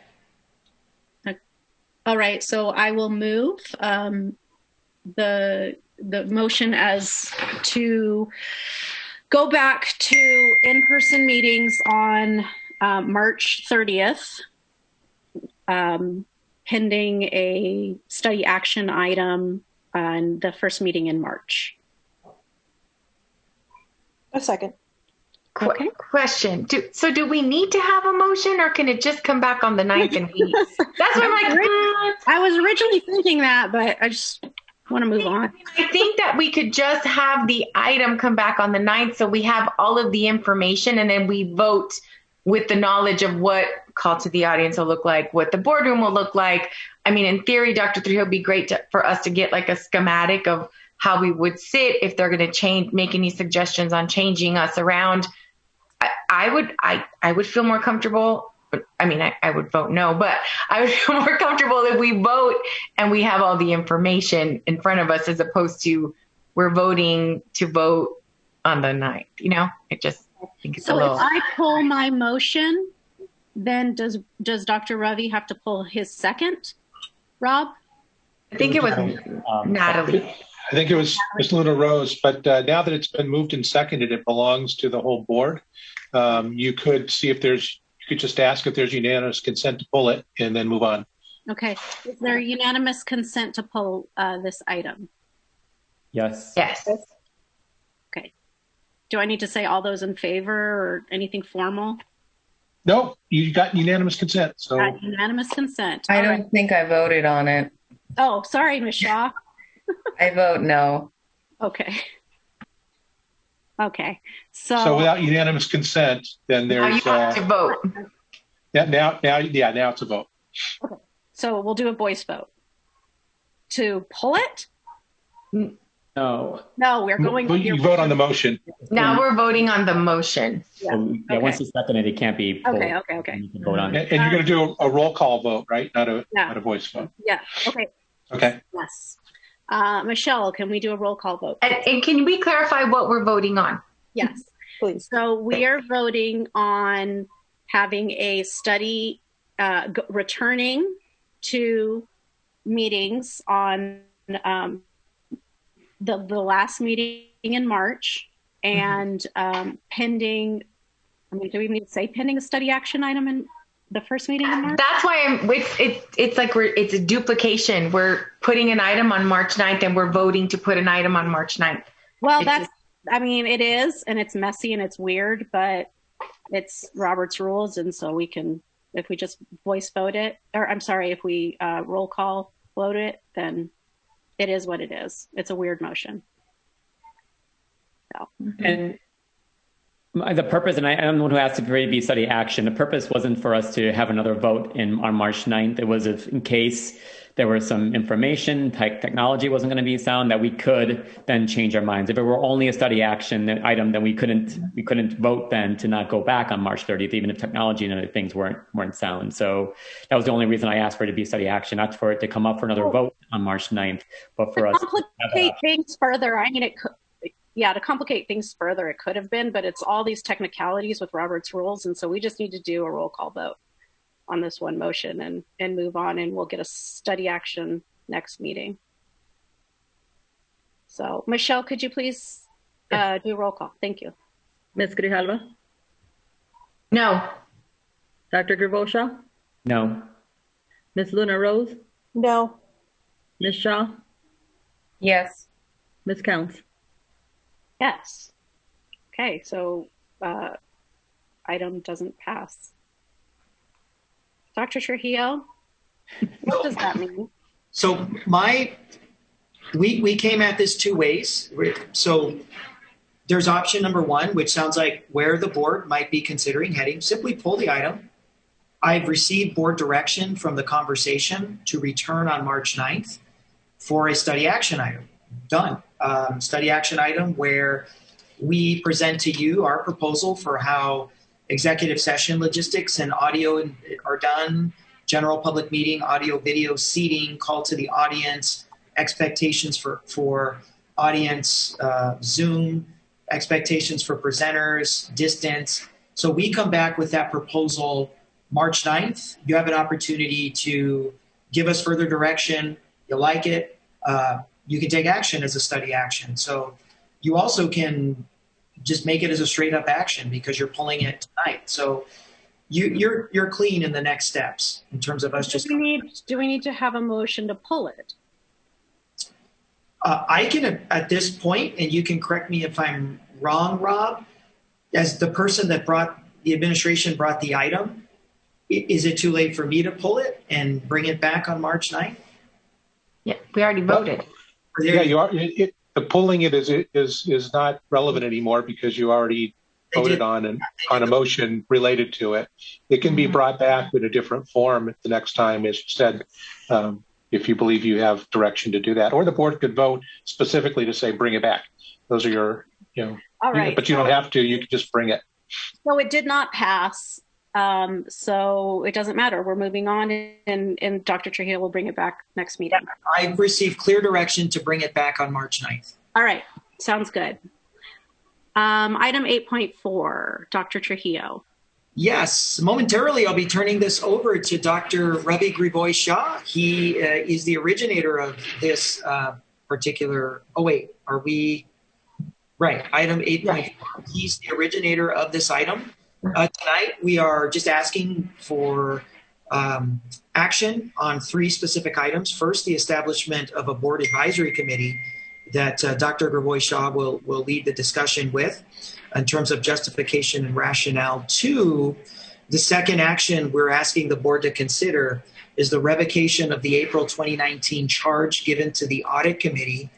And the third point of action that this item is seeking governing board consideration and approval is the approval of the recommended changes to the audit committee charter relating to the establishment or the potential establishment of the budget advisory committee and the potential revocation of the April 2019 charge. With that, I'm going to turn it over to Dr. Grivois-Shaw to lead the discussion on this item.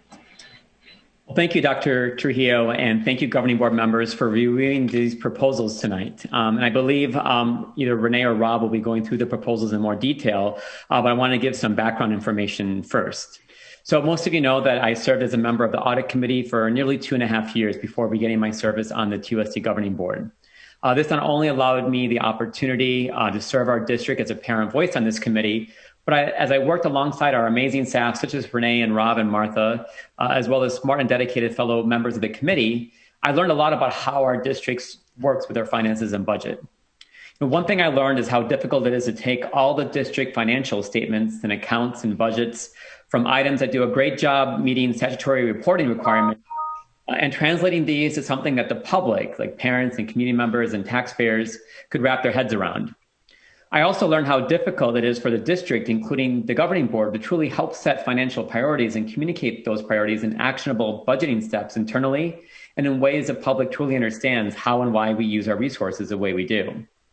In fact, if during late winter and spring budget study sessions, the governing board tried to effect major changes or priorities, I learned that it would be very difficult to actually incorporate these changes into the upcoming fiscal year's budget, as so much has already been set by that point.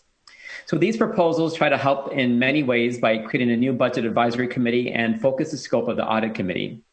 So let me start first with the audit committee changes. I'll admit that I'm part of the problem, as when I joined the audit committee, my perception was that it was an audit and finance committee. Most of the agendas were spent reviewing the budget and financial statements, as the finance committee would. The change to the charter in 2019 made by the governing board also added more finance committee type asks, further confusing the role of the audit committee. These proposals remove that 2019 amendments to the audit committee charter and make edits to the charter and scope of work of the audit committee to focus it on 4 tasks. First, supporting the governing board in the supervision of the internal auditor. And please correct me if I'm wrong, but I believe that besides the superintendent, the internal auditor is the only other staff position in TUSD that reports directly to the governing board. And the audit committee will help support the internal auditor, her scope of work, reports, implementation of recommendations, and provide evaluation so that the governing board can ensure the internal auditor is successful. The audit committee will also support the external auditor, production of CAFRs, and et cetera. The audit committee will work with the finance team to ensure financial controls are in place. And finally, the audit committee will serve as a venue to investigate when individuals in our community, on staff, et cetera, report financial control or other issues, whether anonymously through the online portal that exists or during audit committee calls to the audience or by other means. Our hope is that with this focused scope of work, the audit committee membership would continue to focus on individuals with accounting and other specific financial skill sets. And while they currently meet every month, most months, would focus its agenda and meet perhaps every other month or quarterly so that staff can also support the new committee. So the Budget Advisory Committee, or BAC, would serve a completely different purpose. It would be made up of community and business leaders, parents, teachers, and staff, and others. It would focus on supporting our district and governing board's budgeting priorities. And instead of waiting for later winter and spring, the governing board would start discussing potential priorities during the summer. The BAC would support the governing board with open to public budget study sessions in the fall. The BAC with the finance team would make specific recommendations in the early winter on how to implement priorities and steward district resources.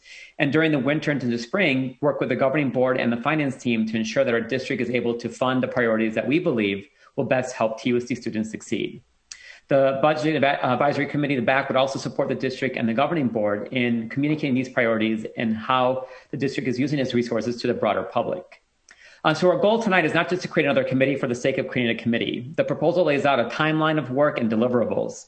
And this committee is just part of TUSD's work on financial transparency and communication, including items such as the site-by-site financial data available on each school's website, in the TUSD webpage, and other things that the governing board and the TUSD administration is doing to help improve financial transparency and communicate this to the broader public. So that's just a bit of the background on what is before us today, and I'll turn it over to, I believe, Renee or Rob or someone to go over the proposals and documents. Good evening. I don't know if we want to, go ahead, Renee. Yeah, with the BAC. Yeah, we'll start with the Budget Advisory Committee, and if we could, go ahead and open that document. So the idea behind this is over the past couple of years, the budget study sessions have been relatively new. We've been doing them for about 2-3 years. But what we're finding is that by the time they start, we start early in about January, and we go through the spring, and we set the budget by June 25th, usually the last week of the month. And we don't have a lot of time to discuss major initiatives, to be able to get feedback in time. And so there's a lot of highs and lows through that process. So I think what this would do is it's an external committee, and they would have time from July, when an adopted budget is set, you start prepping for the new budget year. They would have time to vet any potential ideas, long range planning, bring together forums, have members of the community to weigh in on these items. So that way we're making sure that by the time they get presented to the governing board come January through the spring, then we have already addressed all of those issues. We have already communicated. It's more transparent. People can actively participate and be involved. So that is the timeline, that through July and August, the initial meetings would be set, and the governing board as a whole would be able to vote to determine what topics or what focus areas you would want to assign to this group. So that way they're working through September through December on those particular items. So together we could collectively present it at a budget study session from January through May. That's it in a nutshell.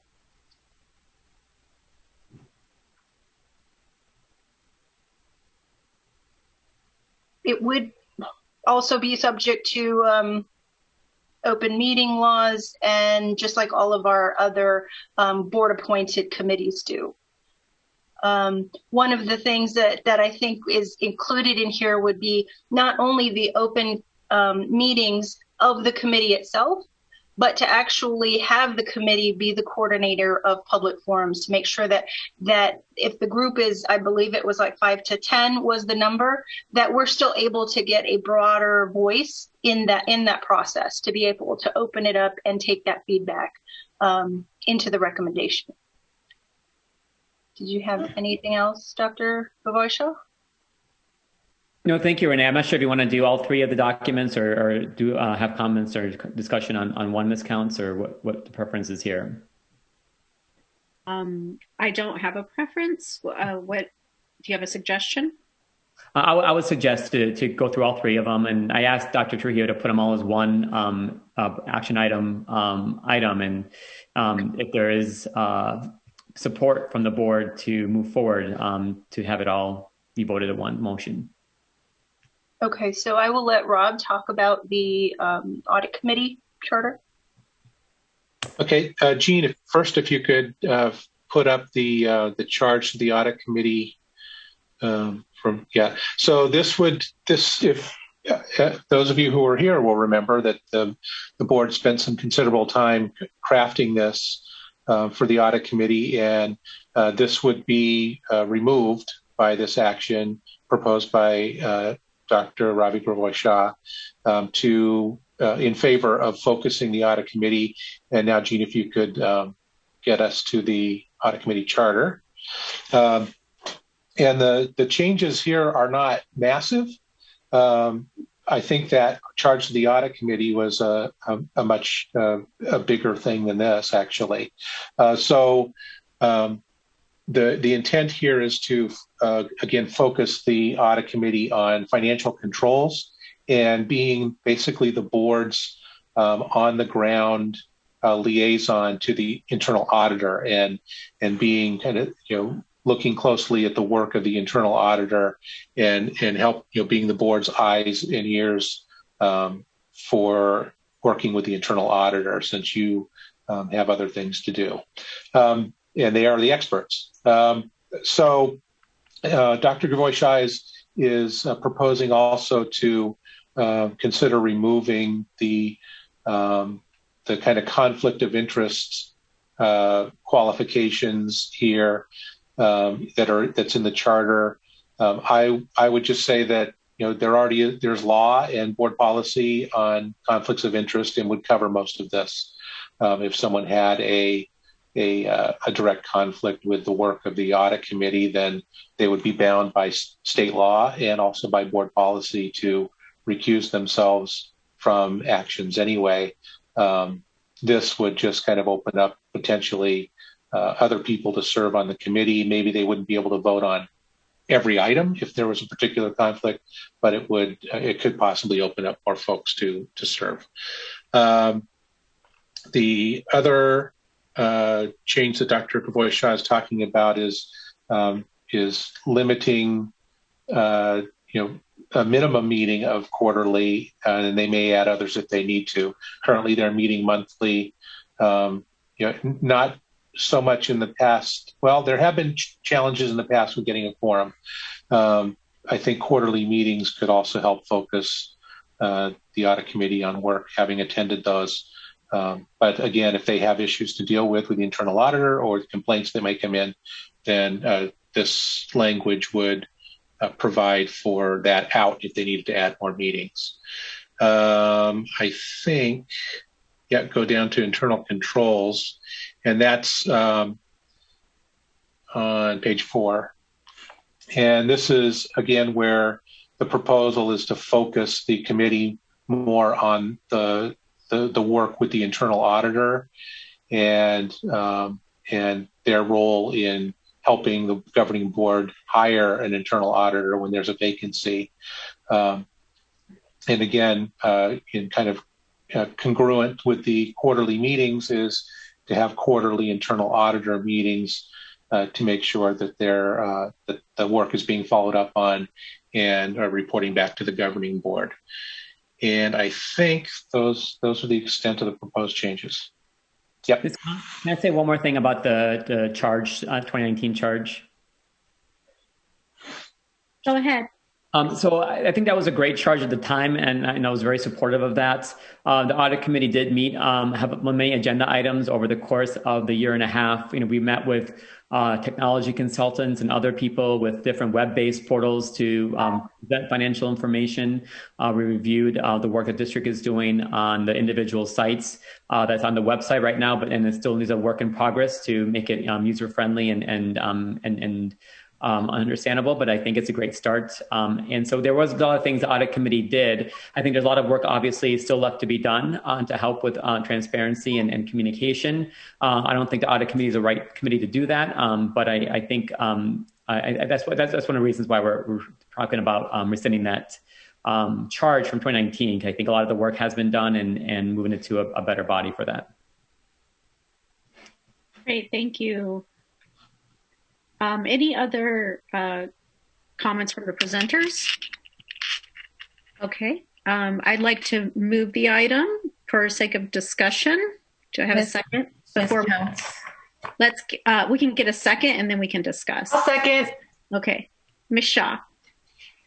Thank you. I have a question. Ravi, or Dr. Ravi, excuse me, you don't currently sit on the audit committee any longer? That's correct. I resigned after the election, effective, I believe, December 1st. Isn't it board policy that a governing board member be sitting, at least one be sitting on our committees in a non-voting capacity? And I was the liaison for the audit committee, and when I was voted in as president, I let our board staff know that I would be resigning from any liaison committees I was working with. And so we are looking for somebody that would like to volunteer to be that liaison. Okay, I ask because, I figure that if we had a board member who was a part of the audit committee, they could help steer the audit committee in the right direction. Just a thought. Also, perhaps updating the membership of the audit committee, having more of them on there, or removing some and making sure perhaps that some are like CPAs or CIAs that could help us with our issues with the audit committee. Can I address those? Yes. I think if someone, Renee or Rob can correct me if I'm wrong, but I believe the majority of the members, are accountants that are on the committee. We have some great members on the committee. I believe there's 2 openings. on the committee right now after my resignation, or potentially one. And so, we are, for audience members out there, if you are an accountant or have financial acumen, we are looking for people to join the audit committee. So please, go to the governing board website and committees, and you can select audit committee and apply online.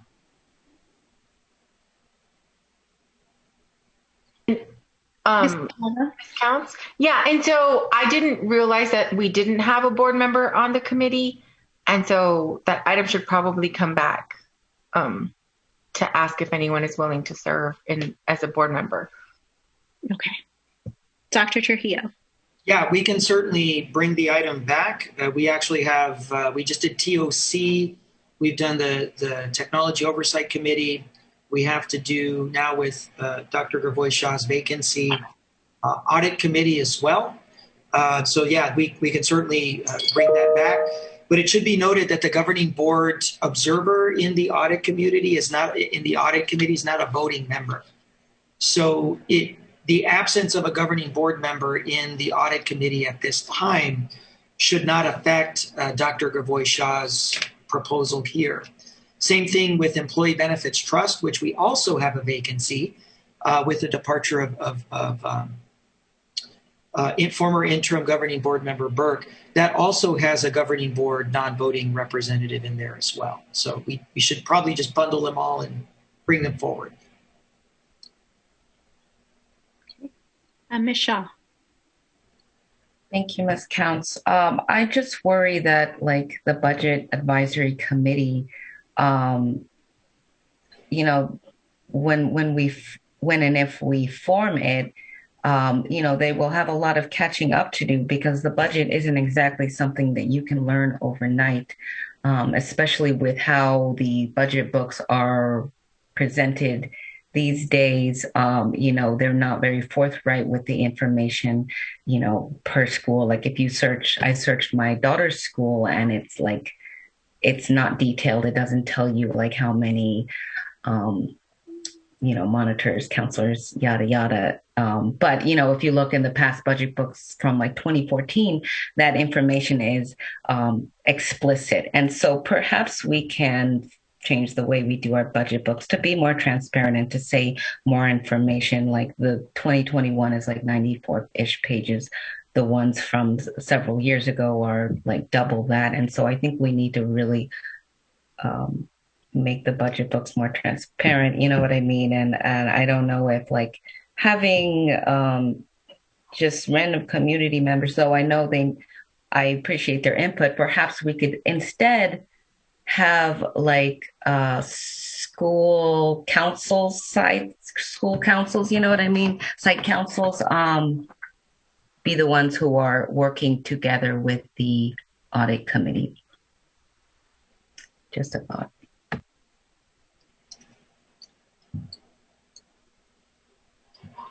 Okay. Ms. Grijalva. I do. I'm in favor of moving forward with Dr. Ravi's suggestion here. I know that he worked with finance and worked with Dr. Trujillo. I do think that it makes sense for us to have a group that's going to be focused. We have a lot of audits. I mean, we are pretty audited as a district. And so if we're looking for transparency when it comes to budget issues, or with a budget book, if there's a model that people like, or a snapshot of information that we want, I think all we really need to do is ask finance, and then it would come back that way. We've done some changes in the information that was being presented based on different boards and what their requests are. So I think that that's important. And if we don't feel like we're getting the information we need, or you're getting feedback from people that are not getting the information they need, I think that's important. And I think that this process should be as transparent as possible. With that though, I do think that the changes make sense. I think it's going to streamline some functions, and yeah, I think that it makes sense. Thanks. Counts. Yes, Ms. Luna Rose. So I appreciate Dr. Gravois-Shaw's work on this, and I think he was a very thoughtful member of the audit committee, And I know he worked very hard when he was a member and has worked hard now as a board member with Renee and staff. So I do support this motion, and I hope, though, that this does not make any more extra work for staff, because I know that there's already a lot that they do in terms of making sure that the budget is palatable for the community, and that there's a lot of presentations. And I just want to make sure that we're not adding one more thing to Renee's plate when I know that there's a lot going on that she does in her daily tasks. Yes, Robbie, I thank you for bringing this forward. I am in support of it as well. And I have to say, particularly, I'm really excited about the timeline and having the timelines more defined so that governing board can have more input in future budgets and these big decisions that we need to make, that we have the time and the ability to make those decisions. So thank you so much for all the work that you and Renee and everybody put into this. And Dr. Trujillo, did you have something to say? I'll cede my comments over to Board Clerk Shaw. Okay. And then I'll go after her. Ms. Shaw? Thank you, Dr. Trujillo.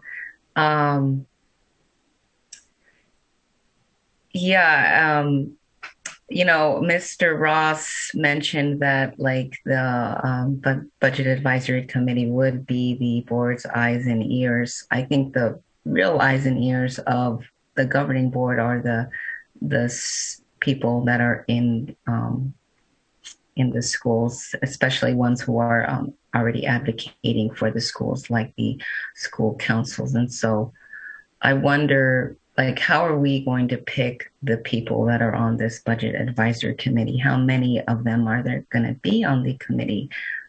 Could we include the school councils, a member from each to be on that committee? A member from each council would be from every school.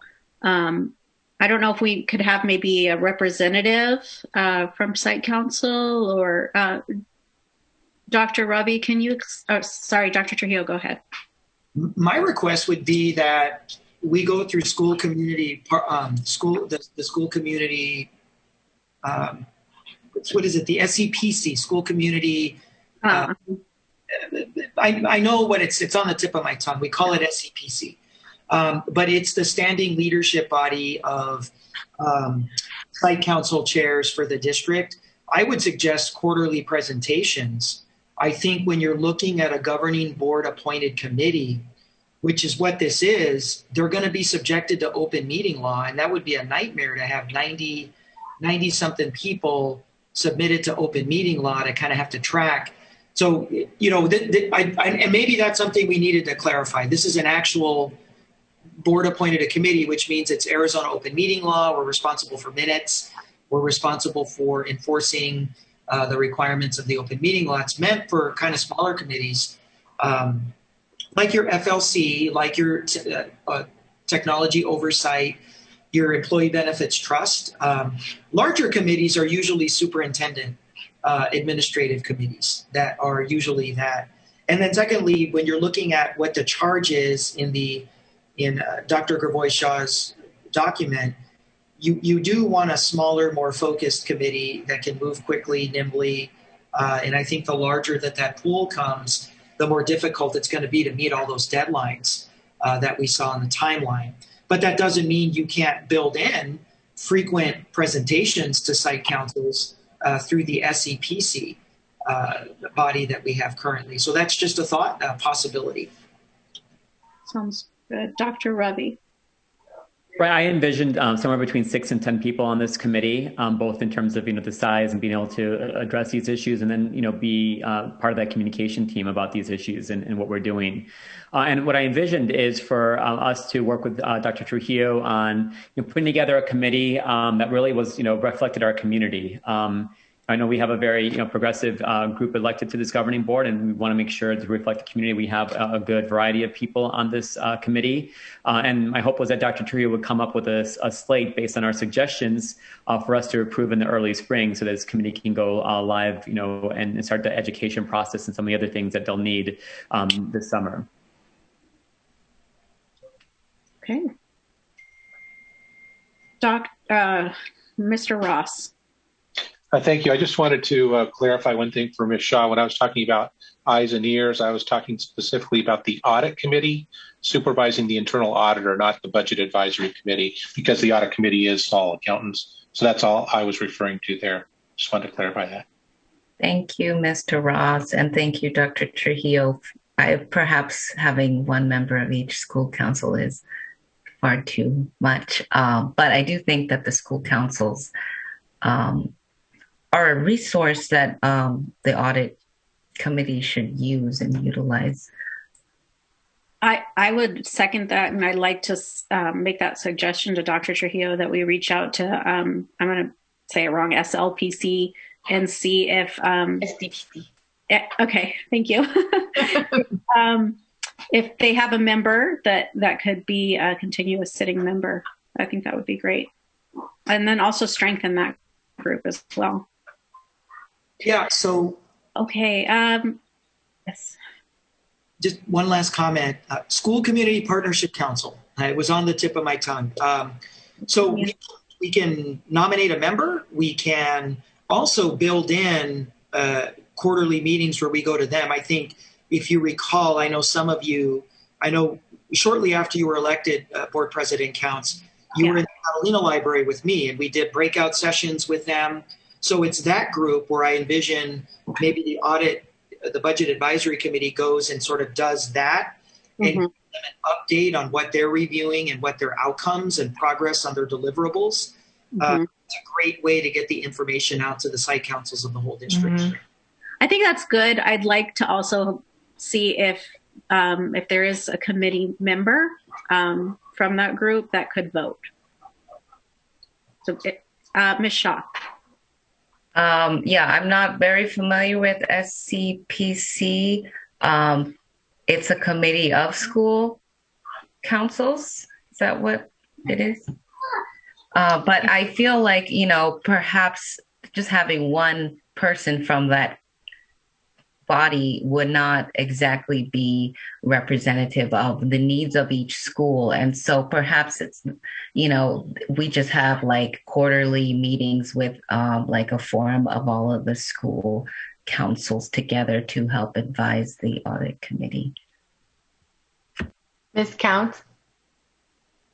I think that you're going to hear from SCPC almost immediately after this meeting. I'm just warned, the email will start coming like, let us present ourselves to you. It's a body of, there's a representative from each school that meets together. And I think the pandemic has probably made it a little more difficult for the groups to get together, but historically they meet often, they call us to meetings, they have staff go and present, they get information from the district. So I do think that it's a good idea once, maybe Dr. Trujillo, you could give us an update, or SCPC could come and give us an update on how they're doing as far as meetings and what their schedule is in light of the pandemic. And then we can have a presentation on SCPC and just get an update. I think that would be helpful. Yeah. Okay, let's vote. Michelle. If I may, one more time, I just really want to stress that school councils, individual school councils, I think are more critical than one representative that perhaps haven't met in quite a long time. I think we should rely on the school councils. Thank you. Michelle, could you please do a roll call vote? Yes. Ms. Grijalva? Yes. Dr. Gravosia? Yes. Rose? Yes. Ms. Shaw? No. Ms. Counts? Yes. All right. Item passes for 2-1 with Ms. Shaw voting no. All right. It's getting late, so we also have to talk about, I need a motion to extend the meeting because it's past 8. I'll second. Okay, that motion was made by Ms. Grijalva and seconded by Ms. Luna Rose. All those in favor say aye. Aye. Aye. All right, Dr. Robbie. I want to thank Ms. Weatherless, Rob Ross, Dr. Trujillo, the members of the audit committee, including Darren Guthrie, the current chair of the committee, who I spoke to a number of times in December and trying to figure out, some of the issues of the audit committee and some of the things here. And a lot of people, were involved in this process. And thank you, everyone, for all of your input and for everything you do to do this. I'm looking forward to moving this forward and hopefully having a successful committee that really helps shape our district into the next generation. So much for all your work. All right, we are moving on to item 8.5. Ms. Luna Rose, did you want to present this? Sure, if that's okay with Dr. Trujillo. Absolutely, absolutely. So a couple years ago, 2 years ago, the students with March for Our Lives worked with the district in putting together this resolution that prioritized the safety and well-being of our students. And it was in response, obviously, to March for Our Lives and for the, the gun violence at our schools across the country. And there's also about mental health and physical and mental health. And I just wanted to have the board reaffirm this motion due to the fact that we are seeing a lot of our students having some issues with the pandemic, and not just not being at school or being at school, but I think just in general. And I just thought it would be nice to affirm their concerns and highlight what we as a district promised to them with this motion. And I could read it if that would be all right. Okay, that's great.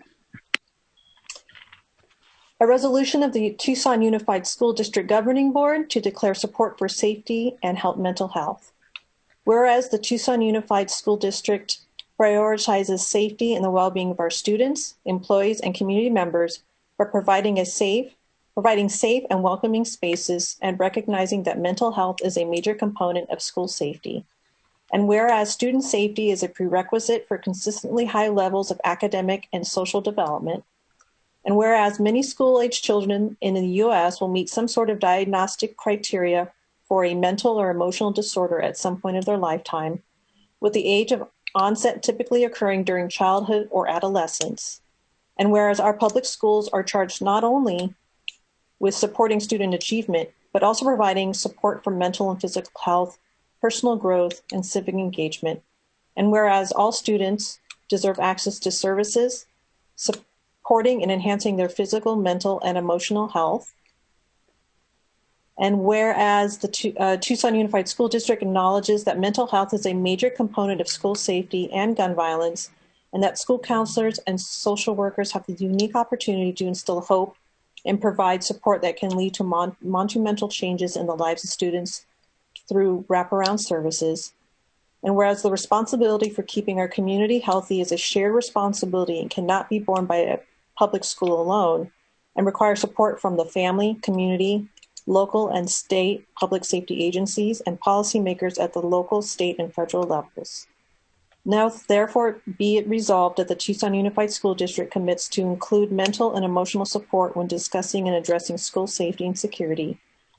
And be it further resolved that the Tucson Unified School District calls upon the state legislature and the governor to allocate additional funding towards more mental health support in schools, to lower the ratio of students to school counselors, students to social workers, and students to school psychologists. And be it further resolved that the Tucson Unified School District shall remain committed to supporting students, staff, families, and community members by ensuring that it maintains supportive environments to nurture safety and well-being. Adopted this 23rd day of February 2021, Tucson Unified School District Governing Board.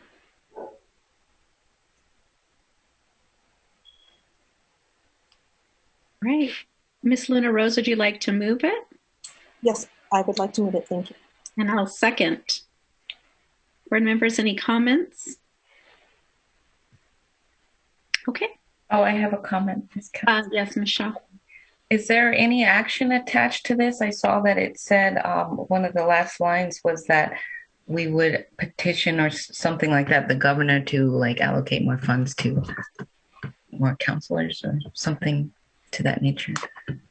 It's a little further up. Oh yeah, there is. Mr. Ross or Gabe, Dr. Trujillo. There's no formal action assigned to this. So this is essentially a proclamation of some commitments that the district is going to aspire to. When it talks about lobby, it means kind of when the chance is presented. We certainly have taken these steps already in a number of ways. Number one, participating in the Arizona School Safety Grant, which provided an unprecedented amount of counselors into the district. We are continuing our work with our lobbyists around any legislation that supports increased funding for more access to psychologists, social workers, counselors. So I think in that sense, there is action, but in terms of an actionable deliverable that we're responsible for, that's not a part of the proclamation. So the action is just to approve the proclamation as a governing board. Mr. Ross? I was just going to say, kind of adding on to what Dr. Trujillo said, is that I would provide this resolution to our lobbyists so that they can take it to whomever they deem fit that can help advance the resolution cause. Okay, thank you for that. I do hope that if we pass it, we make material steps towards, doing what the proclamation says, so that we would, potentially hire more counselors to get our ratio down and all of that. I like the gesture of this, but I hope that we follow it up with actual actionable things that will improve mental health for the students. And Ms. Shaw, that's my intent in reaffirming this, that we make the extra step, especially with the fact of, that we're living through COVID and that I think a lot of our students and teachers and families may need this help. Thank you, Ms. Luna Rose. I have a question, Ms. Counts. Yes. I just want to clarify. I was confused a little bit on the item. It says reaffirmation of March for Life. Is this a policy that already exists, that reaffirming policy, or is this a new policy that we're creating, or a new resolution? This is reaffirming. Okay, so this already exists as a resolution, and today we are reaffirming this. And yeah. And I felt that with a new board, with new board members, that and it's, like I said, this was before COVID, that it was prudent to bring it to the board. Okay. No, thank you, and thank you, Natalie, for bringing this up. As you mentioned, with COVID and everything else going on, this is more present than ever before, and so addressing this is whatever way we can and reaffirming this. I'm supportive of this. Thank you. Okay, Michelle, can we have a roll call vote, please?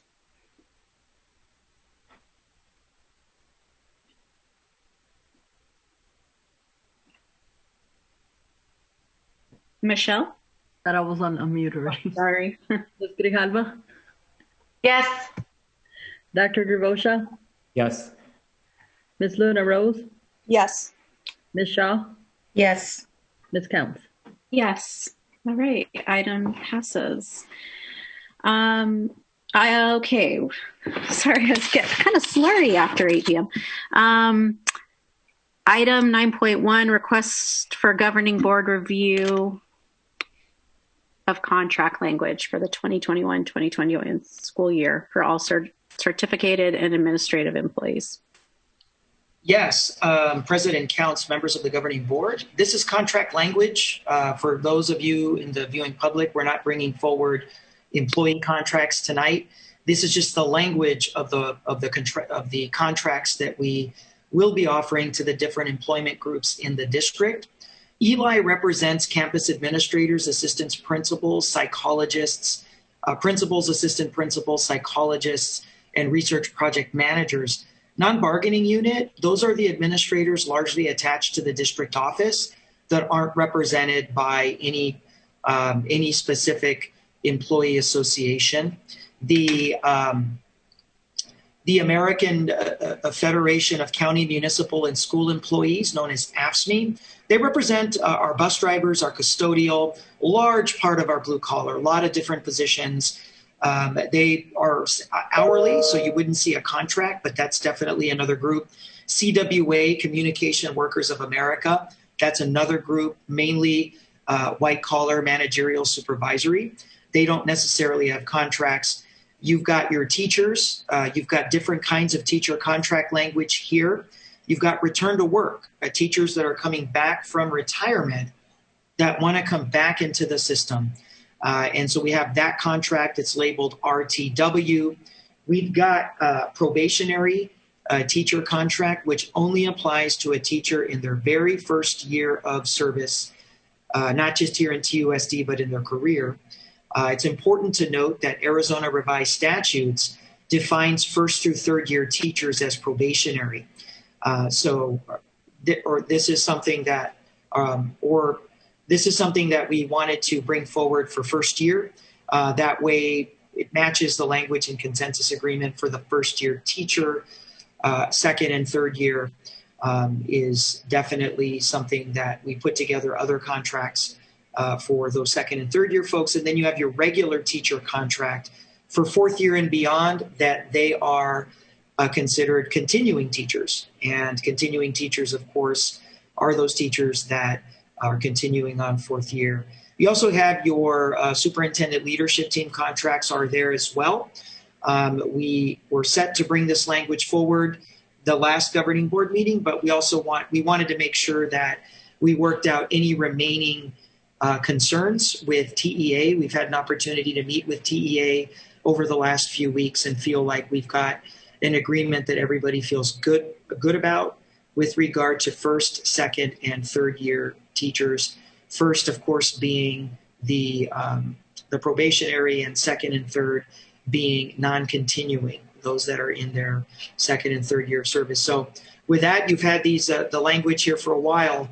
I'd like to bring Renee Heuser, who's our lead administrator on this particular item, with any support necessary from our Director for Employee Relations that was lead on a lot of the discussions and the negotiations with TEA Maricela Mesa. Mr. Ross was also involved in working out the first through third year teacher contractual language issues. So I'll throw it over to the team for questions. Good evening. Thank you, Dr. Trujillo. I think he covered pretty much everything. We do have the language there attached to the BAI. As you can see, the Eli contracts, we've updated the year in those for 21-22. We have removed language for the SEI endorsement. That's no longer required by the state of Arizona, so we pulled that language out. For superintendent's leadership team, the SLT contract, you're going to see the exact same changes as with the non-bargaining unit administrators. Updates for the years and removal of the SCI language. The return to work contract is only one change, and that's updating the year for the 21-22 school year. And the continuing teacher contract, likewise, is also just a calendar year update or a school year update for 21-22. The biggest changes to the teacher probationary contract, where we have worked through that last paragraph and clarified that language there, just to give some clarity to our employees. TEA has reviewed that language, and we are prepared to move forward with the contracts.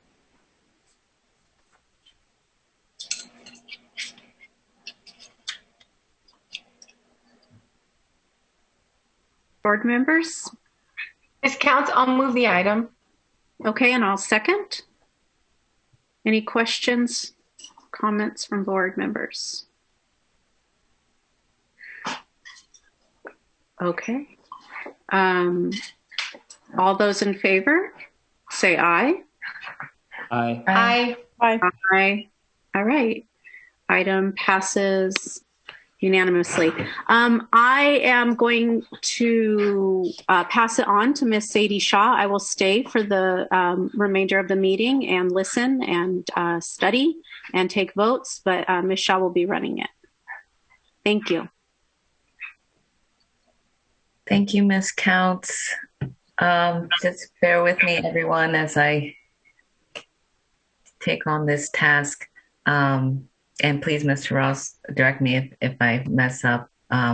So the next item is 9.2 District Enrollment Update for School Year 2021. All right, off to a good start. Interim President Shaw, don't worry, we're here to help you out. So item 9.2, District Enrollment Update. Every year on an annual basis, annually we give a formal governing board report to the community and the board on the 40th day, results of our first 40 days of enrollment, and we do it again after 100th because enrollment drives the district's financials. So this is our annual report on the 100th day that recently passed, and I want to welcome our Chief Technology Officer, Mr. Blaine Young, who will give the board and the public an executive overview of our 100th day.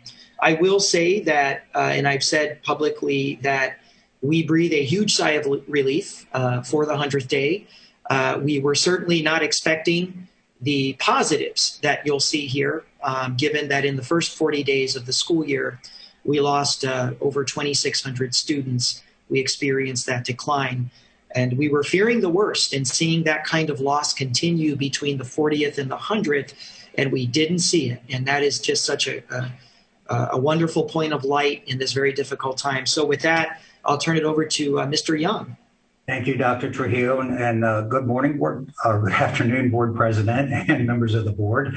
This update, as Dr. Trujillo said, we do each year to the governing board, and we took a little extra care for this evening's presentation because we recognize that we have 3 new members on the governing board, and so we want to provide you a little bit more information this year than we normally would. Jean, can you go to the next slide? So as part of our introduction overview, which Dr. Trier has already given you some good insights into some key days along the school year where we look at our enrollment, but we want to provide some background for our governing board as well as the public on some of the behaviors of enrollment that we're always wanting to understand. Then we will talk to you about the current school year 100-day enrollment, and we're going to talk about that in 2 different ways, and I'll get into that in a little bit more detail as we get underway. There's 2 ways to think about enrollment. One is a count of students that we have on those particular days, the 40th day and the 100th day.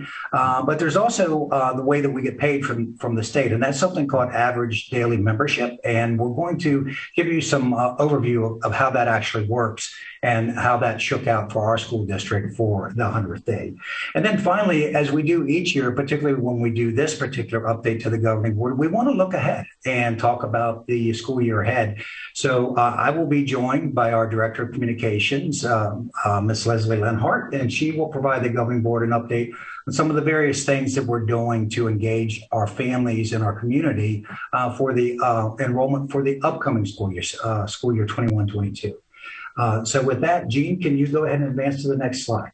So just a few things to be aware about for enrollment. For our district, enrollment varies from year to year, but it also does rise and fall over the course of each school year. So there's a normal behavior that we expect to see, and that's another reason why we look at these particular days.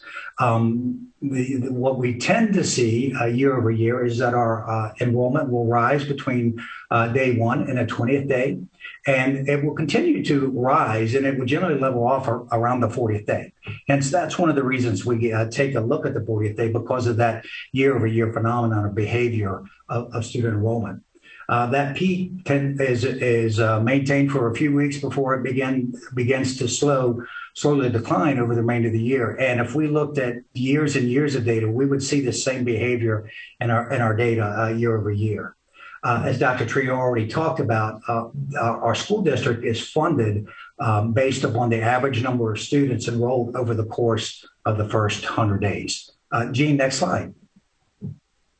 So prior to the 100th day, comparing 2 years of enrollment on the 40th day is an effective method for determining if enrollment is increasing or decreasing from 1 year to the next. And that's a standard practice that we do. We will look at previous school year's 40th day compared to where we're at. Even as our enrollment is going through its trends for the current year, we will look back at the 40th day of the previous year because it does tell us behaviors about our enrollment.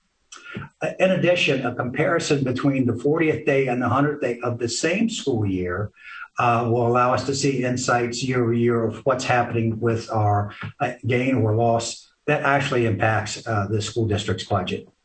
Jean, next slide. So we all know and have talked immensely about the year that we're in with this pandemic year. During this school year, the district enrollment experienced the largest decline ever that we have on record. And we're going to look at that data a little bit. And as Dr. Trio said, there are some things in there that actually, with that behavior, surprised us a little bit. Obvious factors contributing to the change or decline in our enrollment are the school closures, going all the way back to last spring when we closed due to the pandemic and have remained closed by and large on our campuses. And then, of course, the pandemic itself. So families made life-altering choices. Families may have left our city, our community. Each of these things contributed to our enrollment decline in a different way. We put a lot of technology out across our district last school year through the spring, and then we continued to add to that across the summer as we ramped up for this school year. Currently, we have well over 28,000 devices in total out in our community. In addition, we had to provide internet connectivity for many households that lacked that at the beginning of the school year, as well as families that saw themselves during the school year in financial need of assistance and maybe couldn't maintain the internet connection they already had. So we continue to work through the technical aspects of that. But we know that with all of that change in running our school district predominantly remotely and over technology, we saw some challenges, and that certainly impacted us the first couple years or couple weeks of the current school year. And then, of course, families chose options that were important to them for their particular situation of their children. Some chose to homeschool. Others went to schools that, for whatever reason, could be open in the current environment, and families made other choices as well. Jean, next slide. So I want to talk about some basic definitions about enrollment. Enrollment count is the number of students enrolled on a specific day, regardless of each student's grade and course load. So it's the number of students, period, on that day. Dr. Trio talked about, we look at 40th day and we looked at 100th day. Something you'll hear us talk about each school year as the school year gets underway is the 10-day drop, our first 10 days of school, and kids that essentially did not show. With that, automatically at 10 days, we have to drop those when there's 10 consecutive days of a student not showing. So we take action on those things. But at any given time, we can take a snapshot of where our enrollment is, and that's enrollment count. Daily membership, on the other hand, is the measure of how much each student contributes to the district funding. A student's contribution varies depending on their grade and their course load. At the secondary level, membership is dependent on whether a student is scheduled into a full course of study. For this reason, membership is often described as a student's full-time equivalency, or FTE. Jean, next slide. So here you're going to see, when I first talked about comparisons, this is going to be looking at the 40th day compared to 40th day.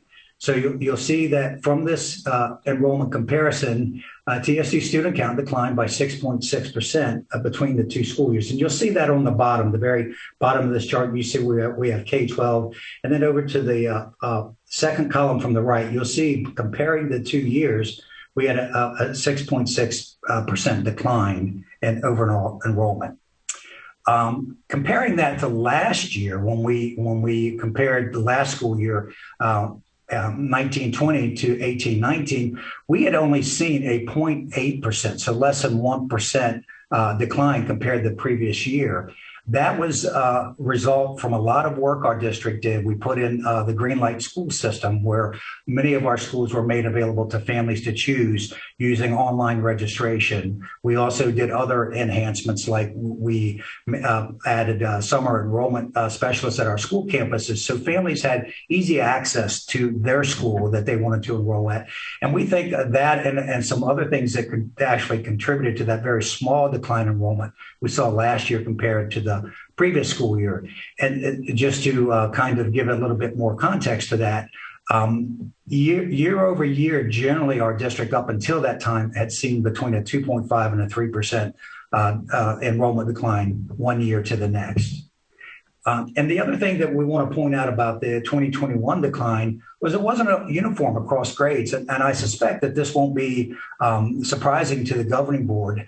Much of the enrollment decline was concentrated at the elementary level, with kindergarten accounting for 22% of our annual loss. In 2019-20, grades K through 5 accounted for 45% of the district's enrollment, yet accounted for 64% of the 2021 enrollment loss. And you can see those numbers there in that first blue column that's highlighted. In 2019-20, grades 6 through 8 accounted for 23% of the district's enrollment, but accounted for only 20% of the 2021 enrollment loss. And then finally, in 2019-20, grades 9 through 12 accounted for 32% of the district's enrollment, but accounted for only 16% of the 2021 enrollment loss. Gene, next slide. So in this, so that was looking at 40th day to 40th day. In this particular chart, we're looking at 40th day compared to 100th day. And so the overall percent net difference between 40th day and 100th day in 2021 was actually the same. And this was one of the points that Dr. Tria was making. When we saw such a sharp decline, our first 40 days of school, we were concerned that those declines were going to continue at the same heightened rate that they were continuing. But in fact, when we looked at 40th to 100th day, we only lost about 1.5% for this year compared to last year, which is exactly, if you look at the very bottom line of this chart, you'll see that it's equal between the loss from last school year to this and the 2018-19, the 19-20 school year that we saw previously. So Gene, next slide. So that is talking about enrollment as a student count. Now we're going to shift and talk about the other type of enrollment I mentioned, which is average daily membership, which is for the district, is how the district gets paid. It's an average. It's not a count. The district is funded by the state based on the average daily membership over the first 100 days of the school year.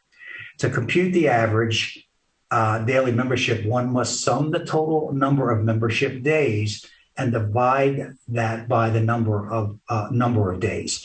So what we're going to show you now a couple examples that help bring some clarity to this. Gene, next slide. So here's, before I show the examples, we do want to make a couple additional points about various types of students that we have in our district. So each student contributes 1 day of membership or 1.0 FTE for each day he or she is enrolled, except in the following cases. Arizona doesn't pay for full day for kindergarten. So even if we have a kindergarten student all 100 days every day, that student only contributes 0.5 FTE, so because the state only pays for half day for kindergarten. When it comes to preschool, only ex-ed preschool students, we get funding from the state for ex-ed pre-students, and they too are funded at 0.5 FTE. Other preschool students, like from programs like Typical Peers, they don't contribute any ADM. In other words, the state doesn't pay us for that. So that's why those programs are tuition-based programs and are funded that way. High school students must be scheduled into a minimum of 4 classes to be considered full-time and to contribute a full FTE. A high school student's membership is discounted in quarters. So for each course less than 4, if they only take 3 courses, then they're a 0.75 FTE, 2 courses, 0.5 FTE, and so on. The one other point I want to make here is, as you guys know, we have an online school, Catalina Online Learning Experience. Those students actually we are funded for those students based on minutes online. So that's not part of what I'm talking about here. That stands alone on itself. And we have to watch that across the year to actually see where we ultimately land in funding for those particular students at Cole. Jean, next slide.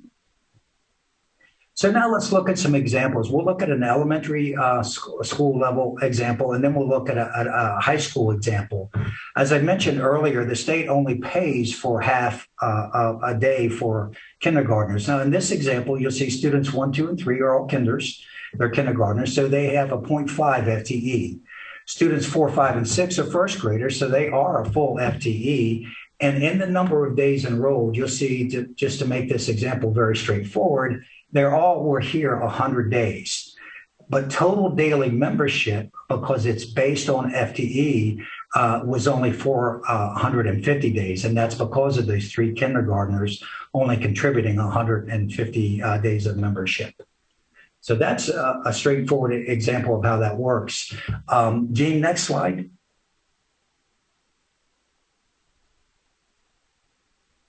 Jean? Okay, thank you.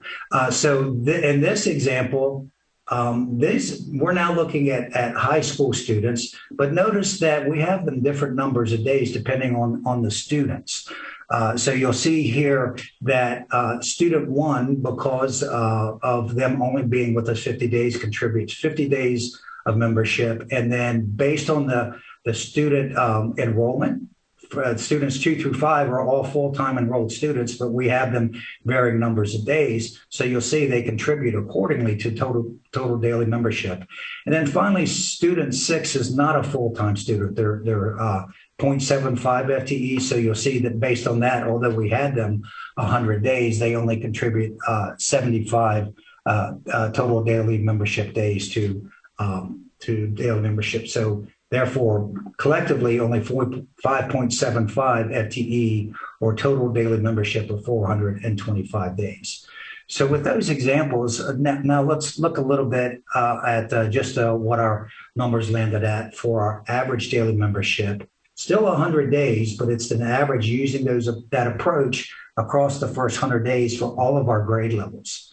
So when you look at that in total, you'll see that at the bottom where we total up all of our student counts, that we actually had, instead of the 6.6 that I showed you earlier for enrollment at 40th day, we ended up with ADM at a drop of 6.34%. And when you look at that in terms of students based on FTE, it's 2,664. Just a note about this particular set of data, the membership numbers here are limited. Now, what that means is that ADE, the Arizona Department of Ed, has limited how much we get paid for students based on their ability to see what else is happening with that student in the state. Typically, a student is dual enrolled between a district or a charter or something of that nature. So they will limit how much FTE we get for that student in that case. The 2021 data is still subject to change. And so here's some things that we constantly look at over the course of the year. TSD staff continue to resolve integrity errors in our data, that we automatically upload our data to the state. And sometimes there can be data entry errors in our data or other errors that cause integrity on the data, and we have to resolve those. Also, TSD Arizona online instruction students complete additional instruction minutes so that we adjust that. And then finally, the AD applies additional limiting, and that's going to be based on their assessment of our data and anything that they see that suggests that we should get something other than a full FTE for that student. So I'm going to take a pause now and see because I'm going to turn it over to Leslie Lenhart, and she's going to talk about the year ahead. But because we do have 3 new governing board members who are our seasoned veteran board members, you guys see this each year. But I wanted to make sure that we answer any fundamental questions you may have, or just anything specific about the data we're presenting tonight.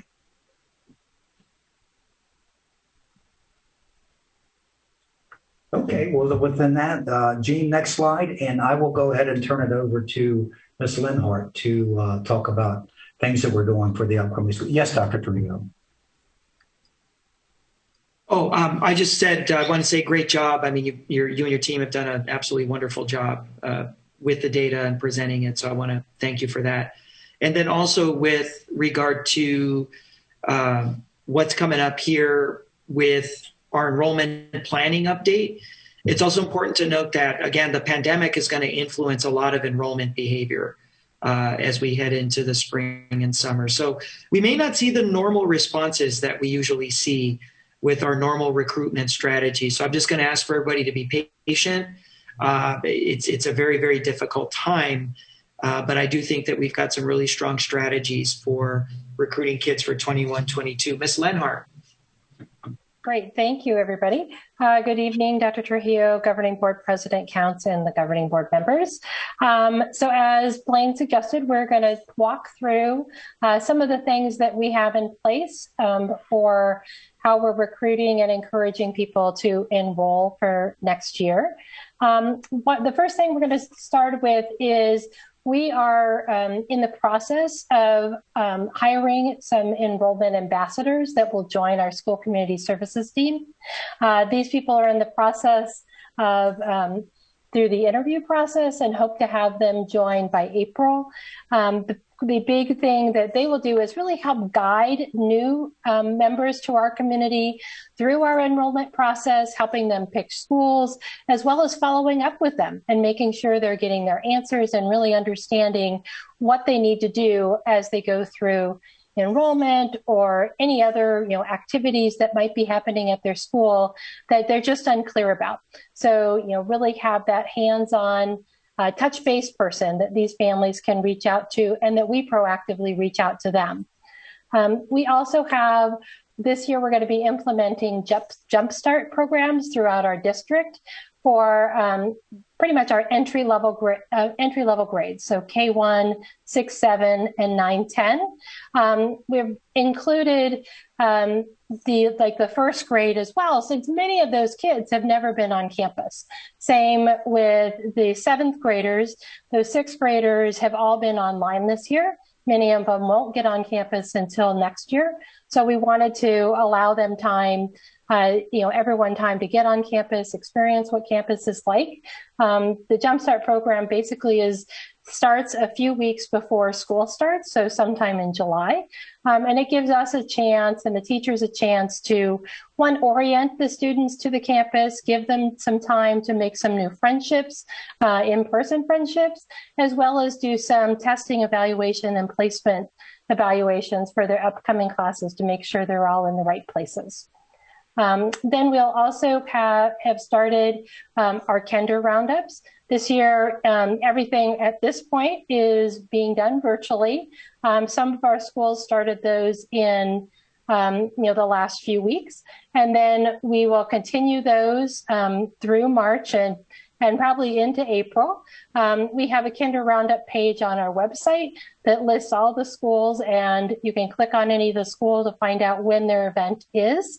And then as we move into April and May, we'll try and develop some in-person events, maybe drive-up events. So depending on obviously where the pandemic and positivity rate numbers are. But the goal is as we begin to get back in person, we'll be able to have a few more events that people can talk to the principals, maybe meet some of those kinder teachers to get a better comfort level of what's happening there.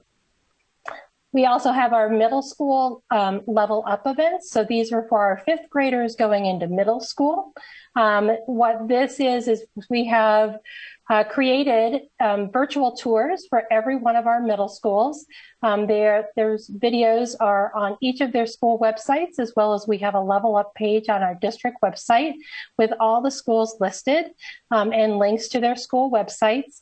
The counselors from the middle school, as well as the elementary schools, will be zooming in to each of their these 5th grade classes and talking to these students about what it's like to go to middle school, answer any questions that they might have, show them the videos of the potential schools that might be their feeder schools, as well as I know some of those middle school principals will be setting up events, virtual meetings and things to orient people to their school and help them understand and answer questions that they might have if their student is considering going to their program. And then we also have our traditional digital media campaigns, geo-marketing, Spotify, print media, TV and radio commercials. All of our school buses have program promotions on them, either on the side or on the back, that promote our big programs with OMA, GATE, AVID, IB throughout the district and magnet schools. And then we also have billboards and bus shelters around town that are promoting registration. We do everything in English and Spanish, since we do have a large population in both languages. And then we will also, our schools have started to do limited school tours by appointments for families when possible, hoping that, as I mentioned earlier, that maybe we can do some additional in-person events as we get farther into the spring. And then lastly, we have both district and schools are doing parent links and robocalls, reminding families to register, as well as schools can look up anytime that they want, see who has not registered from their previous year and contact them directly and encourage that, make sure that they're coming back. And if they have any hurdles that they need help on, then the school offices are helping those get overcome so they can move forward. And that would be it. Next slide. That's it. Yeah. So any questions?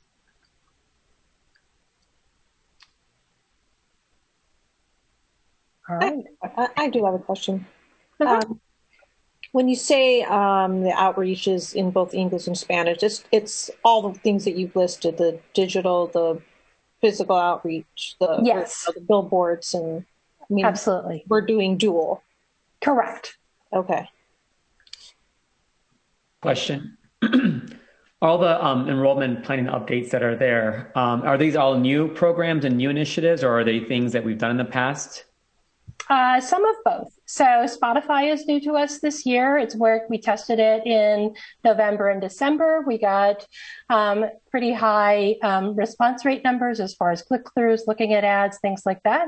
So we've expanded that this spring. We also have expanded.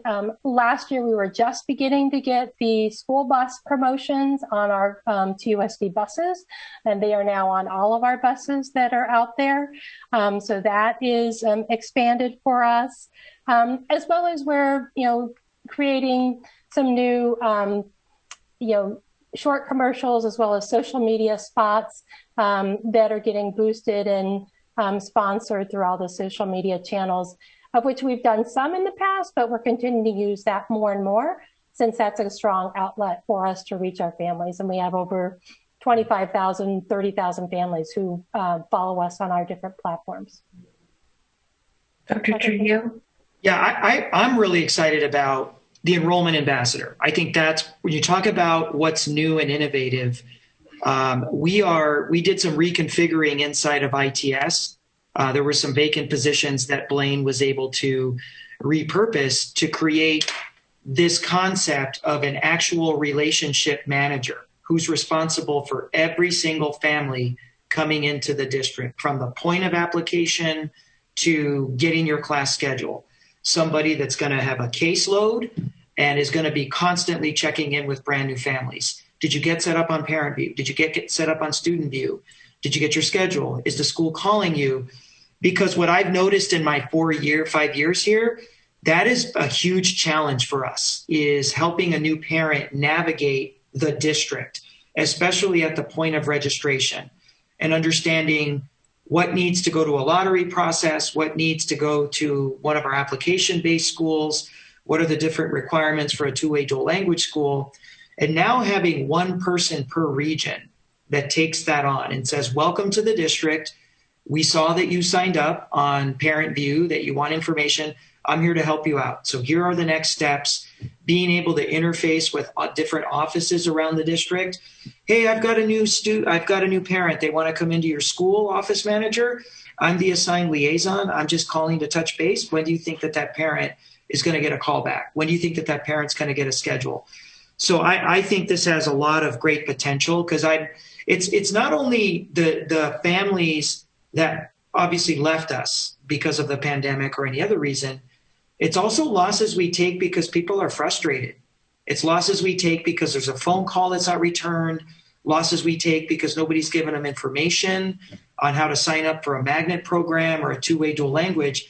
So that's where we're coming at it from a more relational approach, to be a lot more customer service oriented and friendly. So that, to me, like Spotify, we've seen really good stuff, but I'm most excited about the enrollment ambassador, because this is a relationship business, and families want to know that they're welcomed into the district and they don't have to move all the different levers. They don't have to coordinate transportation and food service and applications and another phone call over to IT for help with Parent View and another phone call over to Magnet. Giving them one person that just quarterbacks that whole thing. I think I'm interested to see what those results are. So I'm really excited, when Dr. Gravois asks what's new. I think this is the shiniest new, because we haven't done this before. So we're excited to see how this turns out. Ms. Shaw?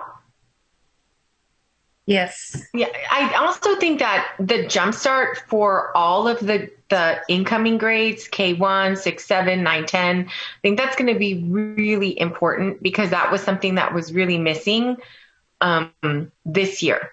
And so giving those students an opportunity to kind of walk on their campus before it's full with a lot of other students, and just getting a feel for the environment is going to be really important.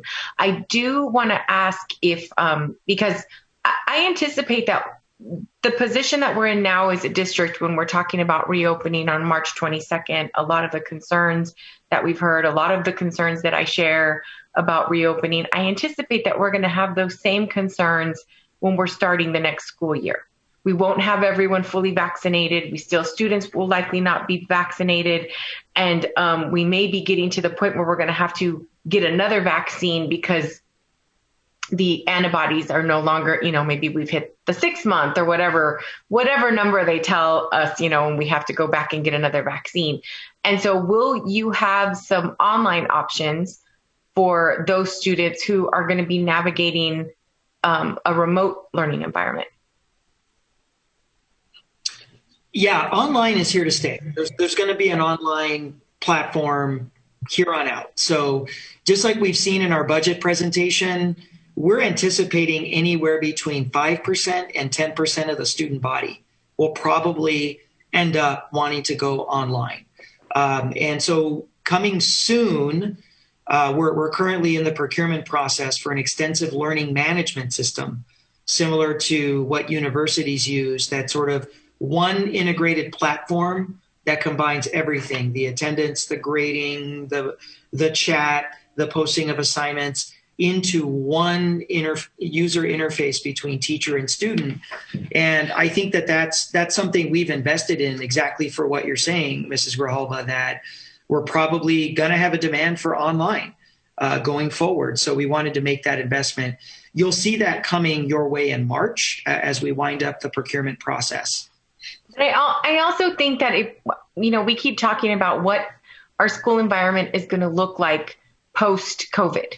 And this is an opportunity that we have for those families who, for whatever reason, maybe the parents are immunocompromised and can't be vaccinated, or the child is, or, when we're talking about suspension and children that can't be on a campus for a variety of reasons, and so they're now been suspended to home, that we have options for those children to keep them engaged in education, because we know that every child, the day that they're out of school, is a huge loss. And the first day a child is suspended, they're less likely to graduate from high school. I mean, percentages are really clear. So for us to think about these options in a little bit different way, I really hope that we're thinking about that. Because it would be a real loss if we don't, given this opportunity and all that the district has done, all that teachers have done in order to get to the point where we have this remote learning environment that is really arguably the best remote system that we have in Southern Arizona. For us not to continue to improve that platform, I think would be a real loss. Anyone else? Thank you for your time. Thank you, Blaine. Thank you, Leslie. Thank we you. appreciate it. Thank you. Thank you. Okay, next up is item 9.3, Tucson Unified School District School Resource Officer Community Advisory Board and Student Outreach Initiative. Yes, thank you very, very much, Board Clerk Shaw. So in November of 2019, the former governing board, they chose not to vote on the approval of school resource officers in the Tucson Unified School District, and not to vote yet on the acceptance of the 8 recommendations made by the district's School Resource Officer Community Advisory Board. The official motion of that night was to table the vote until February of 2021, and until the administration could come forward with both a timeline and an action plan for the implementation of the recommendations.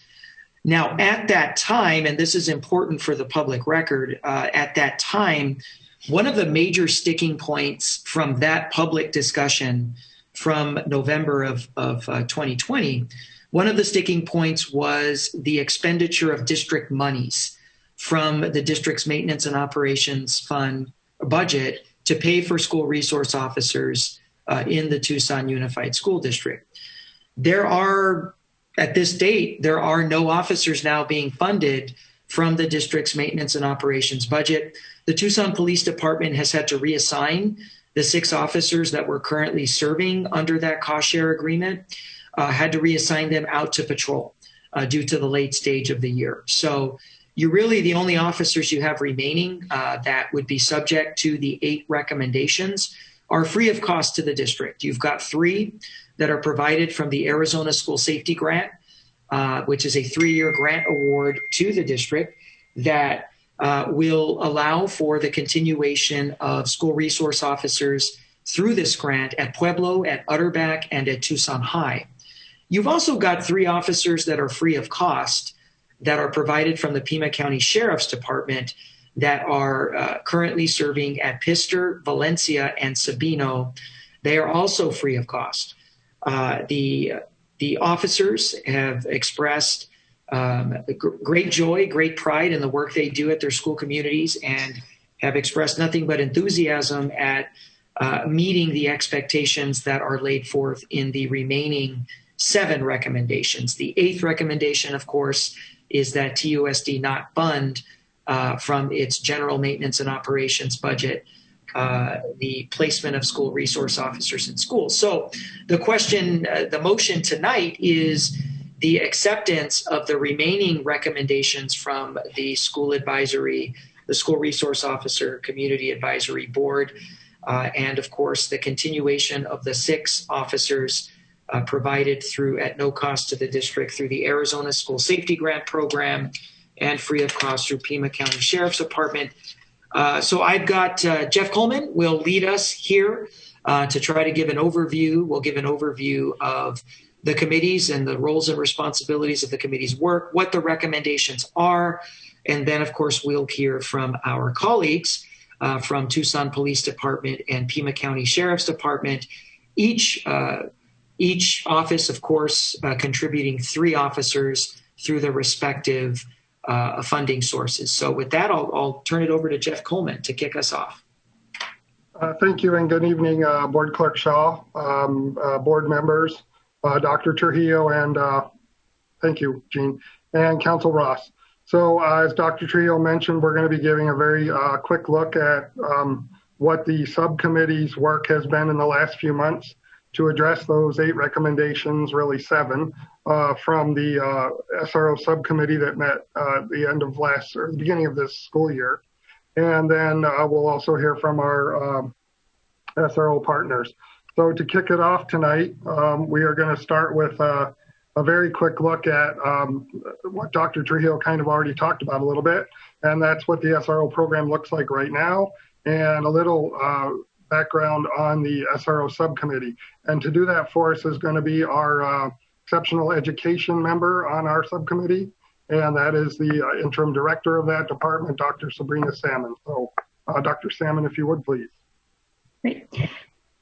Good evening, Governing Board President, Clerk Shaw, board members, Dr. Trujillo, and Council Ross. So this is just some more information about where our current SRO members are. Again, we have them at Sabino, Pistor, Valencia. We have memorandums of understanding with Pima County Sheriff's Department for those 3 SROs. And we also have our other 3 who were funded through a grant by AGE, and we worked in collaboration from Exceptional Education and with School Safety in order to complete this application process. And then we have these 3 SRO officers at Tucson High, Pueblo High School, and Utterback. Again, this is a 3-year opportunity that we're able to get this grant funding from Arizona Department of Education. Next slide, please. So this gives a history of the subcommittee. We're going to be presenting more information about it. We started with our initial PLC back in August. So August through October, we had several meetings each week just to take a look at the data and get more background information on kind of any input that was coming in, any best practices that were available, and just to dig deeper into the role of the SRO in a Tucson Unified School District. There were a lot of thoughts as well as feelings that were expressed at that time about what's happening or what's not happening. And so the committee consisted of members of the community. We worked in collaboration with Pima County Sheriff's Department, Tucson Police Department. We also had some parent members and a variety of departments represented through TUSD. We also had an opportunity to speak with some students during our committee work. And so again, there were 6 findings that were made, leading us to 8 recommendations. And the 1 recommendation to make this a budget neutral initiative has already been satisfied. So we'll talk more about the other 7 recommendations. So again, as Dr. Trujillo mentioned, there was the governing board meeting on November the 17th. And so the work was kind of tabled until we could come up with some recommendations for implementing a more supportive and resourceful model of services in all of our schools. And so we're going to get a little bit deeper into that work this evening. Next slide, please. So the actual subcommittee that wanted to address the recommendations had several meetings through the month of December as well as the month of January to really take a look at what was happening. We noticed just some gaps in training and some opportunities to work more collaboratively. We talked about the different departments that we have within TUSD and professional development that we have in existence that would be beneficial to a school resource officer, as well as we discussed some additional opportunities that we could provide just more information about, like child development, working with someone who has a disability, just kind of that communication and the experiences and expectations in a school setting. And we talked extensively about other agencies that we might be able to partner with that could provide some more resources and professional development, again, at no cost to the district. Okay, so that concludes my introduction. I'll turn it over to Mr. Coleman for the rest of the presentation. Thank you, Dr. Sanders. Next slide, please, Jean. So we'll dive into our recommendations. Our first one was to develop policies and practices for program alignment, because we have services delivered, as you know, by 2 different agencies. So we looked at what we could do to bring these 2 programs together. Some of the highlights are presentations at the beginning of the year. It became clear that some of the school communities didn't know exactly what the role of the SRO was. One agency was doing that, the other one wasn't. So bring the materials, develop some materials, and bring them forward at the beginning of the year. Second, a standardized method to report concerns. And we would like to set that up using Awarity, because we already have the Awarity software that we're moving towards for using concerns within the district. So we want to just build on that. The site-based school safety assessment and prevention teams are site-based teams under the Arizona Department of Ed grant that direct the actions of the SRO based on the needs of the school. And that includes the law-related education that they deliver. So we want to standardize that and have both agencies use that school-based program. Law-related education is another thing that's required by the grant. So the police department was doing it, the sheriff's department was doing it, but not formalized. So we want to standardize that. That will happen next month by April of 21. I did forget to mention that I have the dates on here that these things will happen by. So we're looking at aligning these programs for the most part by the start of the 21-22 school year, and also underneath the actual title of the recommendation, you'll see who's responsible for that. And when it says district administrator, that means the district grant administrator, meaning the ADE school safety grant, which funds the 3 SROs, also 4 counselors and 4 social workers for the district. And that administrator is me. So that'll be my responsibility to do this. So next slide, please, Jean. All right. This is what we talked about, the funding. And as Dr. Trujillo mentioned, that's not currently being sought. So that one's off the table. Next slide, please. Thank you. Adopt a feeder school model framework for the SRO program, because there was some data that we looked at in the committee that is a perhaps in some ways a more effective model. So the bottom line on that is that the feeder school model is not eligible for the ADE grant, because the grant funding requires that an officer be on the campus 80% of their time to build, the concept being to build relationships with the same core group of students. But County Sheriff's Department was already doing a feeder school model. They're just going to continue to build on that. So 2 of their SROs take care of Lawrence and Robbins, and then they also spend time at 10 feeder elementary schools that are our county schools. So it'll be my responsibility to make sure this continues, but this is ongoing and continuing because we're essentially already doing it. So next slide, please, Jean. All right. Convey a safety advisory committee to implement, monitor, and evaluate recommendations. So we're putting that together with these following folks. I'll be heading it up. The agency representatives, Student Relations Director, Mr. Dan Bailey, District Data Specialist, and then at least 1 administrator from a site where an SRO works. So I say a minimum of, we can certainly hear what folks have to say and expand this a little bit if we need to or want to. So for this committee, the first meeting will be May 21st, May of 21 for our organizational meeting. And then of course, since we're doing this every 6 months, the end of first quarter, 21-22 is when we'll get together. And what are we doing? Next slide, please. We're doing a biannual review of the program for effectiveness. Again, that'll be my responsibility, my subcommittee. So I want to touch base with everybody quarterly, but formally we will look at this information right here, the officer's performance, results of surveys. There's a district survey that's done yearly, but we can certainly do others. You may have seen in the board materials, we did surveys in the about the SROs and the actual committee work at the beginning of the school year. So surveys of that nature or whatever we create. So comments and suggestions from students and parents at the SRO schools. I'll talk in a few minutes about how that's going to be accomplished. And then data we capture within our tracking system. Of course, some of those are with our partner agencies, and then we'll adjust the goals as needed. So again, our first meeting will be the first quarter of 21-22 coming school year. So next slide, please. All right.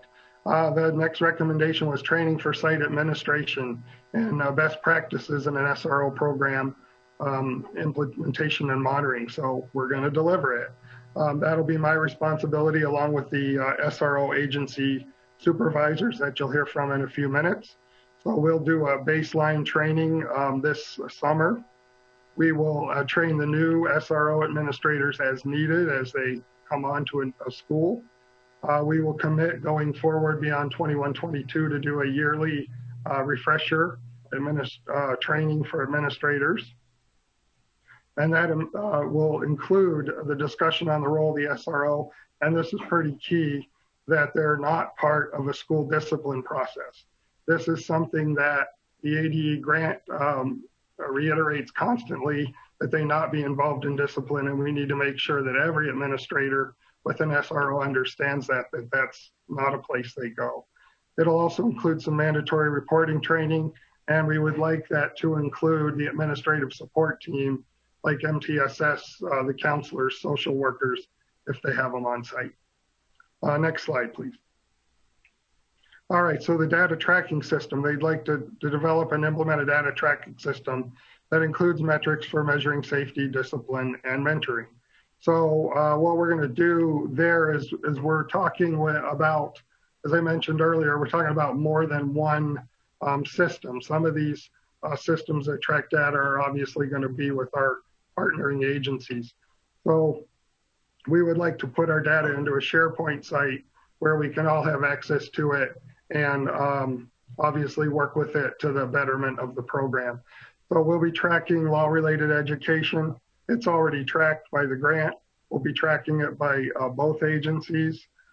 We did identify that we needed to come up with some more meaningful guidelines for mentoring and capturing the task and the time spent.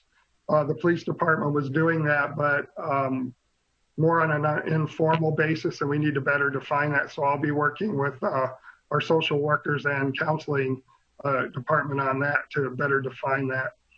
We would like to have a mentoring referral system that's going to come through that site-based school safety assessment team.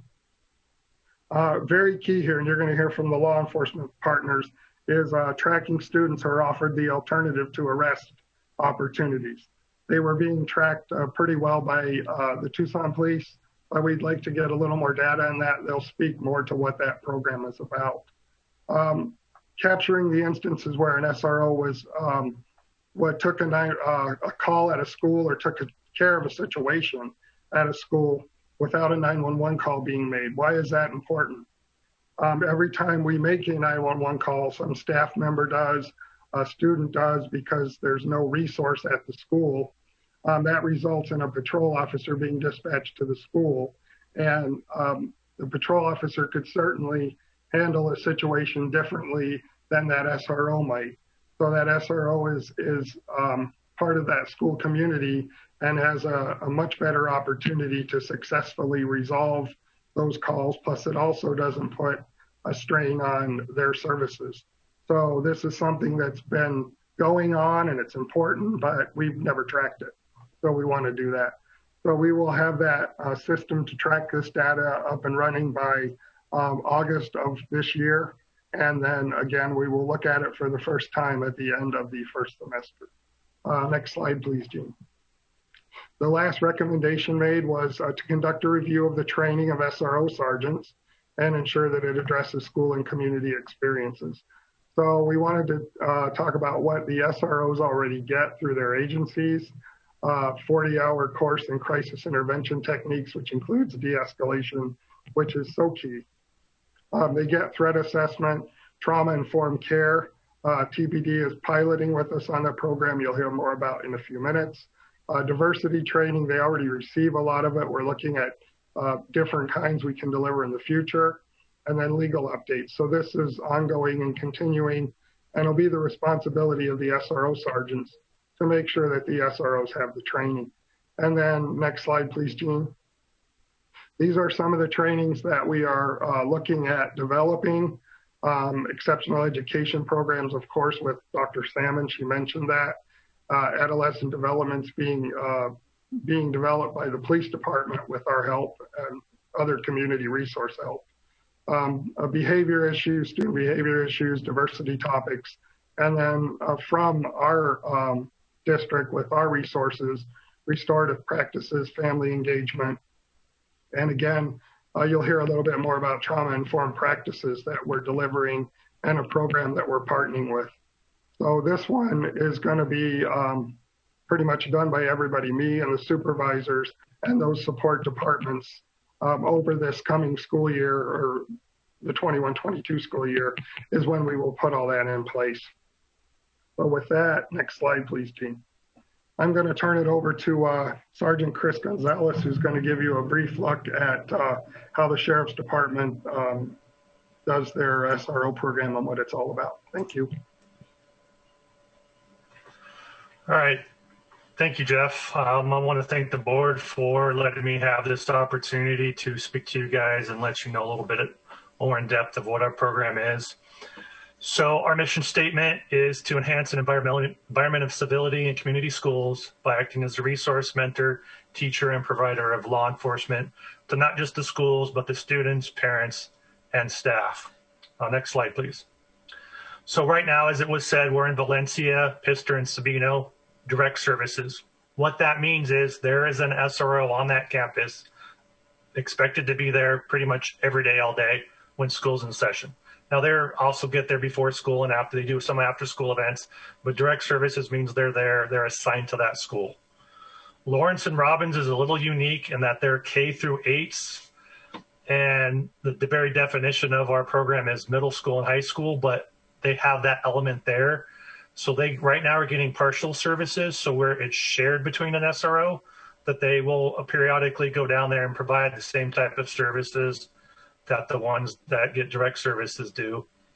And then, like Jeff mentioned, we have 10 feeder schools that feed into those schools that get indirect services.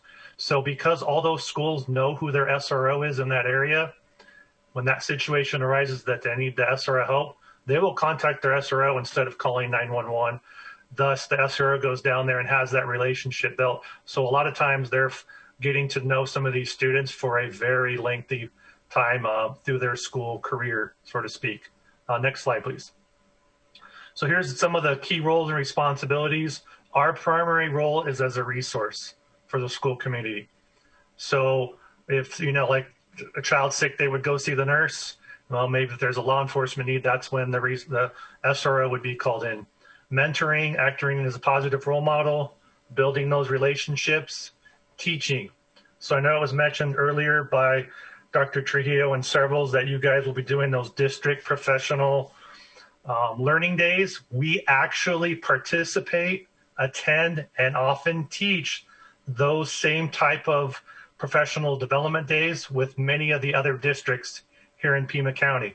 So as we continue forward in that, some of that law-related education, you could see SROs participating in that school community environment for that, because I expect them to, and as well as myself. So law enforcement when necessary. So when that type of situation arises where we have to take law enforcement action, and then community involvement. SROs go to football games, they go to dances, they attend graduations, Halloween nights, PTA events, open houses. And before, it was usually mostly by invitation, but we'll be out there more and more as requested to strengthen that relationship. Next slide. So the alternative to arrest plan, we've had this informally for over 5 years now. And basically what it means is the SRO cannot charge a student if there is a very minor charge. It's called abeyance. Basically, the way we set it up is the SRO, the school, and the parents of the children involved all have to agree that the juvenile will not be charged. Because under certain crimes, if a parent of one child wants to press charges and have their day in court, we cannot deny them that right. But if all parties agree, it's then left with the school, and school discipline consequences may or may not occur. But as we've talked about, that's not up to us.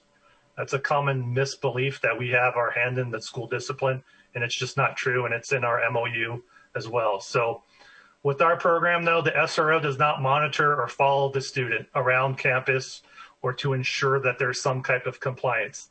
If they reoffend, the school or somebody will bring it to our attention, most likely. Next slide. We talked about training. That was another key topic in a lot of the committees that we were in. All the SROs get the basic SRO class. It is a certification, crisis intervention training, dealing with situations and de-escalation, like Jeff said. All of our SROs are mental health first aid for youth trained, which also I remember the mental health proclamation that came up earlier this evening. I'm also an instructor for that. General instructor, which just the state of Arizona police officer standards and trainings, the general instructor allows them to teach anywhere. And then in addition to that, they always have their 6-month academy, which basically gives them the basics to law enforcement teaching, bias stuff, drug and alcohol recognition. Several of our SROs are also CART trained, child abduction response, and what to do if that should ever occur from a school. Luckily, that has not happened in quite a while. And the SRO supervisors, we all have specialized training through the terrorism liaison officer for that and school threats. So if there's some type of unknown threat to a school, we sometimes will hear about it before the school does and can get them involved.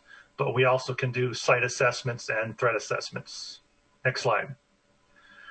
Our biggest mental health support is right here. Some of you may or may not know, we do have 2 therapy canines, Nova on my left and Echo on the right here. They are brother and sister.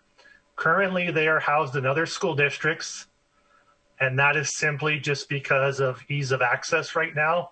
But these dogs are available to any child, school, and school district if needed. Last year, Flowing Wells had a student that ran away from home. She got ran over right in front of Flowing Wells High School. TPD, through their informed trauma care, which you will hear about later, contacted me very late in the evening. And we arranged for the dogs to be at the school the next day just for emotional support. But it's part of the Arizona mental health community, and they are available. Next slide. Lastly, just some commitments that we can make to TUSD in this ongoing relationship. The supervisors, we are on call 24/7. So if there's a threat after hours that we have deemed credible, SROs, the supervisors, people get woken up at night, and we have and will knock on students' doors to make sure that that threat is not going to show up at the school the next day. We are committed to providing you these SROs free of charge. There is no cost to TUSD. There hasn't been, and I don't foresee there ever being, because I know the sheriff is very big on this program. We'd like to continue improving our relationship with the TUSD board. So I know that with the Zoom world that we're kind of in, that you guys have all talked about many times tonight, the SROs and especially the supervisors, we will participate in any committee, forum, or Q&A session at your request. So if there's a Q&A session with parents, teachers that you would like us to attend, our information will be provided here later on, and Mr. Coleman, and I know Dr. Trillo has it, we will attend any of those. And additionally, in the spirit of transparency, should the program continue, we will provide TUSD a copy of our operating procedures, which basically explains what our officers do and why, where they're stationed and why, and pretty much details some more of our policies and practices. And with that, I will turn it over to Sergeant Bustamante with TPD. Thank you. Thank you, Chris. Next slide, please, Gene. As Chris mentioned, we'll hear from Sergeant Dan Bustamante, who's the SRO sergeant at the Tucson Police Department. And with him tonight is Lieutenant Stacy Schreiner, who is the Patrol Services Bureau Executive Officer in the Chief's Office. And Dan, take it away.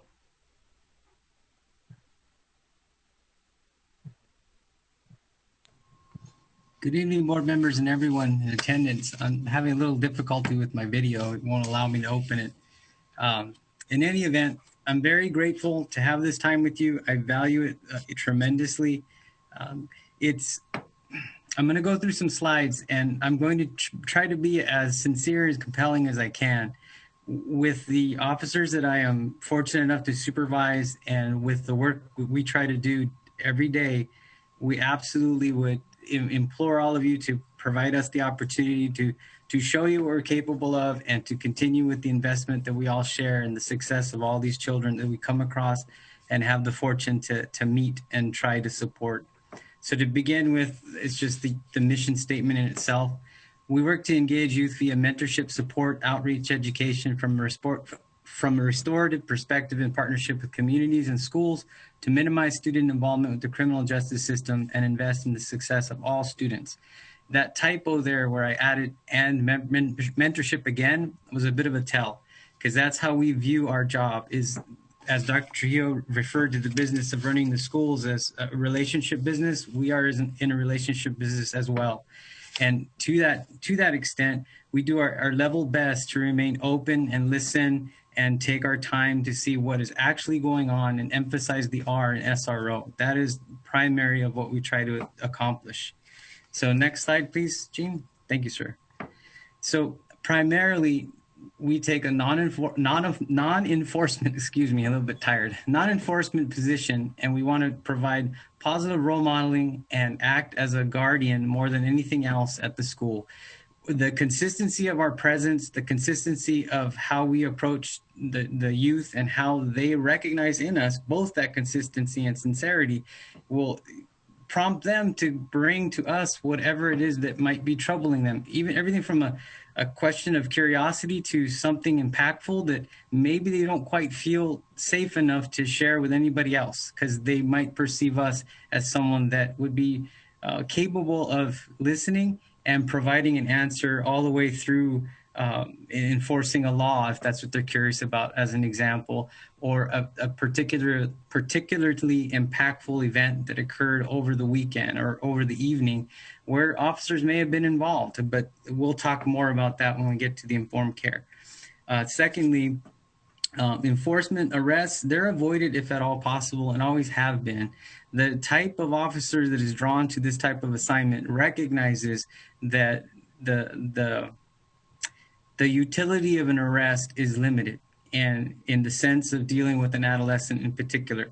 There are behaviors that mimic what might be construed as a criminal act, but when you really delve into what's going on, there's more going on than just what you might recognize objectively as that was a criminal act. So arrests are avoided if at all possible. Prior to my arrival here in the unit in the first week of January, an alternative to arrest program was formalized, and we'll get to that slide in a moment. And we advocate non-arrest as often as we can. Establishing and building positive relationships between police, youth, and the communities, absolutely. Keeping all students succeeding in school, that's a primary goal, and it takes a collaborative approach. It takes communication from all the parties involved that could contribute to that success. And we work to engage youth in a trauma-informed approach, which primarily revolves around the idea that us as all human beings, what's traumatic to me may not be to you and vice versa.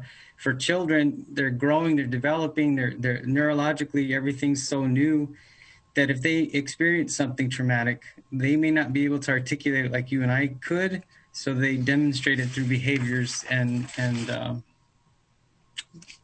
how they interact at school, for example. And my officers are trained to recognize what those things are, and most importantly, disciplined enough to recognize when, okay, this is a demarcation point when we need to get a resource that's available to us, either through the school or through the relationships we have built and are enhancing, to bring them in to provide for that youth's mental well-being, emotional well-being, or a mental health concern. Next slide, please, sir. So in particular, to exemplify what I was referring to, the Informed Care Program is something that we inherited, and we're trying to push it out, or we're working to push that out throughout the city, primarily, or it began primarily in our Midtown division. And what it involves is youth that are exposed to any kind of traumatic event of any sort. If the officer there on scene recognizes that they're school age and is able to determine which school they attend, they share that information immediately with my unit. I review the case report, and then maximally provided to the point of contact for the school district is the name, birthday of the child, and what school they attend. And then what that allows for is that just that notification, that heads up, that could be exactly what an insightful, talented, professional teacher, administrator, whomever, counselor, social worker that may recognize that this child is acting different or acting out on that continuum, and something's amiss, but we're not quite sure what. Because they're children, they don't communicate like adults. They may not be compelled to share all of that. So what this allows for is that individual who recognizes the behavior change may take a different approach, and it's incumbent upon the schools and all the talent therein to provide for that child. And our involvement ends after that point. As soon as we offer that notification, then we absolutely trust and engage with all of those folks at the schools that can provide for that child and support them in a way that they're going to need to continue to succeed. May I have the next slide, please, sir? So in particular, or specifically, this is the Alternative to Arrest program. It was developed prior to my arrival here in cooperation with the Pima County Attorney's Office, Juvenile Court, and ultimately what was determined was it was evident that there was statistics that were available at the time that were pulled that suggested there's a concern here of who's the underrepresented youth and students of color that were being referred at a greater rate, a greater clip. So in response to that, everything was looked at objectively prior to my arrival, and the conclusion was, let's formalize what has already been occurring or already been happening within the schools and amongst the officers. And let's use some systems thinking, if we can, to apply this and use data as information and interviewing and talking to folks to get to a point of wisdom to figure out what the best way is to move forward. And if I may have the next slide, please, sir. So that what was determined is for a certain set of offenses, low-level offenses, of course, and those where either a victim, if there is one, is willing to cooperate or provide or allow for the accommodation for the alternative to arrest, which what was relayed to me and shared by my predecessor is that was often the case. The parents of both parties were absolutely open to this kind of thing. Specifically, once that offense takes place, there's a collaborative meeting with the student, parent, guardian, school representative, and the SRO. And they all come together with an agreement. The example offered here is drug and alcohol awareness class. If the offense was some type of drug offense, once a week mentoring and open conversation occurs with the SRO. That's in a constructive way where the student will seek out the SRO and vice versa on a designed plan. There's a clear beginning, a clear ending, and a clear purpose to what the contact's all about. There's participation with social service staff, if it's applicable, for any kind of other interventions from clinicians, for example. The end of the alternative to arrest meeting occurs with the student, parent, guardian, staff, and they complete and submit a program survey. The options available include a length of 3 or 4 week programs, or it can be extended or shortened depending on need and how things are progressed. Primarily what we're talking of is recognizing the act that occurred was criminal in nature, but the actual underlying behaviors that led to that are quite clearly something else. So rather than contribute anything at all to the school to prison pipeline, or earlier it was brought up that if they're suspended, they won't return back, and the numbers, they're there, they're clear. we as a unit take that very, very seriously, and we do not want to jeopardize any child's future, and don't want to go from zero to a conclusion without taking in all the possible motivations that are present for that behavior, and recognizing when we need to go, okay, we need the resource. Let's emphasize that R and SRO and find the right people and bring them to bear to help address what's really going on. So that's a longer term solution that doesn't involve handcuffs, doesn't involve the criminal justice system. That's the spirit behind it. And if you could, sir, the next slide. This in particular, I mean, full disclosure, when I came into the unit, I was very grateful that there was a grant, because the grant informed me beyond the articles I read, beyond the chapters and books that I read, of what is the makeup of a quality school resource officer unit and what needs to be in place. Those items and those things are already available in the school safety program guidance manual, and in there outlined is all of those things that govern the performance of the officers in my unit. For example, on page 11 or 12 in the guidance manual, and forgive me, I don't know if you have the manual in front of you, but it outlines and breaks down that law-related education, it defines it, and then most importantly, it has a breakdown of what topics are to be included amongst the 180 hours of law enforcement education, and what they should be and how they should be accomplished to the best outcomes. And this also includes topics for staff as well. And my SROs, I can't emphasize enough how truly fortunate I am to have the SROs that I do, and their talent, experience, training, probably in that order. They all collectively apply that to their schools, to the relationships they're building, and to reach out and connect with staff in a meaningful way, in addition to the parents and the community and the other resources that are out there, so that all of us together through a collaborative approach can provide the best education possible for both the staff and the students. Next slide, please. In particular, per the recommendations in all of our discussion tonight, there was a question about how do we monitor their activities at the school. The grant requires their presence on the campus, and it's included on page 7 of a particular set of hours, and of which I'm charged to make sure they're there, and they are there in every sense of the word. But part of that presence includes that they have to enter into a weekly activity log, everything they've done, the law-related education instruction hours, to which teacher, which subject, what was the topic, and the officers, what time they've spent on campus, because it has to be a minimum of 80% of their time. The officer performance is assessed, and that's completed by the site administrator at each school, and only officers that perform in a satisfactory manner should be considered for further service in the school safety program. I take that very, very seriously.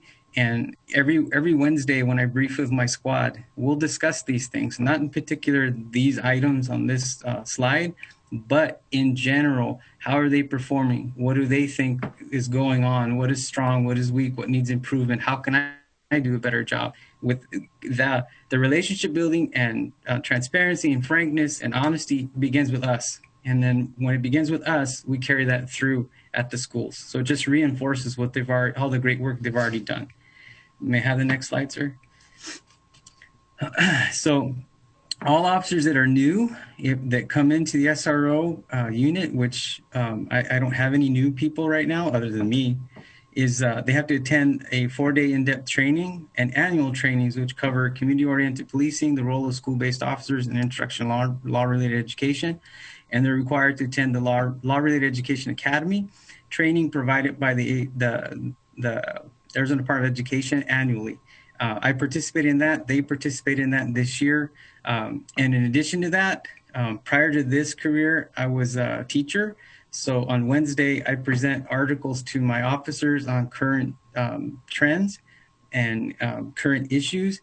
And we have frank discussions about these items. May I have the next slide, please?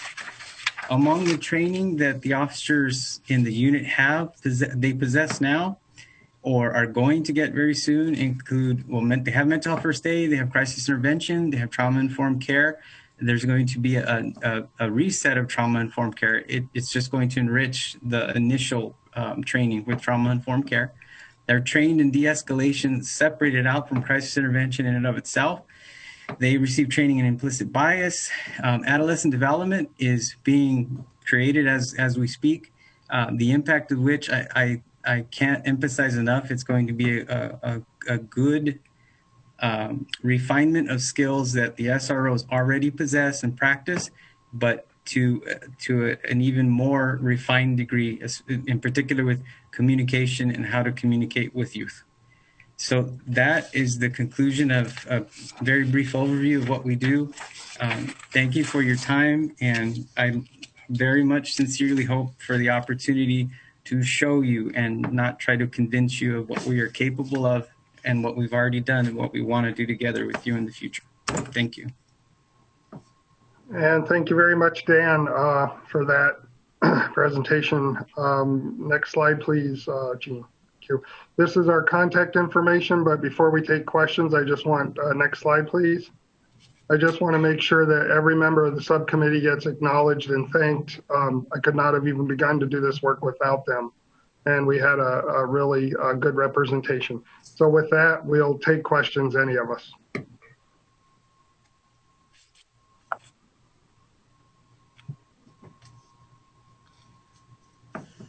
I have a question.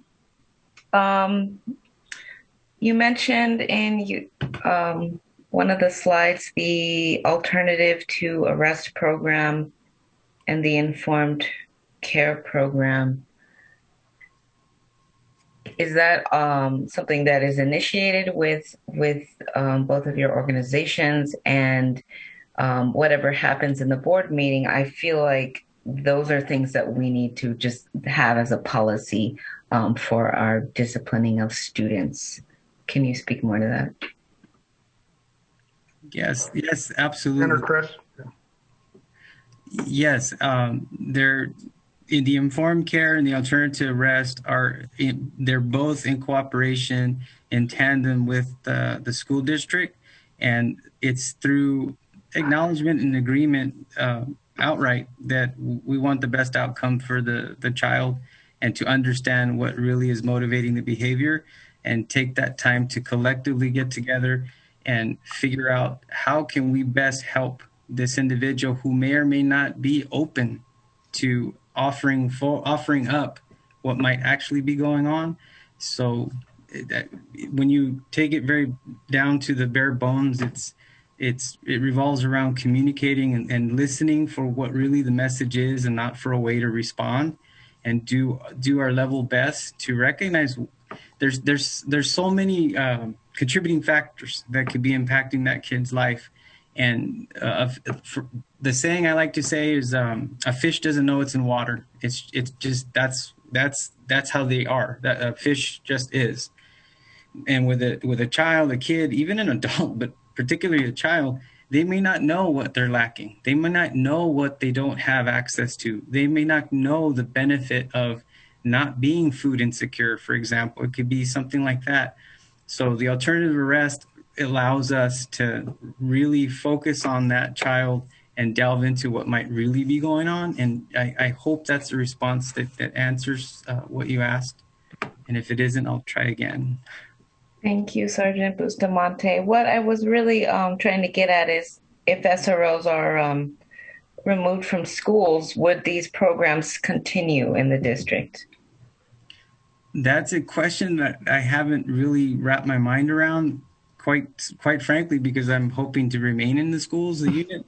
But the ultimate goal is to provide a service, a benefit, a support to youth in our community, and I would stand by that. So now on that totem pole of decision making, I'm kind of lower down there, but if it were up to me, absolutely would continue with a lot of this.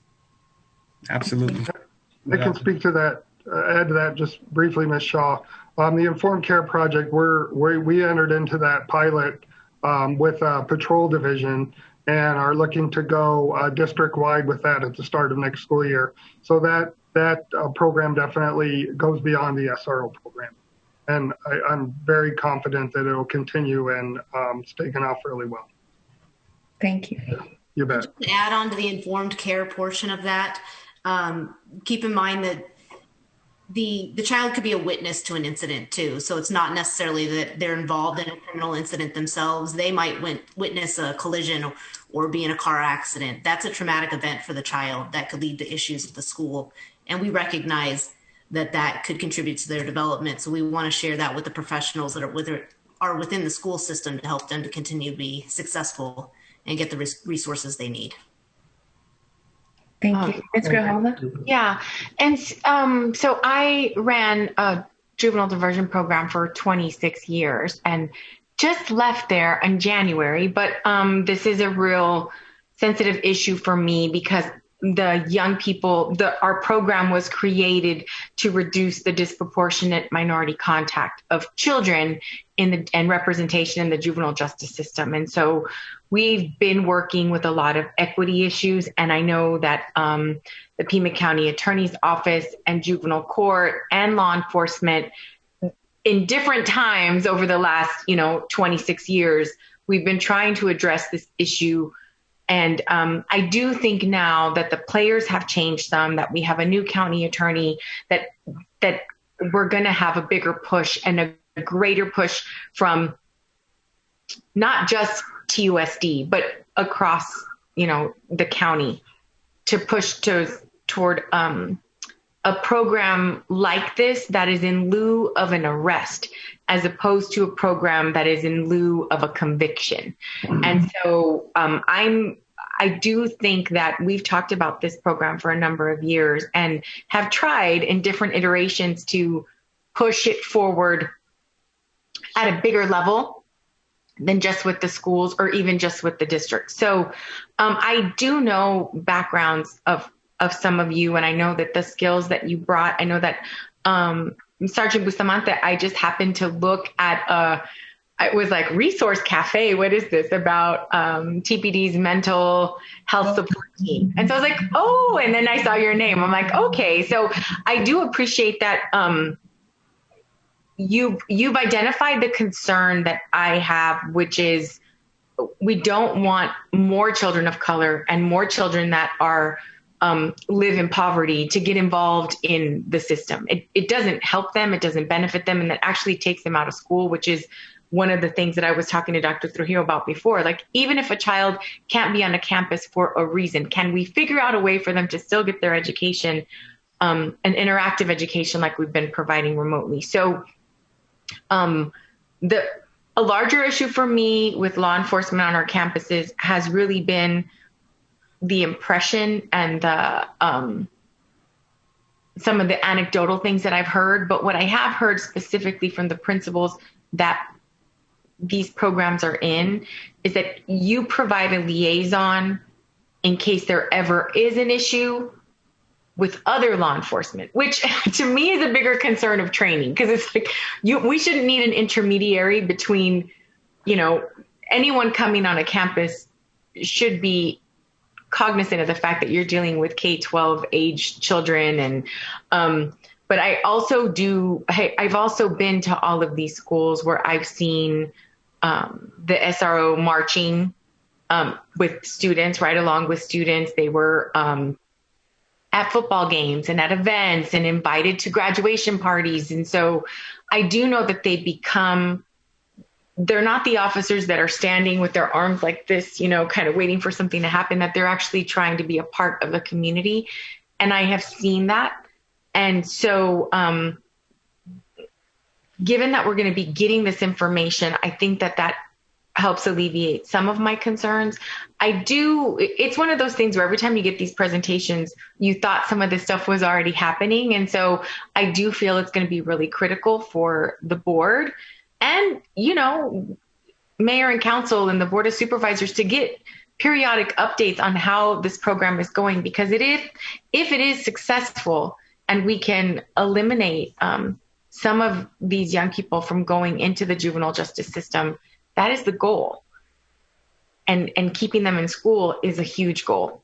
And also protecting children from some of the things that we've heard happen around some of our schools and around some of the neighborhoods. So it's not just being the intermediary if a child does something illegal. There's a lot of other things that I've been because I've been one of the ones who's been more critical of having law enforcement on our campuses, I think people have done a pretty good job of reaching out to me and talking to me specifically about the benefits.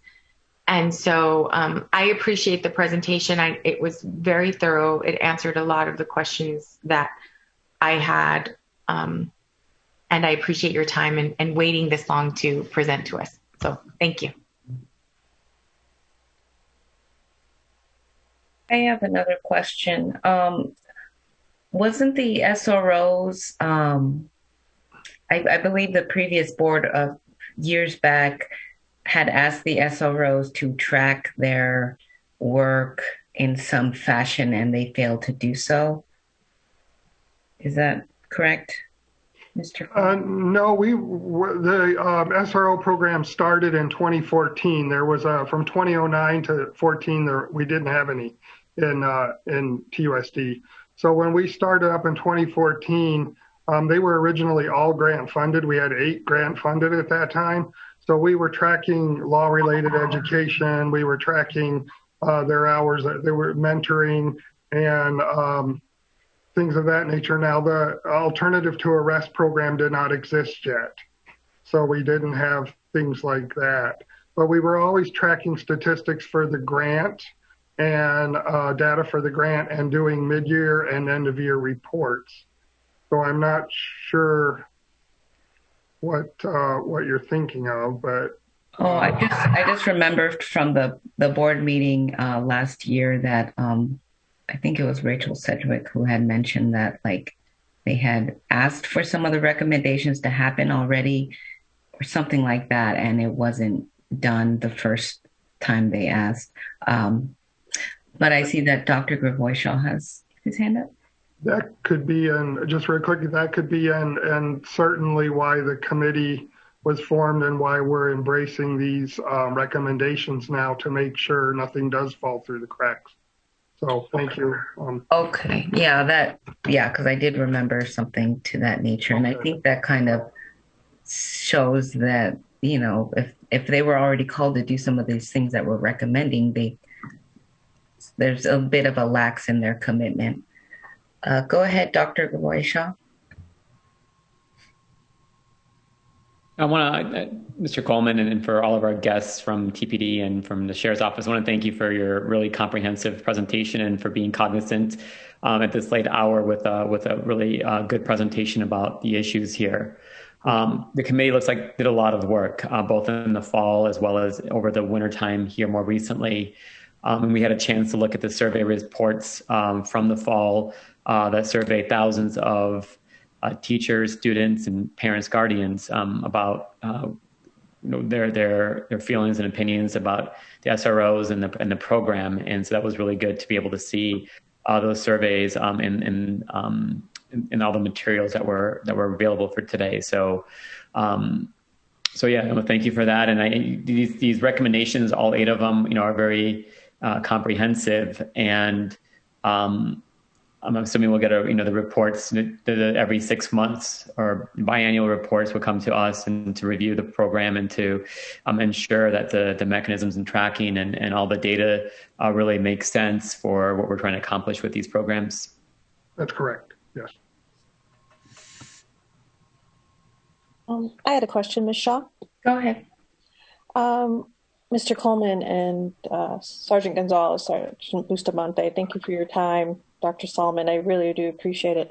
It was a very thorough presentation, and I think you laid it out very well. And as a new board member, it's a lot of information to take in, and I did follow from what the previous board was doing and trying to, have my homework, be ready with my homework. But my question is, and forgive me for maybe missing this if I did not hear it. The schools that like Sabino and Utterback, Pister, the surrounding communities, I'm assuming you worked with them when you were putting together this, not necessarily putting together a presentation, but working with them to I guess my question is, how is the relationship with the community surrounding the schools that you're at currently? I may defer. Chris, would you like to take that one, or? Sure. It's no different than the relationships with the rest of the things going on in the community. So you always have the people that are concerned with the traffic in front of the school. I just fielded a call a few days ago, reference, I think it's Miller Elementary, and all the cars lining up down Camino de la Tierra every day. Yeah. So and that, can I control that, or can the school control that? Not so much. But we do communicate with them to try to find out what their concerns are, whether they come in through the school or they come in through like our, sometimes they'll send emails to the sheriff and or our community resources group and ask, hey, can so-and-so look at this? Or there's speeders in my neighborhood. Can we look at that? So when it's brought to our attention, we try to do our best to go out and communicate with them when it involves the school. And if it doesn't involve the school, it's kind of pushed to the patrol district level, because they kind of have a different goal to accomplish, handling 911 calls for the most part. But we still get involved and participate in those when they're school related, if that helps. Oh, you're muted. That's the saying of the century now. So yes, thank you. I appreciate the information. And I was going to address one of Ms. Shaw's questions real quick about the stat tracking. In our committees, we were asked, could we track program effectiveness? And we kind of discovered that there are raw data numbers that may or may not suggest the program is effective. Less arrests, more arrests, less kids in trouble. The one that I remember coming up that we could not track is that theoretical data where a kid goes home and behaves just because he had a good interaction in school, or doesn't bring a gun to school because of some positive parenting and other things. So it was talked about that there are some data metrics that we just can't track, but we kind of believe they exist. And I know that was one of the topics of stats that were never really tracked, and it's really hard to try to account for that. So we're kind of relying on some of the hard data that has actually always been tracked. We just maybe weren't asking the right questions or delivering the correct information to the board if they were to ask. Thank you. Thank you for clarifying that, Sergeant Gonzalez. I think we have to be honest with the nature of policing in America, and the nature of some of the communities where the SROs are serving. Many and maybe all of, students from some of these schools have trauma surrounding police officers, whether it's a personal thing that happened to them or something that happened with their family or friends or extended family. And to think that, a police officer can provide that mentorship, I think it's kind of counterintuitive. I think we can create a community-based mentor program that would be far more effective than, thinking that a police officer in school is going to be able to do that. Just a thought. Ms. Shaw? Go ahead. Yeah, so this item, is this just, does it require action? It's under study action. Or is it just a presentation? Board Member Grijalva, this requires action. This was prescribed written board back in November. And so this does require action to both the 8 recommendations, and then which would allow for the continuation of the 6 officers that are provided through the Arizona School Safety Grant and, of course, through TPD. through the and Pima County Sheriff's Department. Thank you, Dr. Trujillo. I'd also like to mention, I'm not sure if any of the board members were participated in the SRO community forums with both students and parents alike.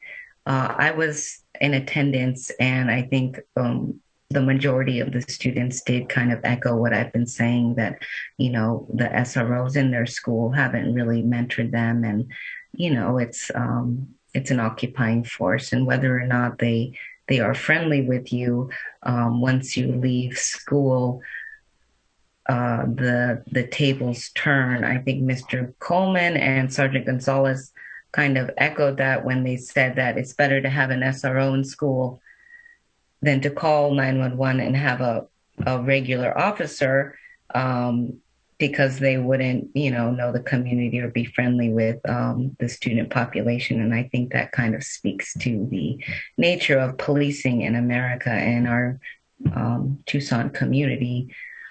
And so I think we should honor the students, the majority of which I feel could benefit from a real mentorship program with our community, perhaps with business leaders, politicians, athletes, elders, and even, you know, alumni of that school community. I think that they could really provide the right amount of intervention and mentorship that students need.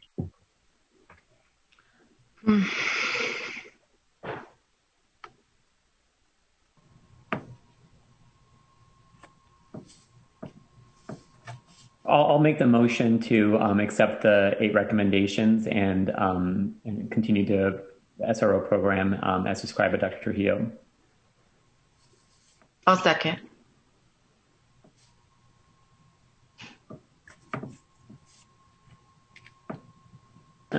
Ms. Shaw?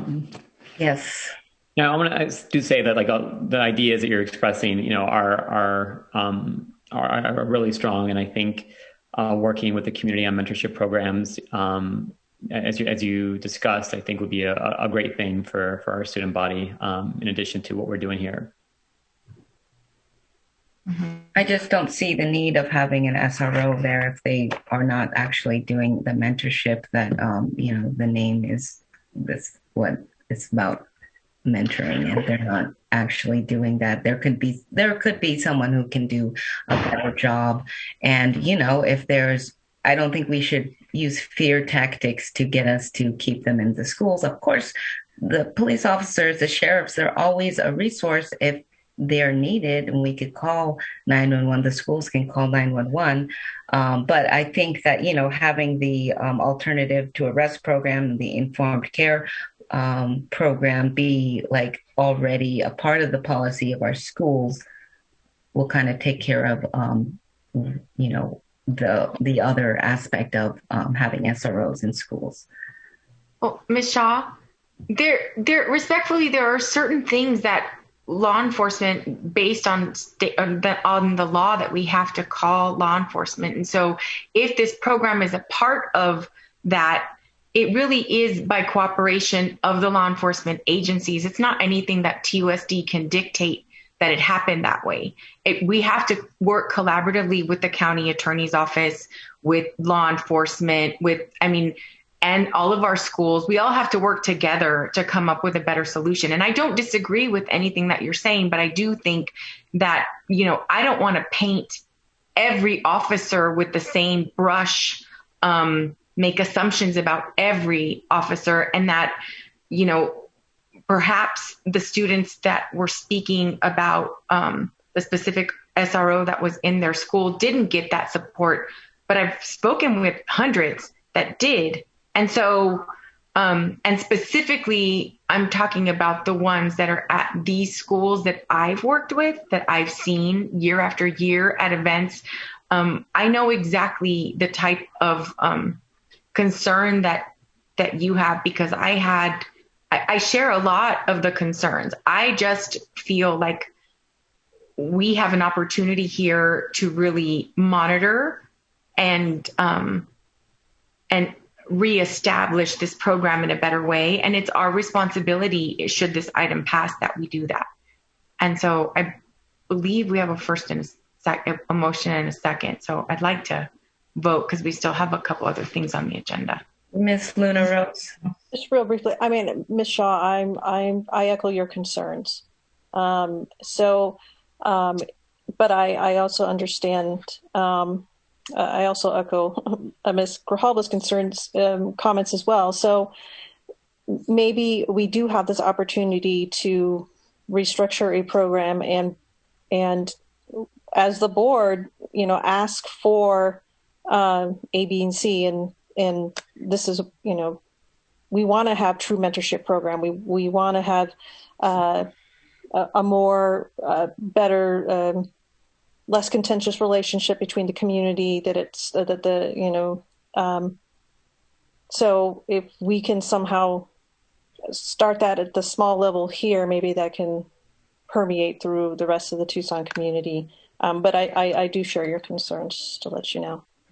Ms. Shaw, I have a question. Yes. I'm sorry if I missed it. Is the district paying for any of these positions?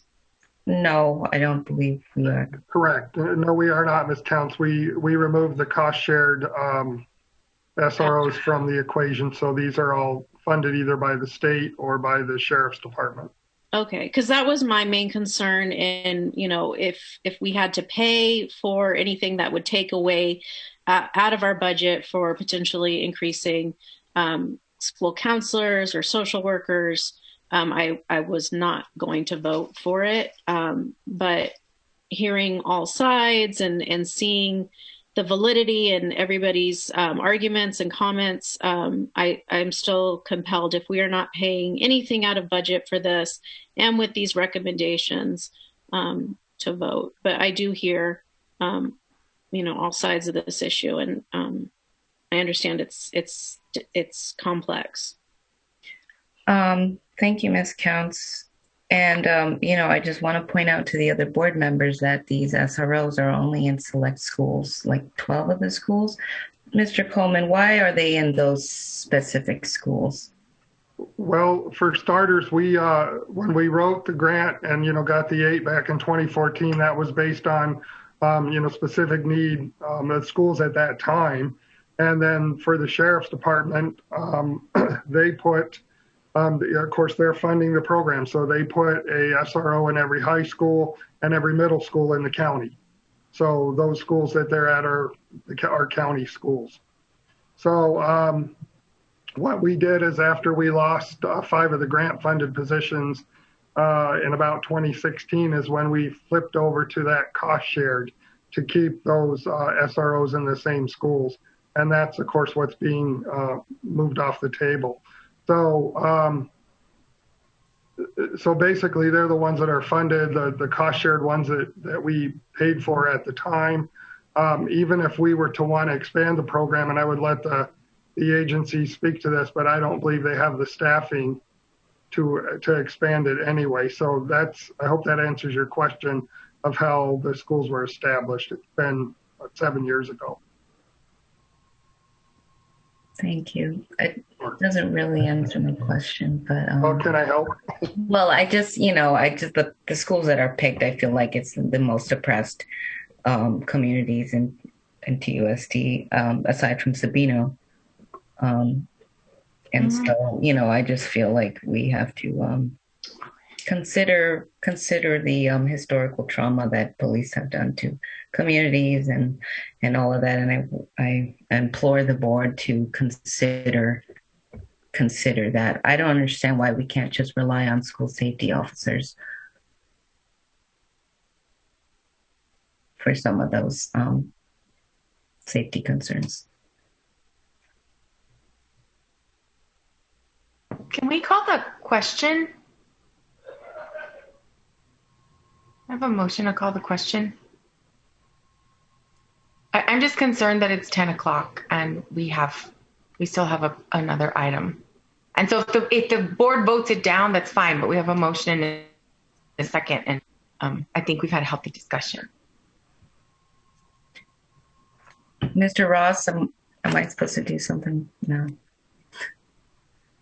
So at this point, there's a motion and a second, and you've had discussion. So it sounds like this would be one that you would do a roll call vote. We have to vote to call the question now that Mr. Grijalva made a motion. It's just if we're not going to, if we're not going to call, I was requesting that the question be called. If it's not, then I'll make a motion to call the question. But if we're going to do a roll call vote, then that would be what I was requesting.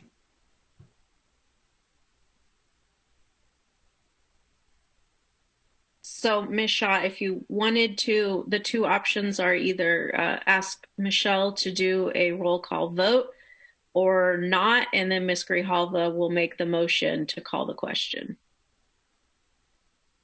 Can I make a second motion to, if SROs are approved, that we also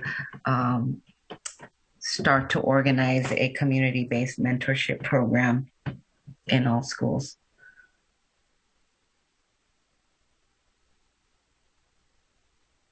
Mr. Ross, am I doing that right? Well, if you're making that as an amendment, then it would need a second and to amend the motion that's on the table. And then you can discuss that amendment. Mrs. Grijalva asked to call the question. Can we have amendments to the motion, or do we have a request to call the question? Well, I haven't had a second. So, I mean, I appreciate what Ms. Shaw's trying to do. I do think that we should have presentations about the different mentoring programs that are available, Big Brothers, Big Sisters. The issue is we don't have enough mentors in the community. I know individual schools do it. I do think that the information to create a better mentoring program, you know, countywide, statewide, I don't think anyone's going to argue. I just don't know if that goes in this item or if it's a, you know, additional item. I feel like it's under the purview of the item, but Mr. Ross. So at this point, you have a motion on the table to approve the item.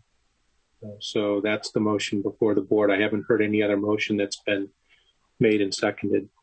I'm sorry. I've not, kind of, excuse my ignorance, but can Ms. Grijalva had mentioned about calling the question, and then she didn't have a second, so I didn't realize that that was on the table. Right. So there, I thought that we were going to go ahead and do a roll call vote, and then that. So I just was hoping I wouldn't have to call the question. And now Ms. Shaw has put in, I think, a substitute motion, which it would be passing this item, but then working to create a mentoring program. I mean, there's something I don't want to put words in your mouth, but a community-based mentorship program in, I would say, all the schools, but at least, the very least, the schools that the SROs are in. And I'm not opposed to coming up with a mentoring program. I just don't know if we have all of the details in order to create something like that. I mean, I think that we can give staff direction to do that. I don't know that it's, you know, so that's what's on the table right now. Ms. Luna Rose, there's a motion and a second, and now there's a substitute motion. Okay. Right, Mr. Ross?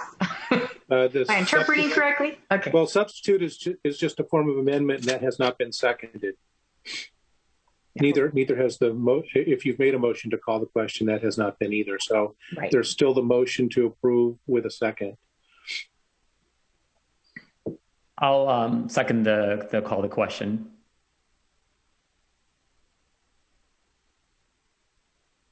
So that needs to be voted on now. Okay. Ms. Grijalva? Yes. Dr. Grivosha? Yes. Ms. Luna Rose? Yes. Ms. Shaw? No. Ms. Counts? Yes. So now the original motion to approve the recommendations is up for a vote.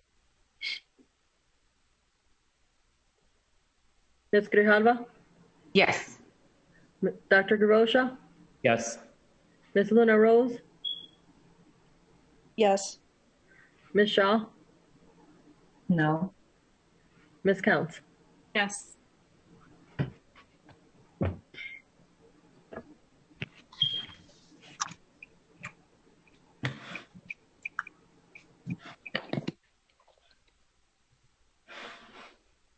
Thank you. Okay, thank you. Thank you. Thank you. Ms. Shaw, may I ask a question before we go on to the next item? Yes. So I wanted to, as it's already 10:15, I wanted to touch base with our leadership team and the board about whether these items that are remaining are ripe, need to be discussed tonight, or whether we should move them to another meeting. Dr. Gravoy-Shaw, I think that as the captain of the leadership team, if you will, we had staff prepared. Staff is ready to go. We have the comprehensive annual financial report. We understand that it's the board's prerogative if they want to utilize a significant portion of open meeting time for calls to the audience. I just don't think that the staff's information should have to be put off. I do think it's important that we get this done tonight, especially the CAFR portion. I do think that if there is one item that maybe we can put off, it might just be the expenditure report. But I would like to honor the time of our external auditors that are prepared tonight. Ms. Shaw? Yes. Can we, so you'd like us to go through this except for, so 9.4 and 10.1? Yeah, I think if there's one item, we could certainly do the expenditure, but I think contingency reserve is very important. And I want to honor the time that we put into preparing the CAFR. Okay. I'm okay with continuing. Shall I continue? Okay, 9.4, Governing Board Policy DAA Contingency Fund Reserve Proposed Revisions. Yes, Board Clerk Shaw, we're back again. We got some great Governing Board feedback during the first read of our DAA Contingency Reserve policy. Rob was able to go in there and make some adjustments, and I'd like to turn it over to him for the particulars. Mr. Ross. Thank you, Dr. Trujillo and board members. Actually, it was a team effort with Ms. Weatherlist, but we did take the board feedback and made sure that we made it clear that there is a absolute basement of 1%. That was something we heard loud and clear on the first reading of this. And so that appears in a couple of places in this revision. This is still a first read, so the action would be to put it out for public comment for 4 weeks. The other thing that we put in was making sure that the contingency discussion was part of the governing board's budget development process, and made sure the timelines are there. So it would be February when that is established. And again, reiterating that there is an absolute basement of 1%. Okay. Ms. Shaw, I'd like to move the item. I'll second. Item is moved. Any discussion? Ms. Shaw? Go ahead. I will say I think the changes reflect our discussion from last time pretty well, and so thank you for making those revisions.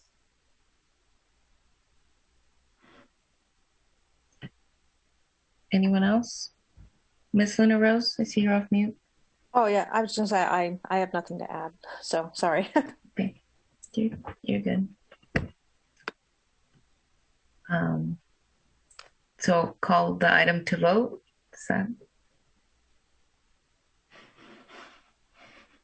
Yeah, chair's choice as to whether you want to just ask for a voice vote or whether you want a roll call vote. Okay, we'll do a roll call vote. Ms. Grijalva? Yes. Dr. Gravosa? Yes. Ms. Luna Rose? Yes. Ms. Shaw? Yes. Ms. Counts? Yes.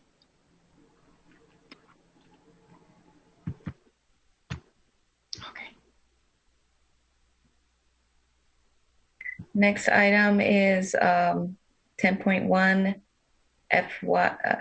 fiscal year 20 comprehensive annual financial report presentation. Yes, Board Clerk Shaw, members of the governing board, I'd like to welcome Dave Phillips, Lupita Martinez. These are our certified public accountants and our external auditors representing Clifton, Larson, and Allen. They will be taking you through the comprehensive annual financial report, known internally as the CAFR. This is a yearly occurrence that we do at the conclusion of each external audit completed each year. So with that, I will turn it over to, I believe it's Mr. Phillips leading us off. Yes, good evening. I was going to say good afternoon, but I think we're past that. So thank you. Thank you for inviting us to present tonight. All the great discussion and the awards I've had. That's going to be a hard act to follow here. So also it's probably helpful we were later today because I work out of the house now, and we have parrots who, when they hear me on the phone, like to chime in and give their 2 cents worth. So they're to bed now, so we shouldn't have any interruptions there. Also, Mrs. Martinez wasn't able to make it tonight. She had a family conflict, and she's stuck in an airport right now back east. So apologize for that. But anyway, this is, like I said, we are the auditors for the comprehensive annual financial report and a couple other reports here. If we can go to the next slide, please. Okay, so we're going to talk about our audit report on the comprehensive financial report, and I'll give a few highlights. And there's some required communications that we are required to do with any audit that we do, and that's basically the communications with the board here.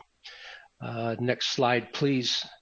So as a summary, we had an unmodified opinion on the basic financial statements and other supplementary information in relation to the financial statements as a whole. An unmodified opinion is a clean opinion, which means there's no exceptions to generally accepted accounting principles for government. Okay, we disclaim the opinion on the required supplementary information and the introductory and statistical sections of the CAFR. These are not required to be audited, but they are required to be presented in a full CAFR. They say our audit is performed in accordance with generally accepted auditing standards and also the standards applicable to financial audits that are contained in government auditing standards, often referred to as the yellow book because the actual publication is yellow. Next slide, please. Here's some of the highlights really quick here. Deferred assets and deferred outflows of resources of the district exceed the liabilities and inflow of resources at the close of the most current fiscal year by $201 million. That's the net position or the net equity government-wide or district-wide. The total net position decreased by $1.4 million. This was as a result of the pension obligations, the other obligations, and some internal service operating loss. Like I say, this encompasses all funds of the district. As it closed the fiscal year, district government funds reported fund balance of $60.2 million. That's a decrease of $45 million in comparison to prior year, substantially due to the debt service fund balance decreasing, being the bonds that are placed in escrow. Once those bonds are placed in escrow, they go off the financial statements, and that would cause that to decrease. And also those principal payments that go into that would substantially decrease that. Nothing, that's just common practice. At the end of the current fiscal year, the unassigned fund balance in general fund, the overall general fund was 8% of the total general fund expenditures. Okay. Net position for internal service funds, which are your risk management funds and the claims from the prior year, decreased $6.2 million. Operating expense of $38 million exceeded operating revenues by 31.5 million in the current fiscal year. Next slide, please. This is the numbers, as you can kind of see. Obviously this was a very strange year, with different funding sources and ways certain revenues are recognized. But overall, current and other assets that are not capital in nature, actually increased by about $6 million, 5.9 million. Okay, capital assets decreased about 50 million. There wasn't a lot of great activity that was accomplished, and as far as capital, long-term assets, building infrastructure, and there's that net also as net depreciation. Deferred outflows of resources, these are items that show up on the statement of net position that deal with the pension plans, the ARS pension plans. These are items that basically are basically dedicated to future recognition in the plan themselves, but they're required to be shown on the actual financial statements. So, total liabilities are actually down about $7.2 million. Again, deferred inflows, same type of things, deferred outflow, just on the opposite end. Net position overall was $1.3 million less than the prior year. Next slide, please. Also, like I say, total revenues were up about 14 million, and expenses were also up about 30 million. So that overall change in net position was about 15 million, almost 16 million. Next slide, please. Okay, net position changes. The net investment in capital assets is a number that's basically all of your capital assets, building, infrastructure, equipment, and net of depreciation, and also any capital related debt that was used to finance those assets. You subtract that out. So basically a decrease of about $1.5 million there. Restricted assets, these are assets that are restricted by outside parties as opposed to internal designation. They're pretty much, they paid pretty constant or a little bit larger, about 160 million. The unrestricted deficit. Excuse me, yes. Ms. Shaw, the restricted, is that grant funding? Mostly. Okay, thank you. Mostly, right. Okay, and then the unrestricted deficit is 316 million. Not a whole lot of change from the prior year, and that deficit, most of that is made up of the pension liability that goes on the books. That started going on the books about 5 years ago, which makes that makes that position looks deficit. It's not currently due and payable, anything like that, but it is one that has to be on the books. So overall net position between the 2 years decreased just slightly over $1.5 million. Next slide, please. The general fund, which is basically the fiscal entity, how the cash and the current resources come in and go out versus a long term. There's no capital asset type of activities in here. Revenues are up about $16 million. There was some COVID and some ESSER funds that basically came in. Expenditures were actually down. And the reason being, obviously, is they were shut down for quite a while. Certain expenses that didn't have to be taken care of. So overall, 16 million or 6 million down for the prior year. Other sources, those are basically other sources and uses. Those are basically debt payments and things of that nature. Down about a little over $1 million. So the net change was $11 million for the year. Versus a negative 8.7 from the prior year. So overall change in general fund, $20 million year over year. Next slide, please. Special project funds. This may give people a little bit of heartburn, so let me kind of explain here a little bit. Revenues were 55 million versus 52 in the prior year, $2.7 million change. Expenditures were almost $10 million higher, and other sources and uses, other type of those same type of items. So overall, you see a net change of a negative $6.7 million. And that net change mostly has to do with the ESSER funding. Basically, the government's idea was to get the funds from the state and the federal to the districts as soon as possible when based on the shutdown in March. However, under accounting principles, for us to recognize the revenue that goes along with those, the spenders, there has to be a firm grant agreement in place, which didn't happen until after year end. This happened to a lot of our clients. So they actually received the cash that came in to fund those expenditures. They're just not allowed on this CAFR to be recognized as a revenue in the current year. If that makes sense. Okay, so the money's here. You'll see a big increase in revenue next year to offset that. Next slide, please. Debt service fund. Like I say, this is always a fun one to look at. It has to do basically with expenditures and capital or basically bond issues that go in there. As you can see, in 2008, there was 55,000, and they had a net change of 54,000 based on that. If you look at the debt service revenues and expenditures, the revenues are fairly consistent with what comes in, taxes and so forth. The expenditures was that crossover debt refunding we talked. You saw in earlier years. If you looked at 2018, you saw the 54 million. Well, those go into escrow, so that shows up as an expenditure for the current year, which gets you down to a net change of 53 million. I mean, that's a big number to look at, but it's not was not unexpected. Okay. Michelle, can I ask before we move off that slide? Yes. So like the other one with the ESSER fund, so we expect a significant net change positive next year then? Yes. Okay, so it's just a deferred... On that activity, yes. Okay, yeah. So this is pretty much deferred income that came in, that we've spent in 2020. Right now, it sits on the balance sheet as a deferred income item. We're not allowed to recognize under auditing under generally accepted accounting principles until there's a firm agreement in place.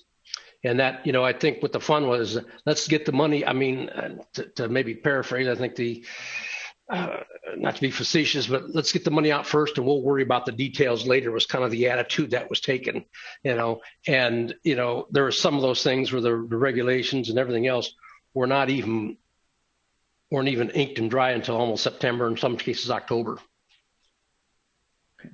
Does that answer your question, Doctor?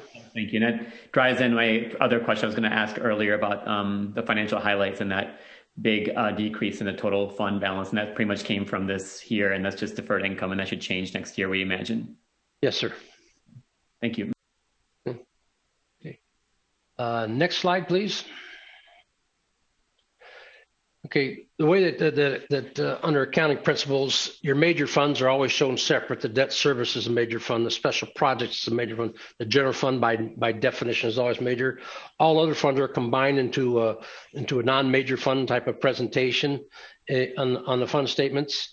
And like I say, overall, there's nothing really different here. Like I said, revenues were down a little bit there. A lot of it has to do with some of that. It has to do with some of those ESSER funds that went into some of those other funds there, and expenditures were down because a lot of those funds were not, things there were not actually expended this year because, school was not in, the schools were not open. Some of those costs, went down. So overall net change was 2.8 million versus 3.7 negative in the prior year. So overall the change between year to year is about 6.6 million. Okay. Next slide, please. Okay, here's required communications that we're required to provide for all of our audit engagements and to all of our clients. As far as new accounting policies adopted during the fiscal year, there weren't any. There's a few that are coming up here in the next couple of years that may change a few things. There was one that was supposed to be in play this year, but with the COVID-19 implications, the Government Accounting Standard Board has delayed that for another year, and has to do with basically the reporting of fiduciary funds. Significant estimates. All financial statements have estimates. The most significant ones that we looked at were actually the useful lives of those depreciable assets, the unfunded pension and post-employment liabilities, long-term compensated absence liabilities, insurance claims that are incurred and not reported. Those are estimates that we look at. We look at the reasonableness of it, and if there's any changes, you know, those are ones that can actually be. Those estimates are just that, they're estimates. You know, there's ranges and so forth, but they all seem reasonable. There is a one sensitive disclosure, and that has to do with the COVID-19 disclosure in there, basically talking about you know, what the implications are, if any, and basically that it's unknown, that, you know, everybody's still somewhat trying to hit a moving target. That's pretty, you know, common. So all other disclosures are neutral, clear, and consistent. Next slide, please. As far as no significant difficulties dealing with management in performing and completing the audit, no uncorrected or corrected misstated noted, no disagreements with management related to financial reporting or accounting or audit related matters. We have received a signed representation letter from management related to all the fair presentation of the financial statements. Not aware of any consultations with other accountants about current auditing accounting matters that related to our audit engagement. And no significant matter discusses management about accounting and auditing matters have a bearing on our engagement acceptance. We talk to management all year round. Yes, we're only there for a few weeks, but we are your auditor year round. So we hope management will be talking to us year round. Basically, that we consider that as, you know, good client service to basically to be able to help our clients there. I say the CAFR did contain some other information. We talked about the RSI, which is the pension, some of the pension disclosures. It's also the management discussion analysis in the front. And also there's OSI, which is other supporting information. Okay. That basically other is basically just more detail of things that are in the financial statements for the most part. You know, as far as, you know, disagreements with management and our significant difficulties, I will say that they want to be on the call of duty. In fact, I will look up here, but basically we got a call March 23rd last year from Renee and said, hey, we need to talk about how we're going to get this done with everything we've got going on. And right now, everybody's best efforts, we're out there trying to spoon out one more hour of education to the students. And, you know, so she was very proactive and have been there so far. It's been quite a while, or it's been kind of a, like everybody, it's been pulling teeth. You know, the priorities are all over the place, but, you know, we managed to stay focused, and we really appreciate all the efforts from, you know, Christina Cruz, Dr. Trujillo, Vanessa, and overall Renee. Next slide, please. There's a couple other reports. There's a DSEG examination report, which has been issued and filed. The USFR, which is the, you know, the compliance spreadsheet, we're 99% done. Okay. The thing is we didn't even get the new format from the Department of Ed until just maybe about, you know, a couple, 3 weeks ago. We normally have most of this work done in the middle of summer. However, we weren't as productive this summer simply because we couldn't get out to the school sites to visit and tenants. We did most everything remote this year. And I think that worked out pretty well. And I say they'll get a draft of this by next week. You know, we finally got the final, the final version of the online filing that has to be done. So they'll be getting a copy of that early next week. Single audit and planning and testing, we're about 90% done. It took us a while to get the ESSER and the ESSER grant updates. We couldn't have audited any time. We couldn't have been done any earlier anyway, simply because what we have to go through is follow the compliance supplements with the recommended procedures and stuff for all the CARES Act funding. And like I say, we would have been trying to hit a moving target because basically it wasn't even made available to the 24th of December. By that time, I think most everybody was shut down for a while.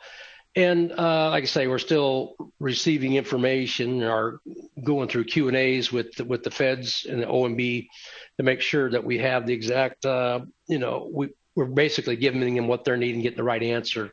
You know, I would say that we don't have anything significant to talk to you about today, even I give that with a grain of salt that nothing's final here.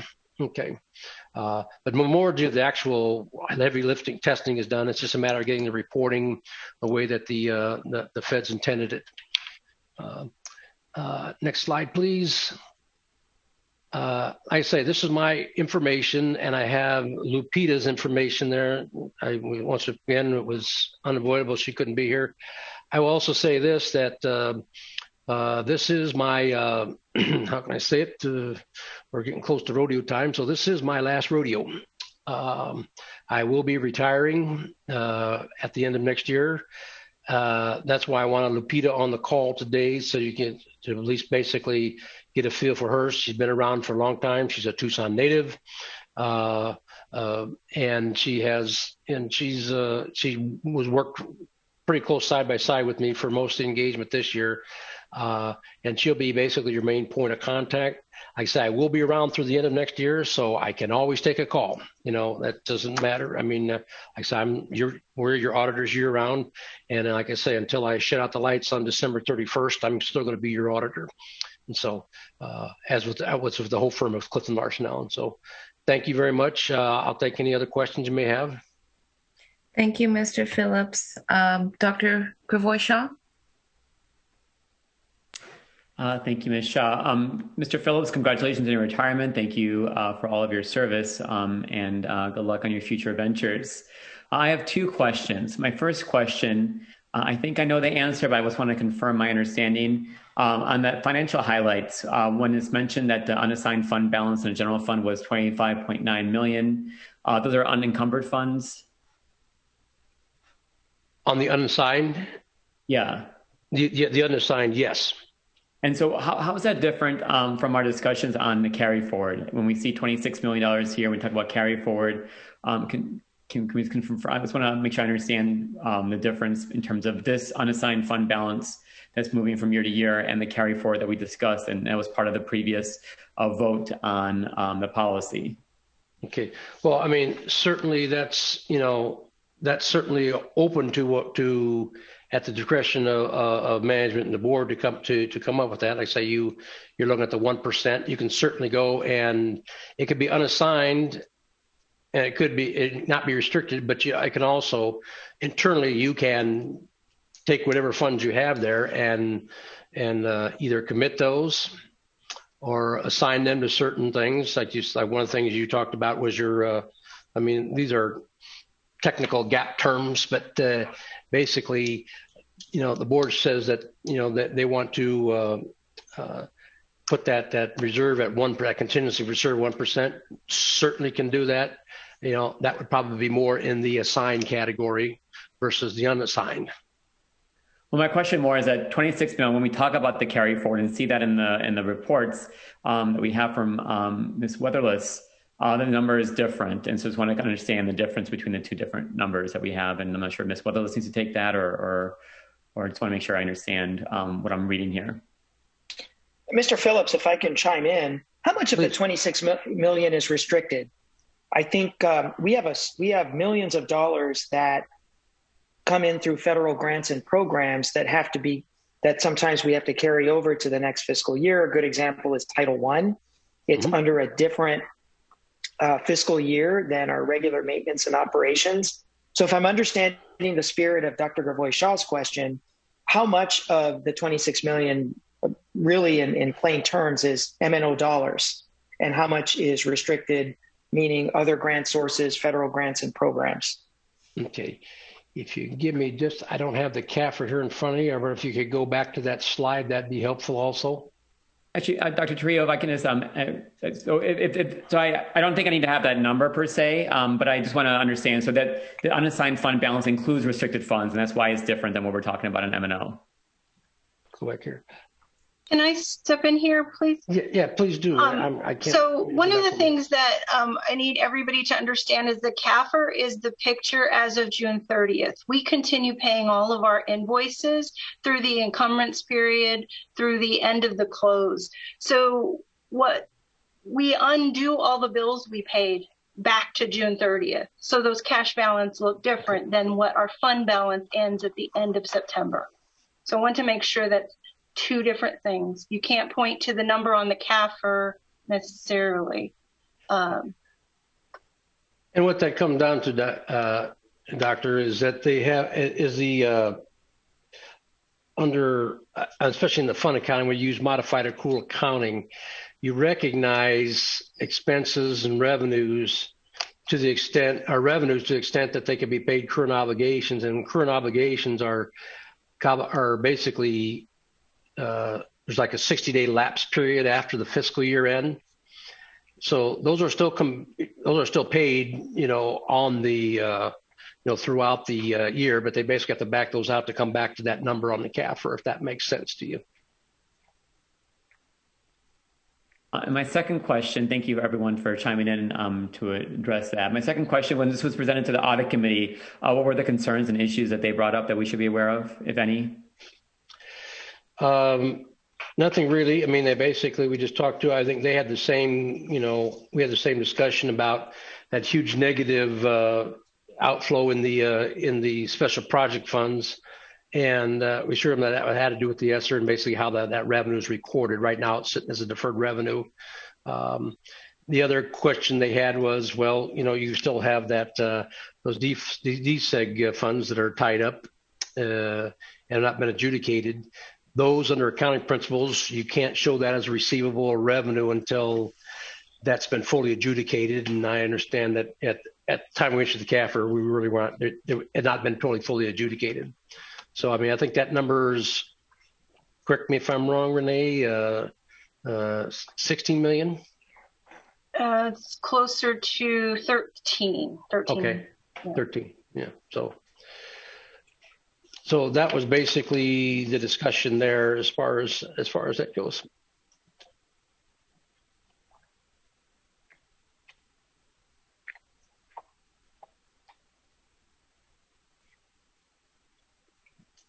Any other comments or questions?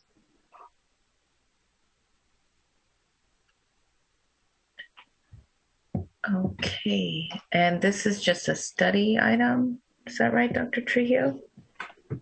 That is correct. This is a study item for the board to publicly receive the comprehensive annual financial report. And I'd like to say, well, thank you once again. It's been an honor to be a part of this of the CAFR,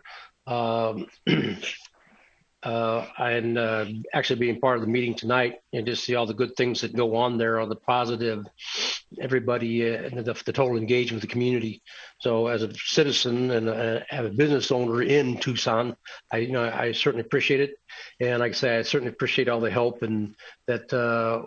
You've given Clifton Larson Allen and myself individually the last few years. So I believe I leave you in good hands. Lupita has over 20 years of experience, and we have other individuals on the team that'll be coming back next year. So we should have a pretty good team going forward for you.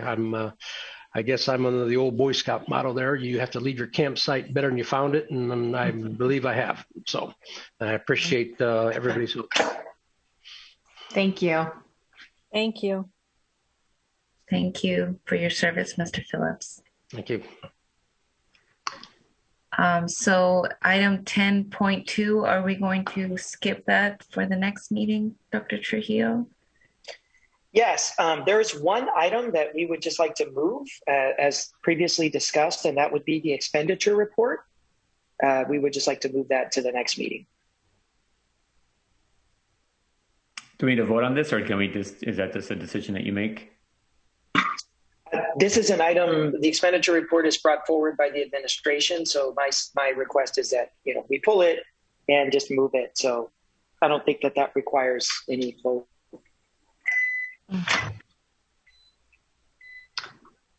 Okay. So item 11.1, future meeting dates and agenda items. Yes, Board Clerk Shaw, I'd like to request that we schedule a study session for an opening of schools update for March 2nd. It would be a study session, and it would be the only item on the agenda. Our goal would be to give the community an update on feedback received from the community forums coming up Wednesday and Monday night, an update on class sizes as reflected by the most current report in Parent View that we continue to monitor on a day-to-day basis, We'll have an update. We're going to be inviting a representative of Pima County Health Department to give an update on vaccines. And then we want to update the community and the governing board on the flexibility and the autonomy that we want to be granting to principals with regard to being able to meet differing circumstances around the district regarding scheduling and a whole host of other items. So a lot to discuss with opening of schools, and we'd like to request a Zoom session a week from tonight, March 2nd. And it would be probably 5:30 to 7:30, or I'm sorry, 5:30 to 7. We wouldn't need more than 90 minutes to update everybody. Ms. Grijalva? Can we ask for 5 to 7? 5 to 7 is okay. That works as well. I have a work conflict until 6:30. I can't be there before 6:30. Okay. I have a board meeting for my day job. It should be.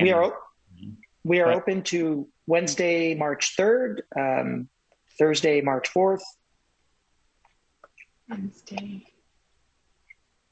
How's Wednesday for everybody? Wednesday works for me. I can't do Wednesday for childcare reasons. Okay. What's a day that works for you, Dr. Monday is the only day I have open in the evening next week. Okay. Unless we do something later on Tuesday. I'm available after 6:30 on Tuesday. I can do Monday. I can as well. I can do Monday. I can as well. Okay. How's Monday, Dr. Trujillo? Monday it is. Monday it is. 5 to 7? Let's do a 5 to 7. Okay. Okay. Thank you. Thanks everyone Thank you. for your flexibility. I'm sorry for my conflicts. Well, no, that's okay. At some point, we're like, just tell us when you're available. We'll see if we can work around you. Ms. Shaw, I'd like to add something to a future meeting.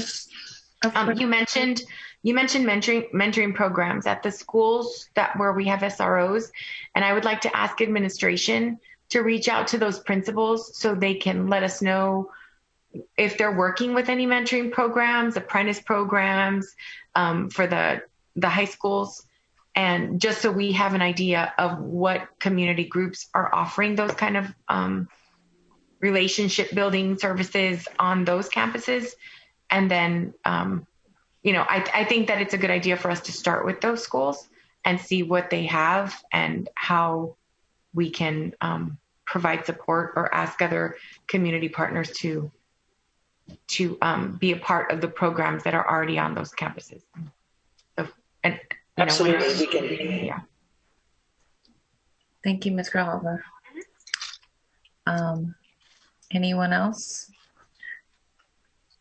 I know I mentioned in the call to the audience section putting a pushback for the opening date on a future agenda item. Okay. Absolutely. Okay. We did it. Yay. Except for one. Thank you, everybody. Thank you. Are you going to adjourn the meeting, Sadie? Adjourn. Okay, I'm sorry. Okay, meeting is adjourned. It's official then. All right. Thank you all. Have a good night. Good night, everybody. Bye-bye. Thanks. Good night.